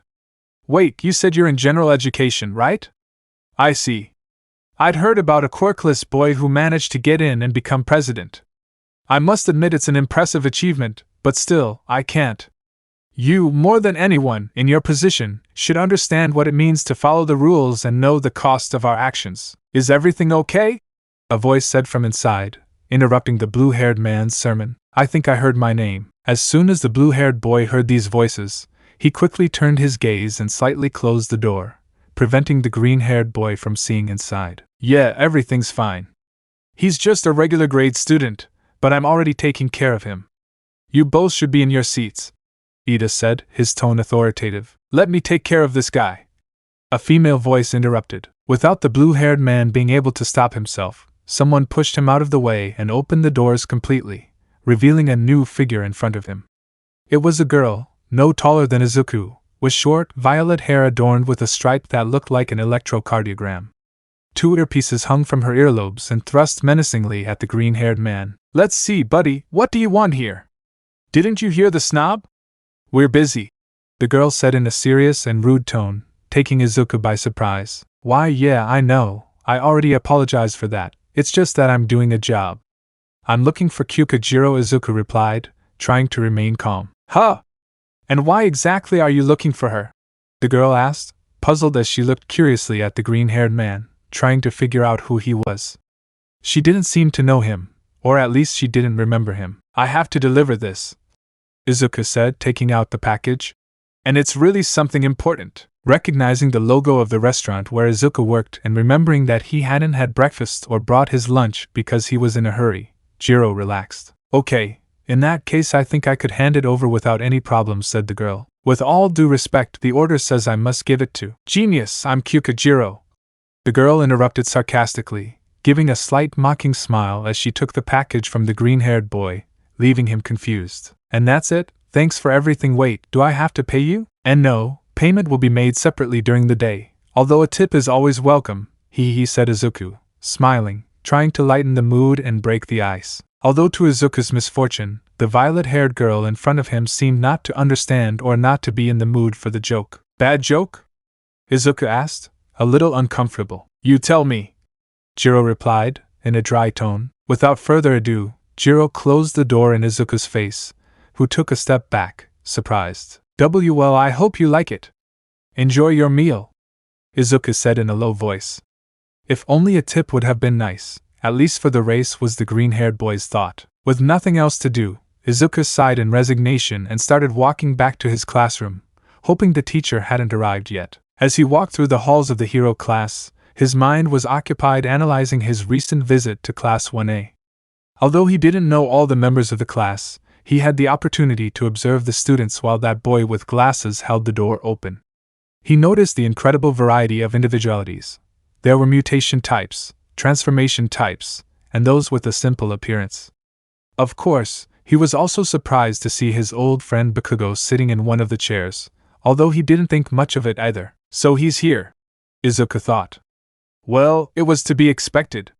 Even with everything he does and the way he acts, he still has a powerful quirk. But there's something else. Izuku frowned slightly. There was something else, something that only he could notice. The green-haired man shook his head, trying to focus on his path. I can't get distracted now, he said to himself, resuming his pace with a certain emotion in his words. The bustle of the students and the echo of their footsteps in the hallways were a constant reminder of where he was and what was expected of him. He had a mission, and from what little he'd seen, he knew it wouldn't be easy. For a normal person, sensing another's ki would be practically impossible. And in this day and age, the closest thing to this would be the Quirk of Ragdoll, the professional heroine and member of the Wild Hussy Cats. But Izuku was no normal person. The arduous training Kuroki had put him through for years had allowed him to develop the ability to sense other people's energy, and that was why now, with the opportunity he had to see Class 1A up close, Izuku felt an impressive emotion. Unlike the incident at the USJ, he had now managed to perceive the power level of all the students and was amazed to realize that, despite being first years, they were already at a great fighting level. He had even noticed someone who seemed to be suppressing part of his power, which did not detract from his impressive presence. Smiling with obvious enthusiasm, Izuku was so deep in his thoughts that he didn't see the figure approaching in his direction, colliding and stopping in its tracks. Looking up, the freckled man saw what looked like a mummy with long black hair staring at him with a serious expression. Did you get lost? The figure asked. A mummy? Izuku stammered, surprised. How funny! Sarcastic. Ketsubutsu is to the west, the man replied, looking at Izuku's uniform. General courses, aren't you a bit far from your classroom? Why, yes. I'm sorry, Vera, it's just that. Look, I just came from a conversation that went on unnecessarily long. Don't waste my time and get out of my sight before I reconsider my words. Why, yes, sir. Without another word, Izuku ran off. The bandaged figure watched as Izuku quickly disappeared down the hallway, sighing. I hope he's not a troublemaker, although that look, I think I've seen it before. A new day began at Yue Academy. The battle had been won, but not the war, and although the threat had been contained, this didn't mean the days ahead would be peaceful and joyful. With changes in history and the pieces in place, it was time to enlist, for new dangers lurked. Chapter New Tomorrow. Days after that fierce battle, the UA boys could now be seen on the same boat that had brought them, all ready to leave early, without anyone seeing them, all busy with the few jobs that still remained, because during all the other days, in addition to their work as temporary heroes, the boys helped with the reconstruction until the end. Kaminari, do we really have to leave just like that? It hurts a little. I've grown attached to people. Mina, hee, what you want is a party. Kaminari, no, not really, hee, but I'm serious.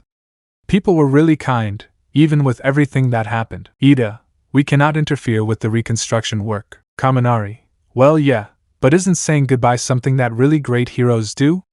Strikes opposed dash. Bakugo, I'm glad to finally get out of this place. I missed my bed. Kaminari, ha, don't deny it, friend. You're one of the most affected by leaving without saying goodbye, hugging him dash.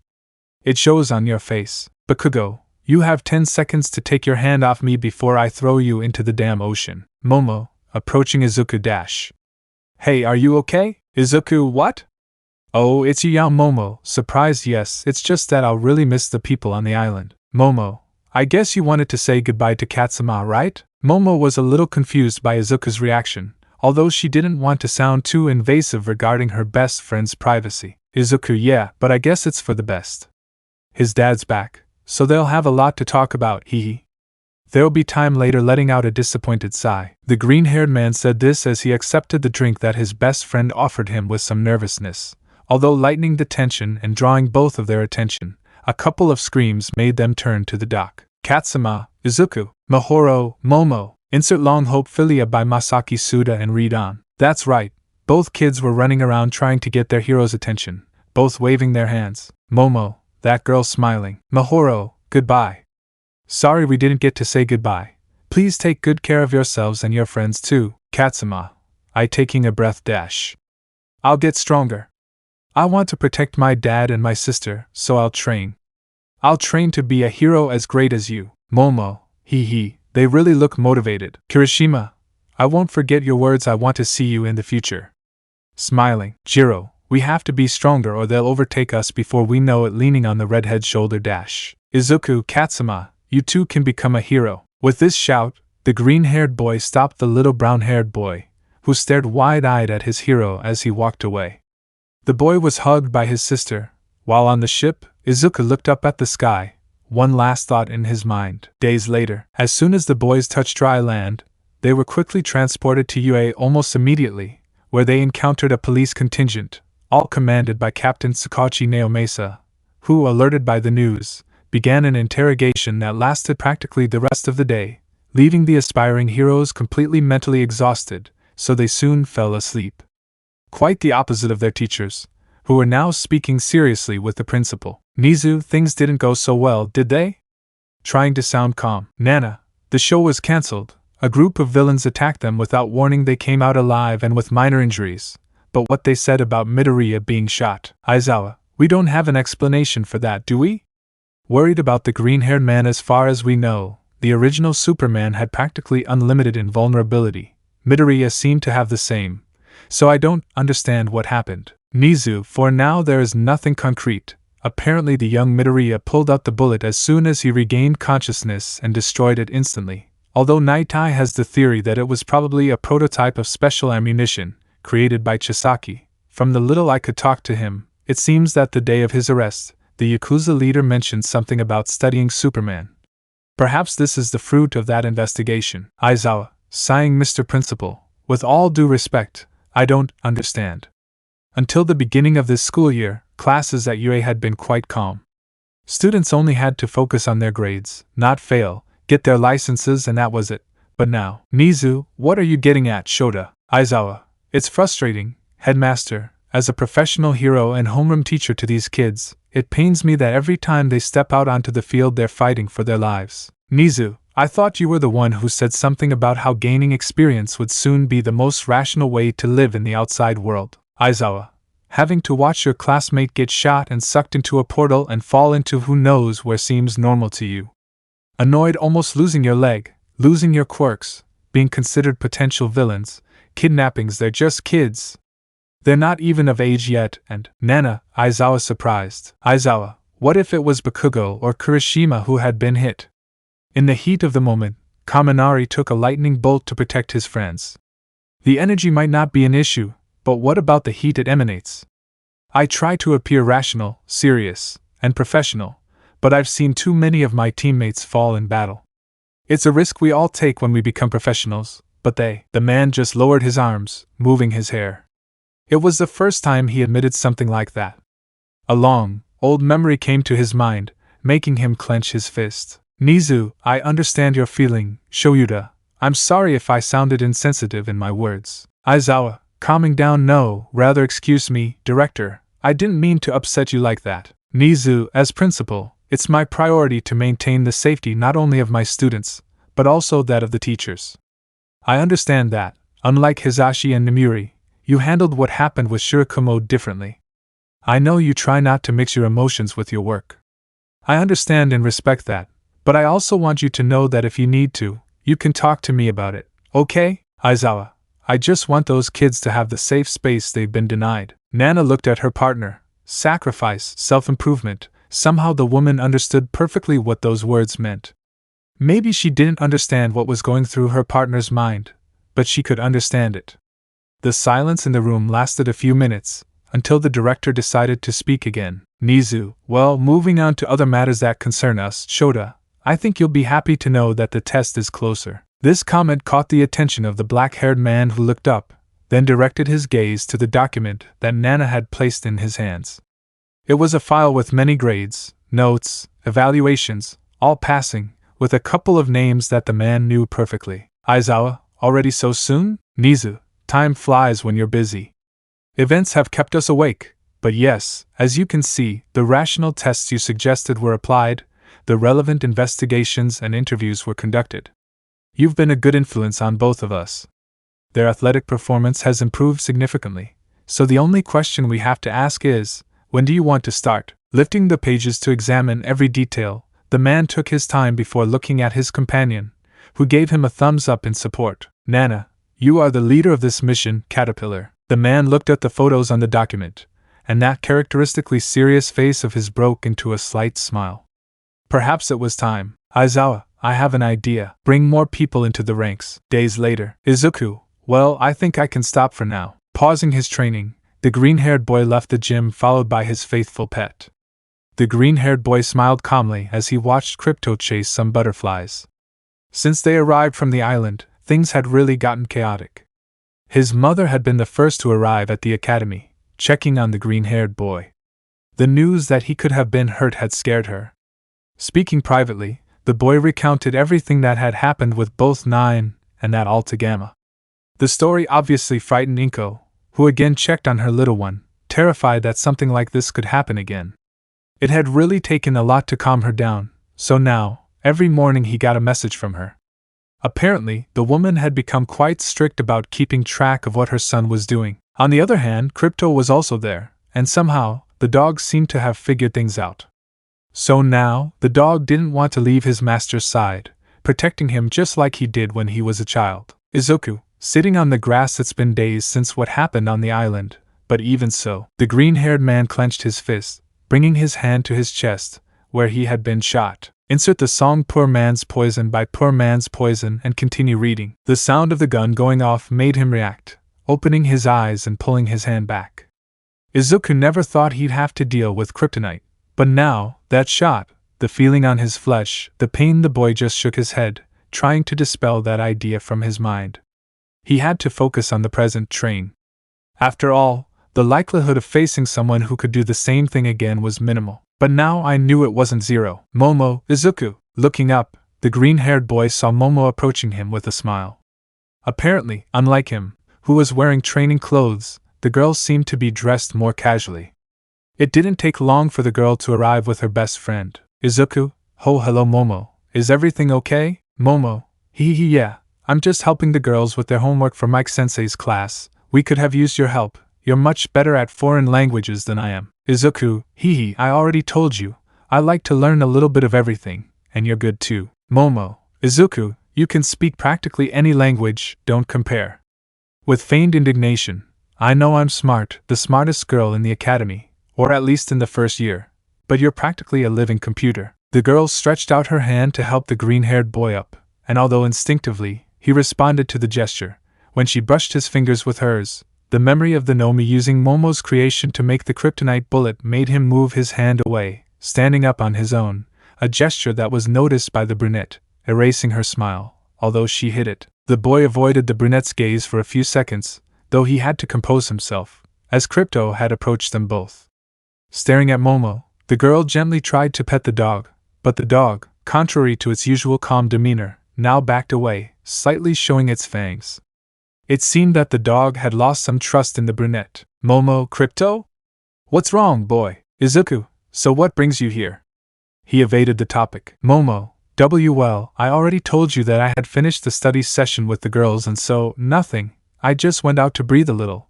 Dealing with Mina and Hagakure can be a bit complicated, But what about you? I didn't know you trained so early. Izuku, well, in theory I shouldn't. Recovery girl said that even though I no longer had any injuries, I shouldn't overexert myself.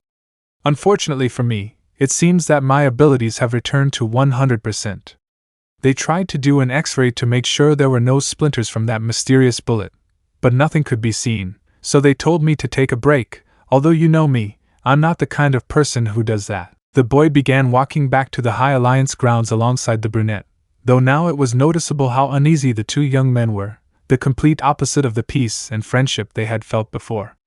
Now Crypto walked amidst the aspiring heroes, who stood a little apart from each other. Momo, well, not to contradict you, but I think you should listen, or at least a little, it never hurts worried. Izuku, I'd like to, but after what happened on the island, I learned that resting is something I still can't afford. What happened? The boy let out a sigh of regret. Ideas of possible scenarios flooded his mind. Unfortunately, they were all bad, and some involved the brunette at his side. Instinctively, the green-haired boy brought a hand to his face, stroking his hair. There were issues he hadn't discussed with anyone, and that was causing him stress, something the girl noticed, and she wanted to comfort him. Momo brushed her hand with his best friend's, but this, rather than calming the green-haired boy, only made him more alert. He raised his hand and placed it on his chest, although he rubbed his shoulder, trying to hide it. Izuku, although maybe I'll take you at your word this time. I mean, it never hurts and that you understand nervous. Momo, oh yeah I understand discouraged well, if you want we can I don't know, we could go eat. Or maybe watch a movie, I heard a really good one came out recently. Or how about we read in my room, I just finished the book you lent me and it's really good. Izuku, oh yeah glad you liked it. Momo, oh I know, how about we go get something to eat? You still owe me a meal, don't forget young man. The brunette smiled using that intimate gesture between the two, but Izuku just gave a fake smile, looking away. Izuku, yes I would like to, but today I have things to do, you know, the day is busy and my mother told me that I have to send her a report of my day today so I think I will talk to her first to tell her that everything is okay before she tries to get me out of the academy But do you think if we go out later? Nervous, starting to walk away from the brunette, the boy only slightly moved his hands, trying to divert the subject, creating an awkward silence between them, which neither dared to break, and which only ended with Izuku going to his room, leaving Momo alone who, despite trying to smile, just lowered her head, sad, disappointed going somewhere else. A man's poison could be anything he loves, when all he knows is more than he needs. Some are luckier being alone. Izuku, I'm a brute no, I'm the biggest brute of all brutes. Entering his room, the boy couldn't help but let out another sigh of frustration. He hated feeling like this, he hated distrusting his friends, he hated treating her like this. Izuku, I don't know. Fear, uncertainty, doubt feelings that, if left untreated, can lead to very bad things. Unfortunately for the boy, he had almost no one to talk to, and all he did when he tried to forget them was make them come back to him even more strongly. The person he trusted the most, the first person he'd ever willingly let into his world, maybe not completely. But Momo knew more about him than the vast majority of his classmates. He was wrong to doubt the brunette. He knew it was true, he was hurting her. But how could he express his fears without making her feel bad? Izuku. I'm sorry, Momo. It's just that I just realized that you are the only person who could create the only thing that would be capable of killing me. I hope this doesn't affect our friendship, but stay away from me for a while, please. Yeah, right, I'll probably say that. Without having a clear answer, the boy just sat on the bed, being watched by his dog. Minutes passed, and Izuku knew he couldn't stay locked in his room all day. No matter how much he wanted to, he knew that would only worry his friends, and he, better than anyone, knew how Ida, Himiko, and Shota would behave. He loved them dearly, but at that moment, the last thing he wanted was questions. The green-haired boy stood up. Alerting his teachers about his isolation wasn't a good idea either. In the end, after splashing water on his face, the green-haired boy decided that going out would be the best way to spend the day. At UA, he was sure to run into Momo, so if he didn't see her, he assumed whatever was troubling him so much would leave him and allow him to return to his previous state. With this in mind, the boy took a quick shower to change and get ready, not forgetting his faithful pet. The green-haired boy also got crypto ready, though as he left his bedroom, a surprise awaited him when Uraraka was about to knock on the bedroom door. Izuku Ochako? Ochako, what's up, old man? He pretending to chew a carrot. Izuku, well, nothing really, no offense. But what are you doing here? Ochako, oh sorry, I just saw the giant sign that says, Depressed Talking Lettuce.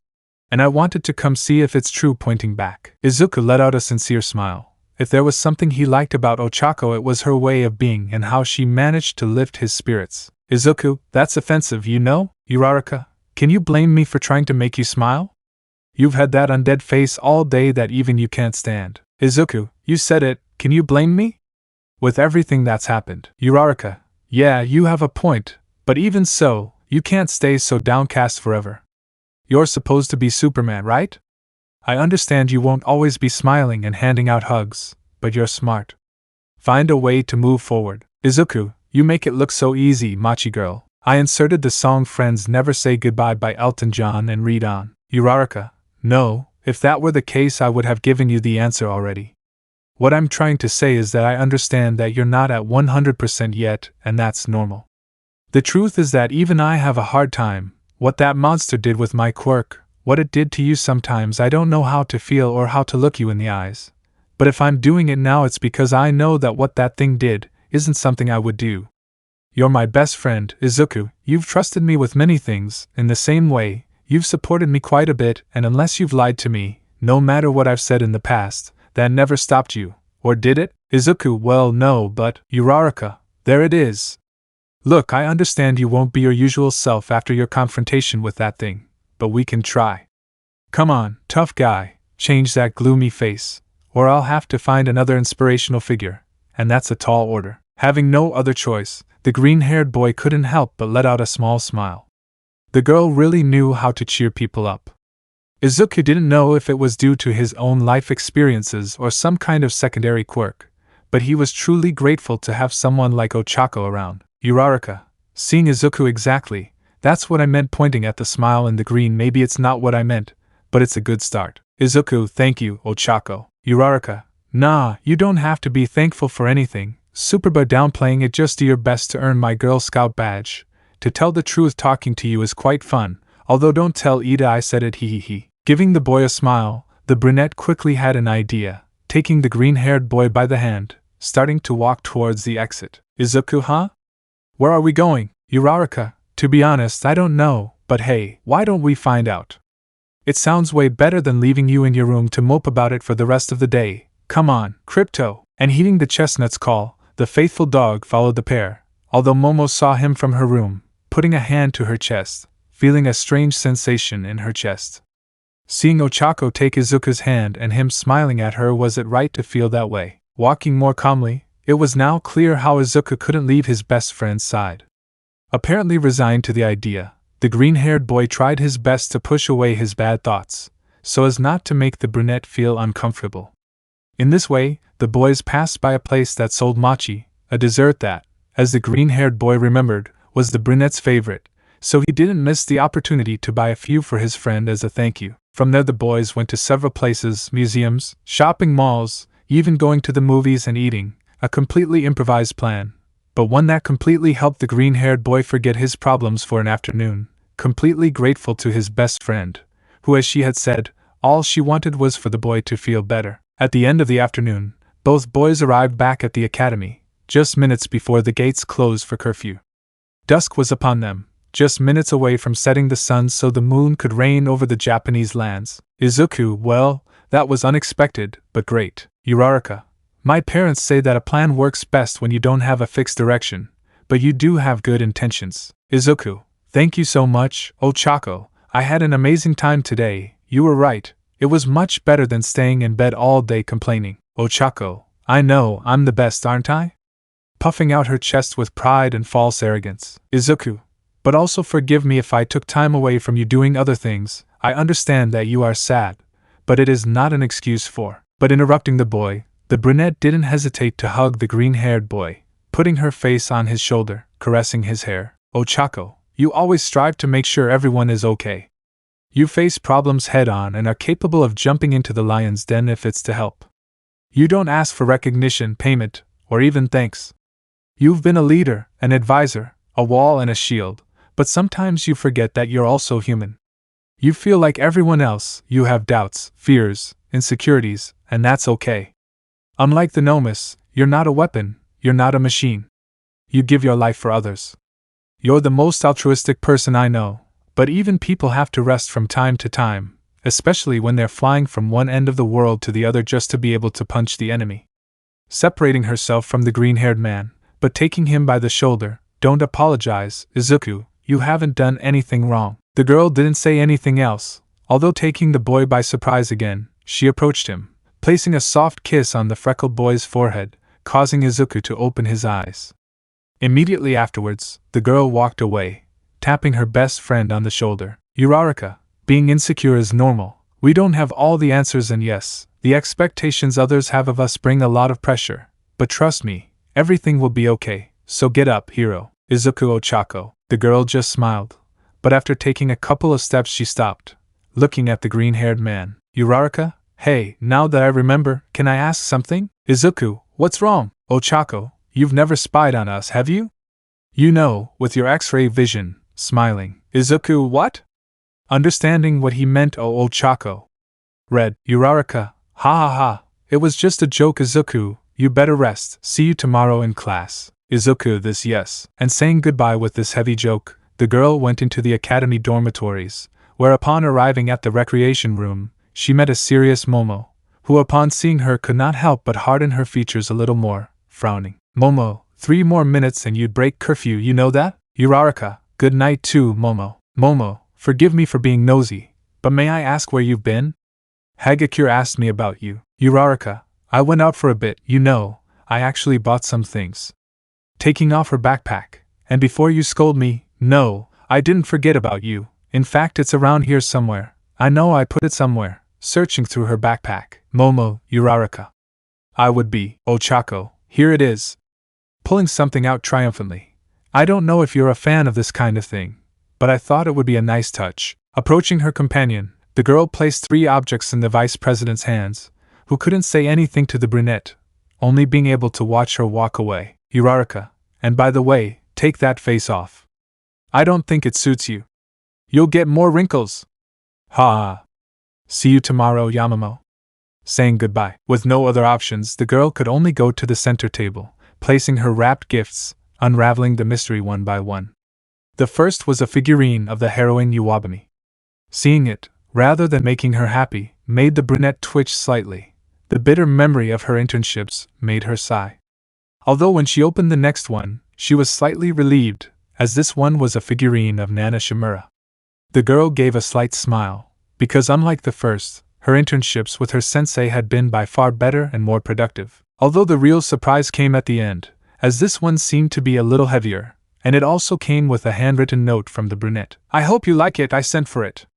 Oh you. Opening the wrapper, the girl could only blush when she saw that Ochako wasn't lying, because this was a figure of Izuku and her, both in their hero outfits.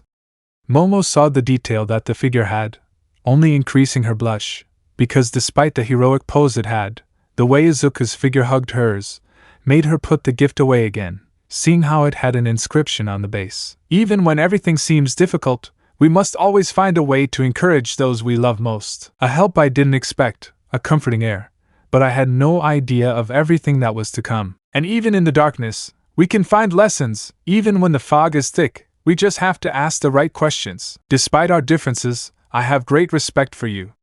I wish you were here so you could know this. You taught me that justice doesn't always have to come from darkness. You've given me some of the best advice of my life. I thought you might have a unique perspective. For being an alien? For being one of the most humane people I know. I am Superman, just like you and everyone watching this. School teachers, police officers and firefighters on duty, parents taking care of their children.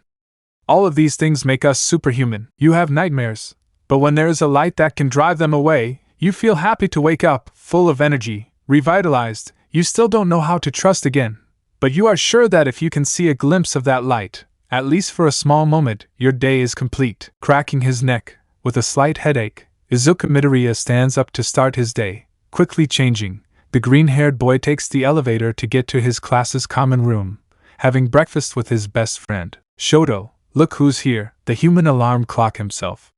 Seeing his best friend, are you okay? Looks like you didn't sleep well all night. Izuku, in theory I could not sleep and nothing would happen, but I feel like I haven't rested well. Crypto practically forced me to leave the room. Shoto, do you feel up to going to class? I suppose you could take a break if you really need to. Izuku, I'll be fine. It's just a momentary tiredness. But thanks, friend. Shoto, if you insist, here you go. I made you the coffee, although I didn't think you'd need it that much. Izuku, and that's why you're my best friend. With their spirits restored to start the day, the boys grabbed their things and headed toward the elevator with their classmates. Although things were still somewhat tense between the green-haired girl and the raven-haired girl, the vice president of Class A decided not to force things. Using the advice Ochako had indirectly given her, she decided to think of a better way to help her best friend, although worried about how he seemed to be. For the rest of the day, things continued their normal course, although now a strange headache seemed to bother Izuku, who, when lunchtime came, had no choice but to separate himself from his group of friends and eat alone with Shoto and Toga, to whom he explained a little about his sleeping problem, although without getting a clear answer, but at least more cheerful, since his friends, far from bothering him, seemed to support him in everything. Genuinely worried about him. Although in the end, and with no other options, the green-haired boy had to go to the only person who could help him. Nana, and why did you want to see me? That's right, the only woman who knew his father practically since he arrived in his world. Izuku couldn't think of a better person than his mentor to help him with his problem. Insert John Ottman's "You're not one of them," and read on. Izuku, sorry to bother you, and Nana, it's just I need advice. Nana, regarding what happened on the island, right? Izuku, am I that obvious? Nana, to be honest, it took you a while. Izuku, you suffered an attempt on your life. I understand you've had life-or-death battles, but this is the first time you've faced something you didn't even think existed in this world. Izuku, well yeah, Nana, but… Izuku, will you stop reading my mind? Pouring him a cup of tea. Nana, that's not my quirk and you know it. I'm just pretty observant. Thanks for the tea.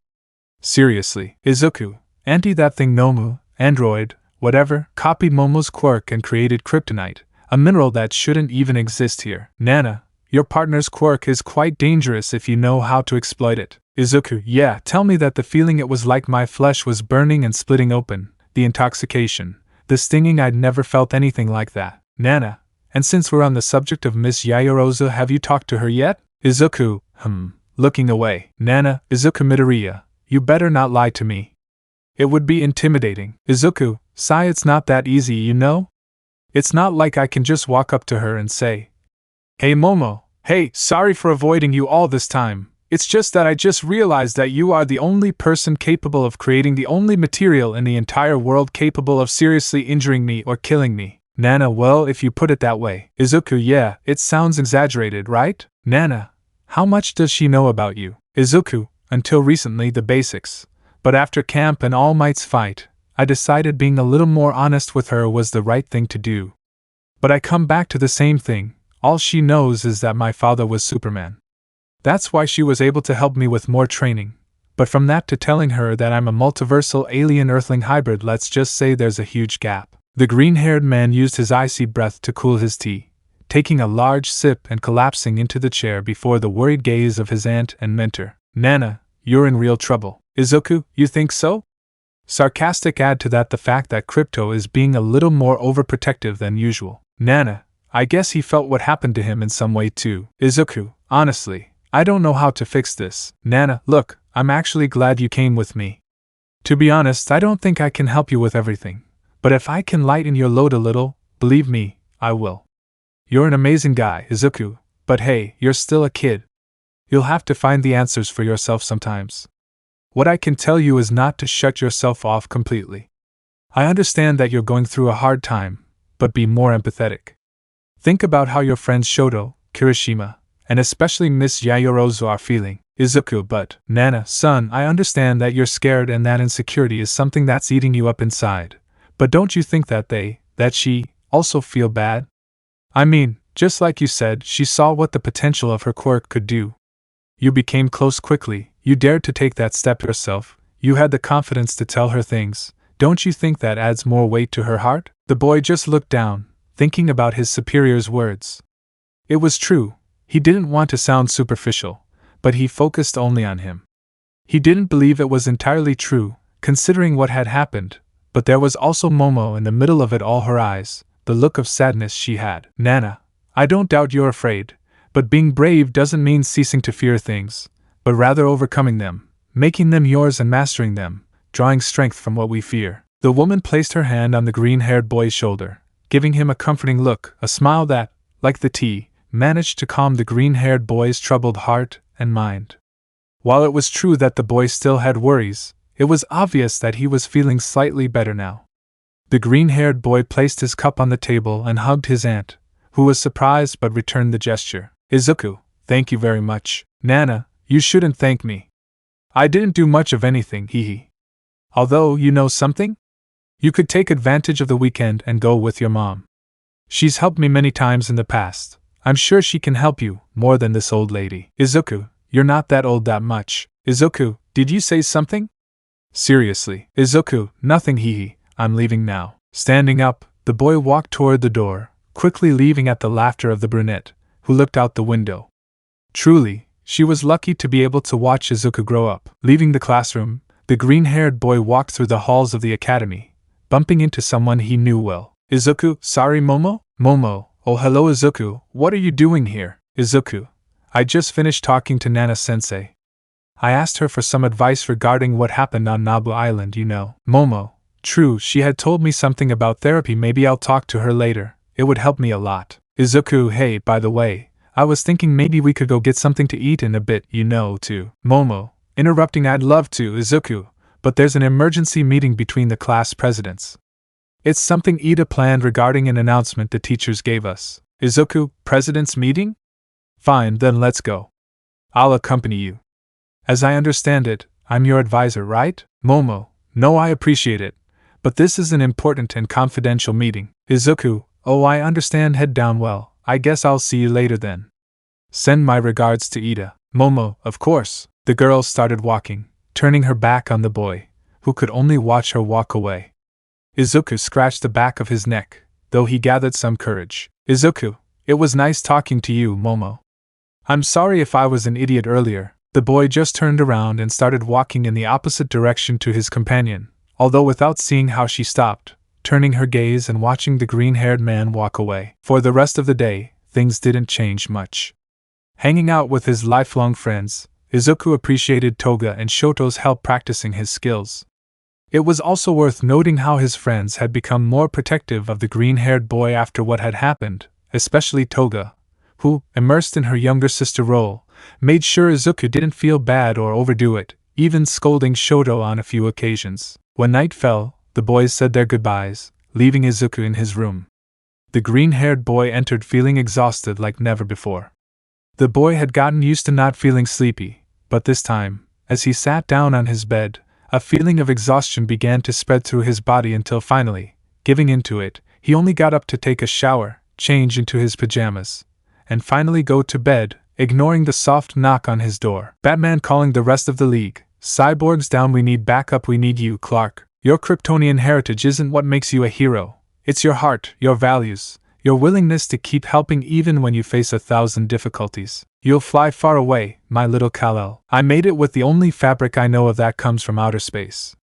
You were wrapped in it when we found you. No matter where you were born or what you can do, you'll always be Clark Kent. We're not asking you to stop being yourself, but maybe people should get to know Superman a little better. I don't want them to think you're just like that crazy guy from Gotham. Superman is always there in a crisis. It's the least I can do. Superman wasn't here, but he was part of all the good things that happened. I just do what Superman would do. You're nothing but a puny alien. I am Superman. The High Alliance's cameras and sensors exploded after detecting an energy surge, but not before seeing how a golden explosion shattered the glass in Izuku's room. Ida, guys, sit down in your seats. Sensei will be here soon. Gathered in their homeroom, all the members of Class A were quietly playing around in the living room, feeling the winter cold becoming more present, forcing them to rub their hands together. Shoto, Izuku, are you okay? Izuku, the green-haired man wanted to answer, but a migraine stabbed into his head like a needle, forcing him to close his eyes and duck his head, the very thing that had woken him up last night. Aizawa, good morning. The arrival of his homeroom teacher had forced Izuku to look up again, his glasses having fallen onto his desk. Crypto, who was standing next to him, looked up, watching as his owner shook his head as he put his glasses back on. Aizawa, is everything okay, Midoriya? Izuku, what? Yes, sorry sensei. Aizawa, doubtful, well, I'm glad everyone's in the mood. I know it's cold, but we're still having a field test. Put on your hero suits, I'll see you at Beta Field. And with just those words, the man left the living room, dragging his sleeping bag, leaving everyone confused, but at the same time excited. So, without delay and ignoring Ida's orders, they left at a brisk pace. A few moments later, Gamma Training Camp. Mina, how cold. Walking with a slight trembling in their bodies, the boys of Class A were already on the field, all wearing their new uniforms, which had had the new reinforcements suitable for winter, in addition to the modifications they had made over the days. Hagakure. But we finally have a day of training. It's totally exciting. Jiro, Hagakure, aren't you cold? Hagakure, too much. Making some movements. Shoto, it seems everyone has modified their outfits. Izuku, I understand why you're surprised. Human heater, we're entering winter. Shoto, you better not talk. I don't think I've ever seen you feel colder than that time when we were kids. Izuku, as far as I can remember, that was also the last time I got sick. Uraraka, hey guys. Waving cheerfully, Izuku, Ochako, looks like you're ready. Wow, your outfit has changed a lot. Uraraka, well, everyone's come a long way. I didn't want to be left behind. The truth is, the design is still pretty much the same, but the uses are different. I was a little inspired by you, Izuku. I hope you don't mind. Izuku, and me? But how? Your zero gravity is almost like my flight. Uraraka, well, yes, but that's the difference. You have completely controlled flight. You stay in the air, you can steer. On the other hand, well, you know that better than anyone. Human Encyclopedia. Izuku, now everyone has a clever nickname for me? Ida, it's good to see you didn't have any problems appearing together with Tsuyu. Shoto, well, other than the cold some people say they feel, there shouldn't be any other inconvenience, right? By the way, I see you've also modified your armor, Ida. Ida, it's not a big deal. I took some tips from Tsuyu to regulate the temperature inside my suit and especially in my calves. Izuku, that's right, Tsuyu, your quirk also gives you a certain weakness to the cold, right? Tsuyu, that's right. In fact, during the licensing exam, the girls from another school used that to their advantage. So now I'm a little more prepared. Kero. Ida, although the most curious thing is that, of all of them, you are the ones who have made the fewest changes to your costumes. Shoto, well, in my case, I haven't had any reason to make any major changes. Having Izuku as a best friend gives me a better idea of what a suit should look like. Izuku, in my case, I think more than changes. It's constantly repairing it. Scratching his neck. I'm still struggling with Hatsum to make a suit that's as resistant as me. That would make things much easier. Watching the interaction from afar, Momo Yayorozu adjusted the red cloak she used to cover her body. The girl paid attention to the green-haired boy, watching how the brunette approached her friend. The girl knew better than anyone that Uraraka and Izuku had a very strong and practically unbreakable friendship. But seeing how the brunette approached the freckled man, the way they smiled at each other, the brunette seemed to have a lot of fun next to Izuku, and the latter didn't seem too upset either. Jiro Yamamoto? Hello, Earth calling Miss Yamamoto. Yaoyorozu, huh? What's going on? The girl had reacted, blinking in confusion a couple of times, as she watched her best friend snap her fingers in front of her in slight concern. Jiro, hey, are you feeling okay?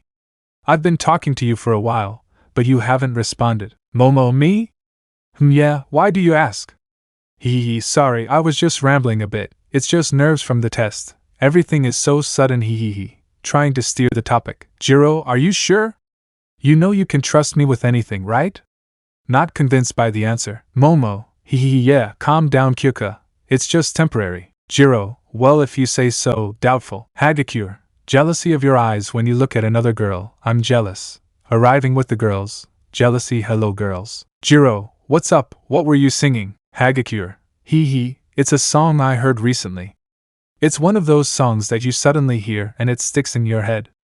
Looking at Yaoyorozu, is everything okay? Momo, what? Yeah, you're the second one to ask that. Jiro, we're serious. You're acting a bit strange. Momo, and I already told you it's nothing. Kyuka, calm down. As the girls argued, the invisible girl just smiled. Having seen Momo before, the girl knew perfectly well what was going on, putting her arms behind her back. Hagakure, that's funny. Momo, what is it? Stopping arguing with Jiro. Hagakure, if you think about it, we're not even a year old yet, and yet things have been pretty hectic, even for a life of heroes. Jiro, I think that's a topic we've talked about before. Hagakure, I know, it's just I don't know. Think about it this way. Life has dealt us so many blows that it's obvious we've changed at an accelerated pace. If we put it into perspective with our early selves, Jiro, well, maybe so, like you say, it was a bit hasty, but a change is always good and above all, it's normal. Just look at Bakugo. He still seems like the same rabid dog, but at least he's not acting as impulsively as before. Hagakure, I think the clearest example is Ida, but above all, those two, pointing to Izuku and Shoto. Jiro, the two of them? Momo, why do you say that? Hagakure, just think about it. Todoroki is the son of the #1 hero, but despite that, he never seemed to flaunt it, even hiding his firepower. With his ice alone, he was already dangerous, but when he unleashed his flames, your father is Endeavor, but that doesn't make you equal to him. Our blood doesn't make our path. Acknowledge yourself. Damn Todoroki, don't you see? It's your power. Come with all your power, Shoto. Jiro, don't even mention it, just remembering it. Hagakure, on the other hand, there's Midoriya. At first he seemed the most normal of all of us, just because of his hair color. But nevertheless, the fight against the Noma came, the sports festival, what happened on the island, we all thought he was insane, always jumping into danger, seeming like he didn't care about anything else. He seemed to be the most normal of all and at the same time the craziest, but suddenly, the truth of his quirk, and how he has never sought to use it to his benefit. You. No, originally I had no plans to enter UA. Momo, how? Hagakure. Of course, being a heroine was something that caught my attention, but you know me, for my personality, for a while being an idol seemed attractive to me, that people would see me and pay attention to me, but nevertheless, saving others, doing the right thing just for the simple fact that it's the right thing to do. Then I met all of you and, what can I say? I'm glad I get to be your friends, hee. The girl just smiled, giving a slight jump that made both girls smile. Truly, the invisible one, despite her quirk, always knew how to find a way to get their attention. Hagakure, who would have thought? This course would be the most fun of all, hee. By the way, sorry if I left you out, but now that I remember, I'll go thank Izuku for his help. And saying this, the girl started running towards the green-haired man's group, although the way she referred to him made Momo confused. Momo, wait, how did you tell him? But Toru didn't respond. Momo saw how the invisible girl seemed to have arrived, taking the green-haired boy by surprise, hugging him from behind. Izuku just looked away, slightly blushing, though he smiled afterwards, shaking his head negatively. He knew his companion's playful attitude.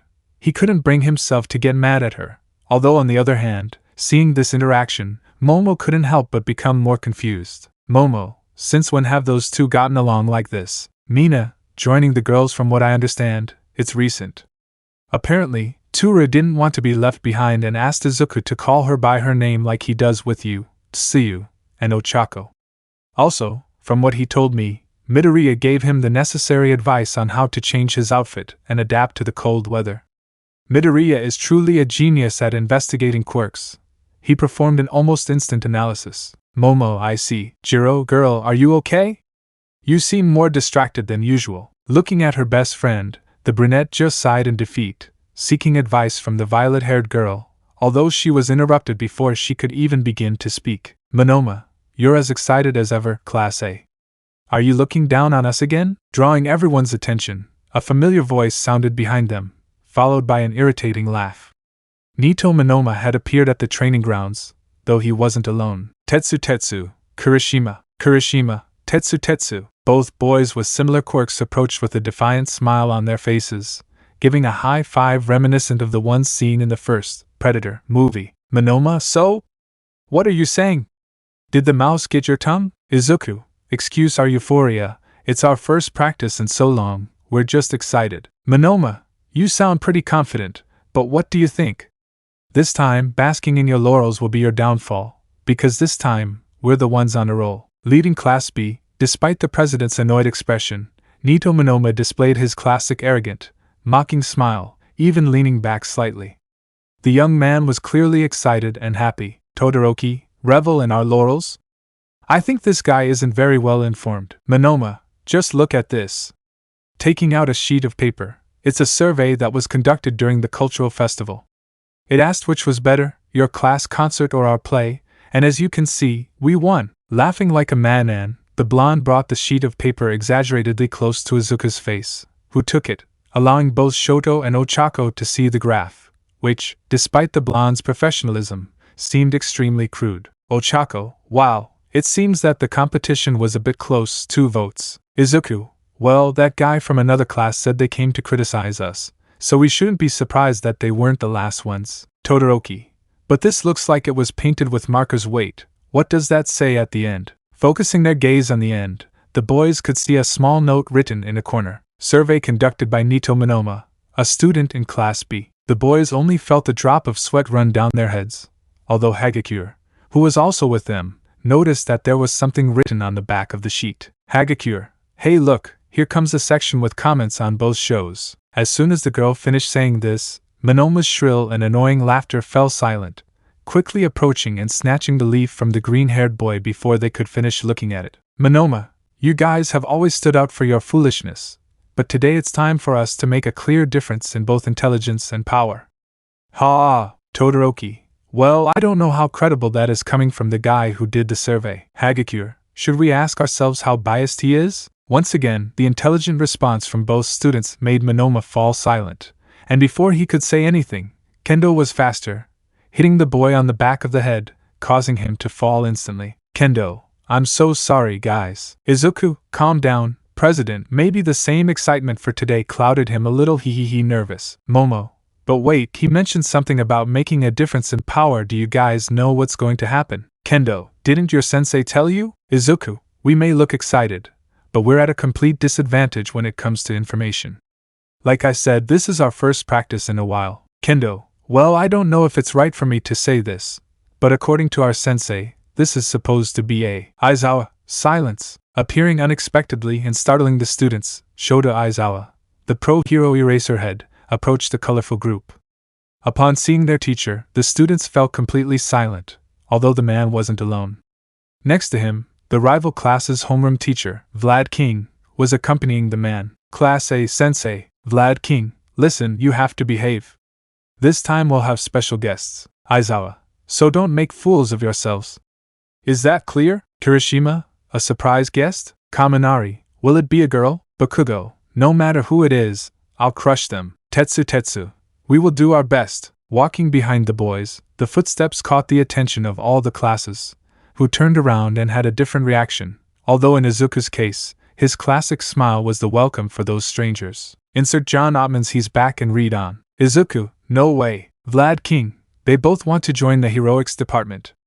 I know it's a bit abrupt given the timing, but the director talked it over with us, and we thought it would be a good idea. Ojiro, is that? Aizawa, Shinso Hitoshi and Toga Himiko, from Class C, General Courses. Bakugo, seeing the blonde, she wants to take the heroism course? Arriving with the rest of their classmates, both boys had stopped, wordlessly allowing everyone to see their clothes, raising various questions.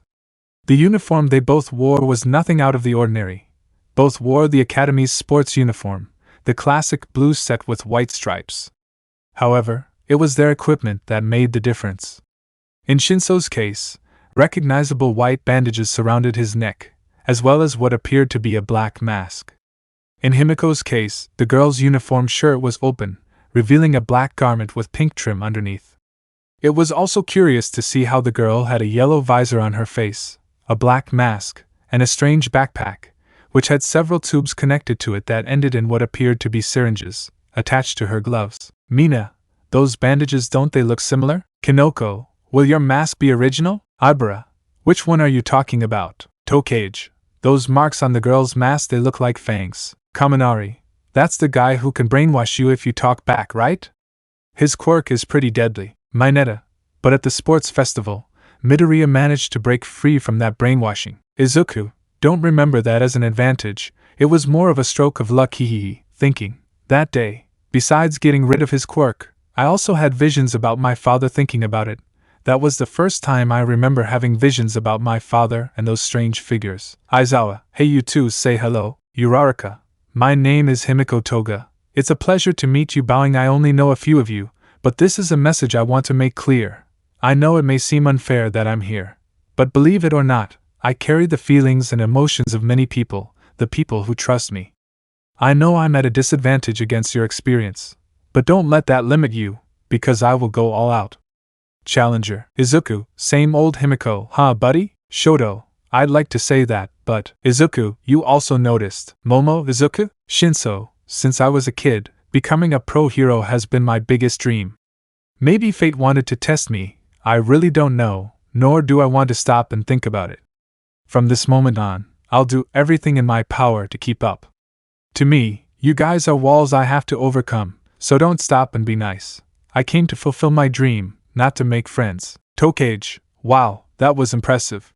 He's a very serious guy. Siro, reminds me of you talking to Shoto. Shoto, really? Siro, just a little bit, Remembering their fight at the sports festival. As the boys from the classes talked, Izuku just looked at both boys with a smile. He knew them both, maybe Toga much better, but he still couldn't deny that Shinso was also someone scheming, a great rival. Monoma, both of them would make perfect allies for Class B. Aizawa, okay, enough introductions. We need to be rational and not waste time. The purpose of this is to conduct a joint activity, a field test where we'll review your progress, skill development, and teamwork. As you can see, it's winter. Events have caused classes to be more rushed than usual, so please take this seriously. Vlad King, the test will be quite simple, a battle between classes A and B. They will divide into teams of 4 and use the Gamma field as their coliseum. Tetsu, teams of 4? Sounds exciting. Kinoko, but we are 42 students. Vlad King, it's a simple operation. To keep the fights even, one team from each class will have 5 fighters. Momo, there will be 4 matches with 4 members and 2 with 5. Aizawa, exactly, although. Bakugo, no, they'll still be 4-person battles. The catch is, we'll have to make sure the babies don't get defeated and get in our way. Vlad King, I wouldn't count it as cheating. The team that loses all 4 members and is locked in the cube prison shown on the screens is the one that wins. Jiro, I assume that was the director's idea. Aizawa, it may seem ridiculous, but don't let that distract you. Like we said, the team whose members are imprisoned loses. Shinso, I understand that our presence may be uncomfortable for you, we are sorry, but please don't see us as a burden. Himiko, we may not have your experience, but we're not new to combat. Vlad King, well, if the rules are clear, then let's get moving. Aizawa, one more thing. I don't want any distractions or games, understood? This isn't just a test for you, but for your teammates as well. You have to take it as seriously as possible. Think of it this way, these are hero versus villain battles. You have to go all out, do you hear me? All yes. Ida, do I have to play a villain again?